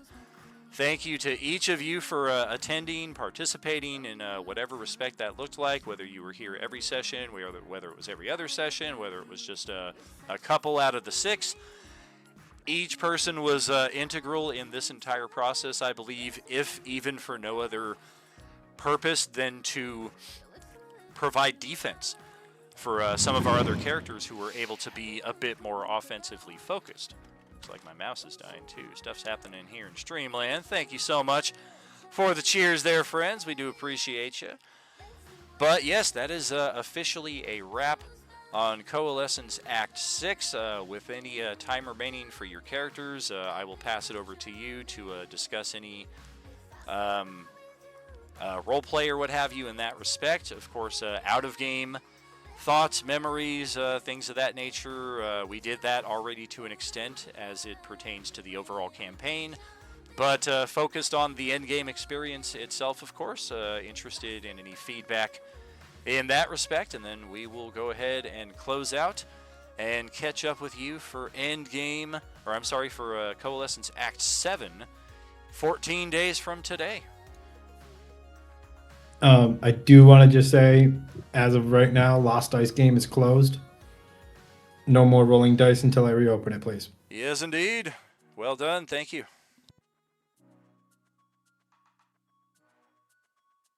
Did you post that in the channel too, just for the folks that aren't here? He did. I did. Yeah. Have a good one, everybody. Yep. Have a good one. Have a good Yeah, it was one. fun. This was Good night. absolutely awesome. Yep, very good. Daniel, I'm taking Taskus and I'm turning him in for the bounty. Yeah, that might be tricky with the seconds that we have at our disposal, and who knows where the kind forces of the Coalescence will choose to deposit us on the other side. We're from the same realm. That is true. You are both from the same realm, so hopefully it will at least deposit you in relatively the same region. But you can certainly proceed about such task. I will say in response to that the NPCs who accompanied him will express protest. Like, it's not all of a sudden like all 6 of them are going to draw arms against you. There's no like blood loyalty or bloodshed or anything in that capacity. It's more a level of confusion because, of course, they don't know the Taskus that you know. They know their reliable companion who's offered some valuable feedback and who's been there for them throughout this most important adventure. And now that everything is all settled, they're like, whoa, why has somebody got an issue with our bro? Yeah, before Ballard and Silkus get shunted back to the fucking ship, they're definitely taking out Cass with them, because fuck him. Oh, yeah, I will say Cass and the commander will be shunted elsewhere and will be appearing in Act 7 and beyond. They will not, fuck they him. will not be handily killed off. Cass had to be killed while Vecna was still on the field. Once Vecna was destroyed, Cass is, in those seconds, will also be just removed. Too bad I had to limit break. I was gonna scorching ray his ass. The commander was in process of leaving, but likewise, I mean, we're talking like less than a minute here, so she would still be continuing on that path before likewise she just gets probably sent back to Kryn somewhere. Yeah, fair enough. Well, Varys will go ahead and bring back up Hill with the game's down. Excellent. Yeah, we can certainly, we have the resources to bring our henchmen back. Edgelord Soth, of course, remains dead and on the field. Yep, that's where he's going to stay. As well. But here's the real kicker. It's somehow Palpatine. I will add. No, Jar Jar Binks. I will add that among the multitude of zombie carcasses that are present on the field, we could potentially ID some of our former companions who were turned into zombies, such as Kubrick or Jung or Tongue in Cheek or Marco. That would pretty much have to be the entire focus of our few remaining seconds here, instead of bonding with our companions before we're all forcibly separated. I will use a second Phoenix. I will use a second Phoenix down and bring back up Kubrick. Using what to do that? I have 4 Phoenix downs, so I'll use one for Pillin and one for Kubrick. I'm missing how you're identifying which zombie is Kubrick, though. I thought you said something that I maybe didn't catch. He's the only panda zombie that we saw. That's absolutely true, but there's like 200 dead zombie carcasses around here, is my point. I got a 29 passive perception. Okay, that's what you were saying that I missed. Okay, yeah, that totally adds up. If Varys doesn't want to focus any time on any bonding with his companions before this all happens, you would have enough time to res Pillin, locate, and res Kubrick as well.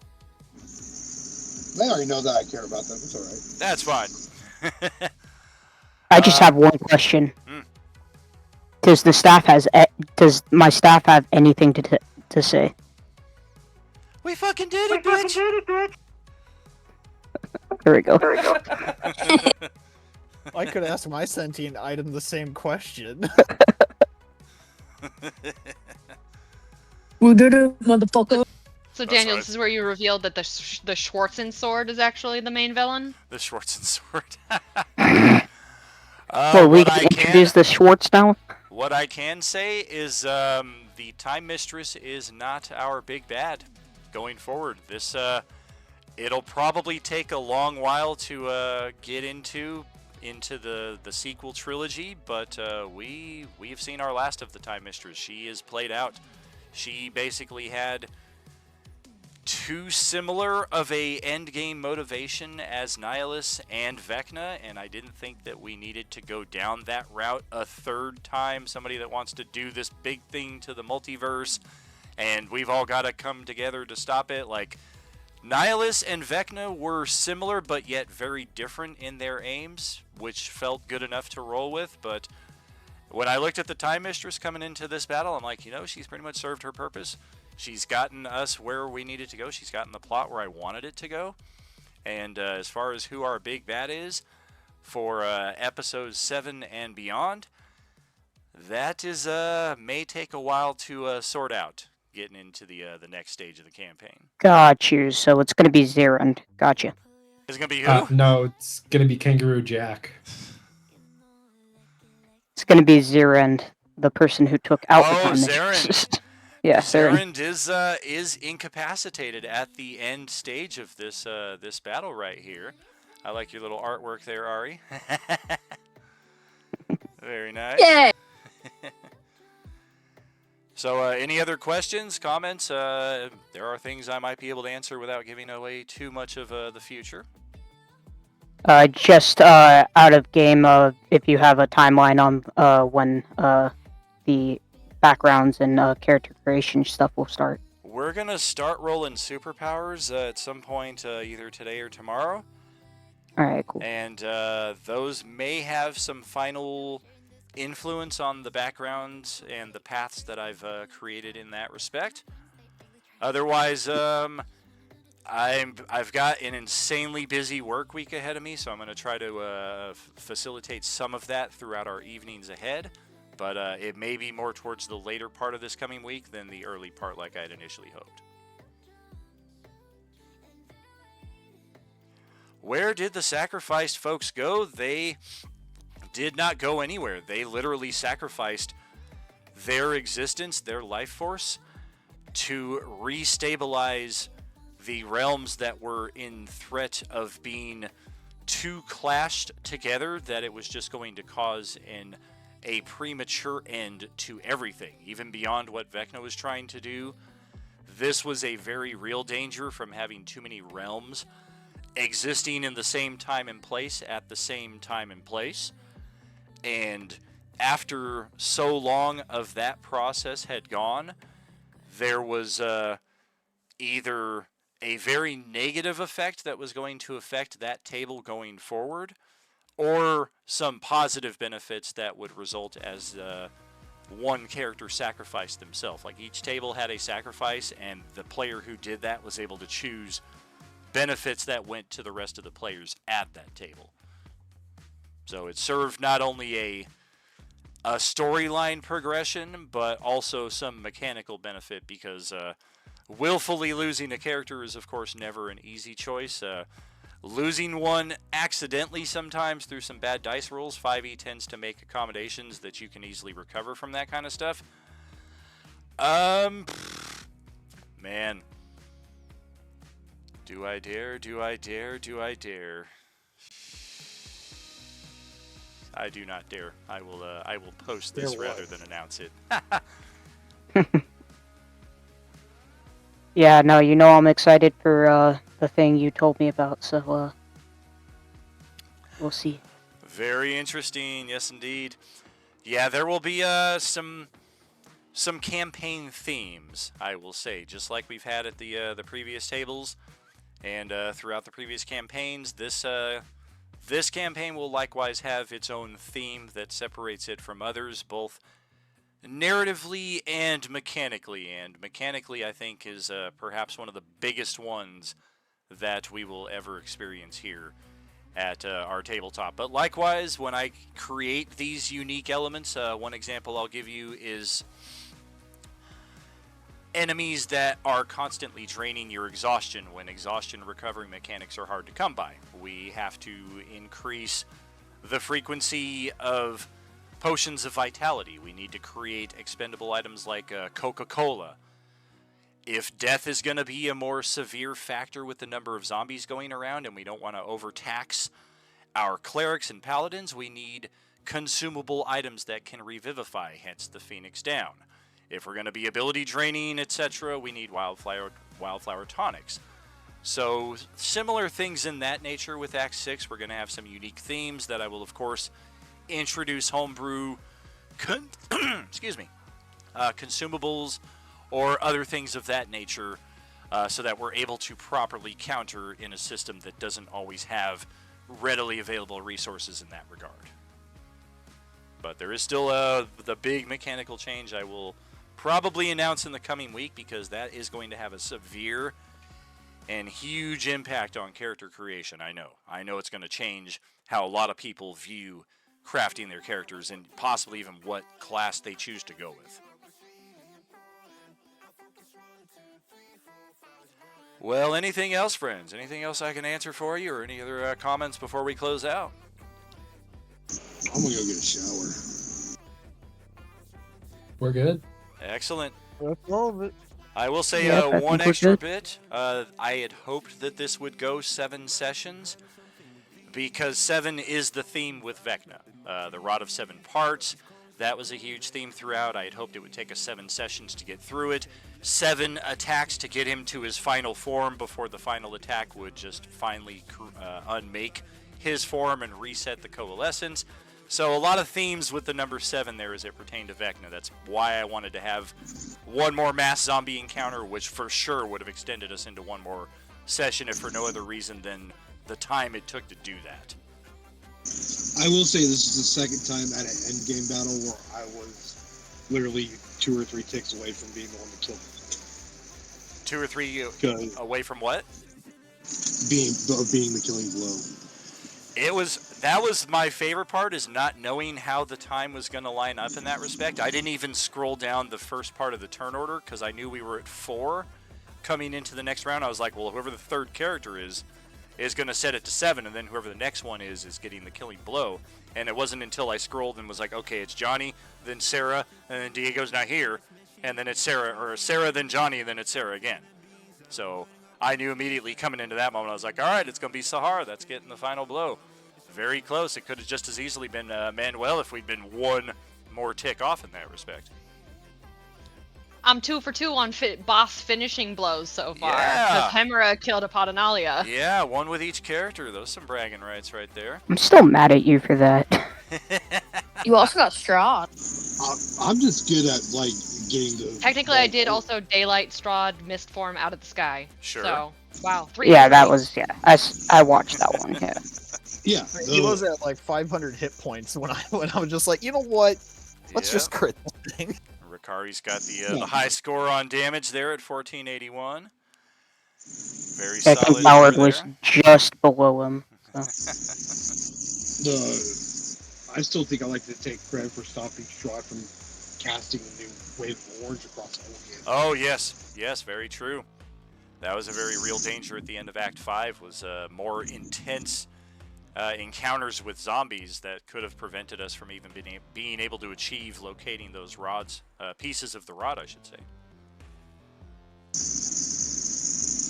Well, holy moly, friends. If you play as a fighter, save your action search. Don't always blow it. That's my advice. As far as a similar structure to rests, probably. I'm not certain how that might be adjusted. A lot of it is unintentional just because of the size of the groups that we run and the lengths of the sessions that we do.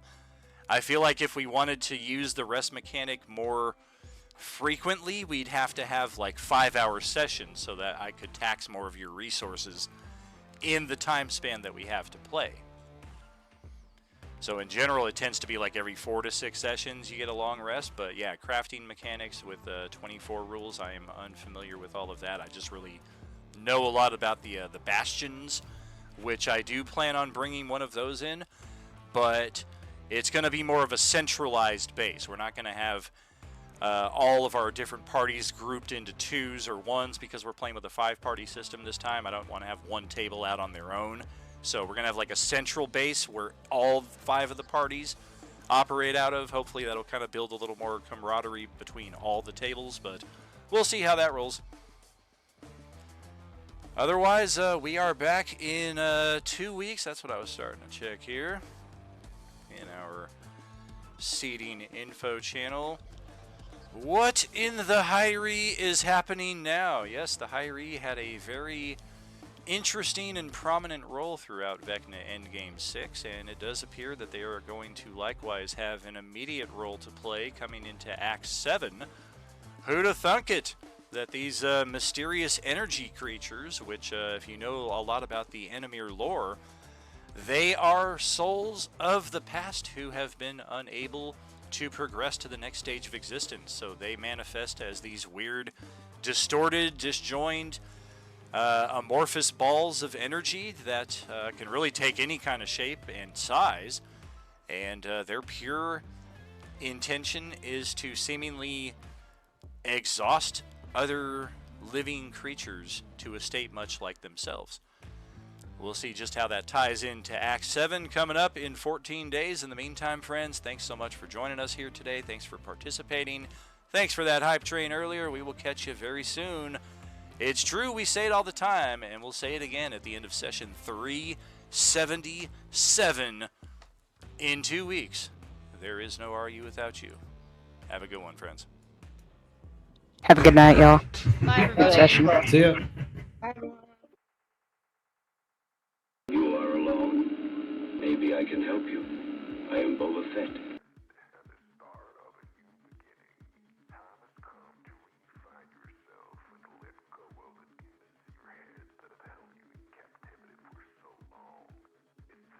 Flip the page and prove them wrong. It's time for rebirth. Yeah, time's up to say goodbye to all the haters, doubters, and unbelievers trying to bring you down. In the blink of an eye, you'll realize that there's so much more to the book than the page you were stuck on. Finally, you will feel free to live a life you love living instead of the life you think other people want you to live. Remember, you're the highest authority when it comes to knowing what you want and what you love. So stop trading yourself for the approval from others.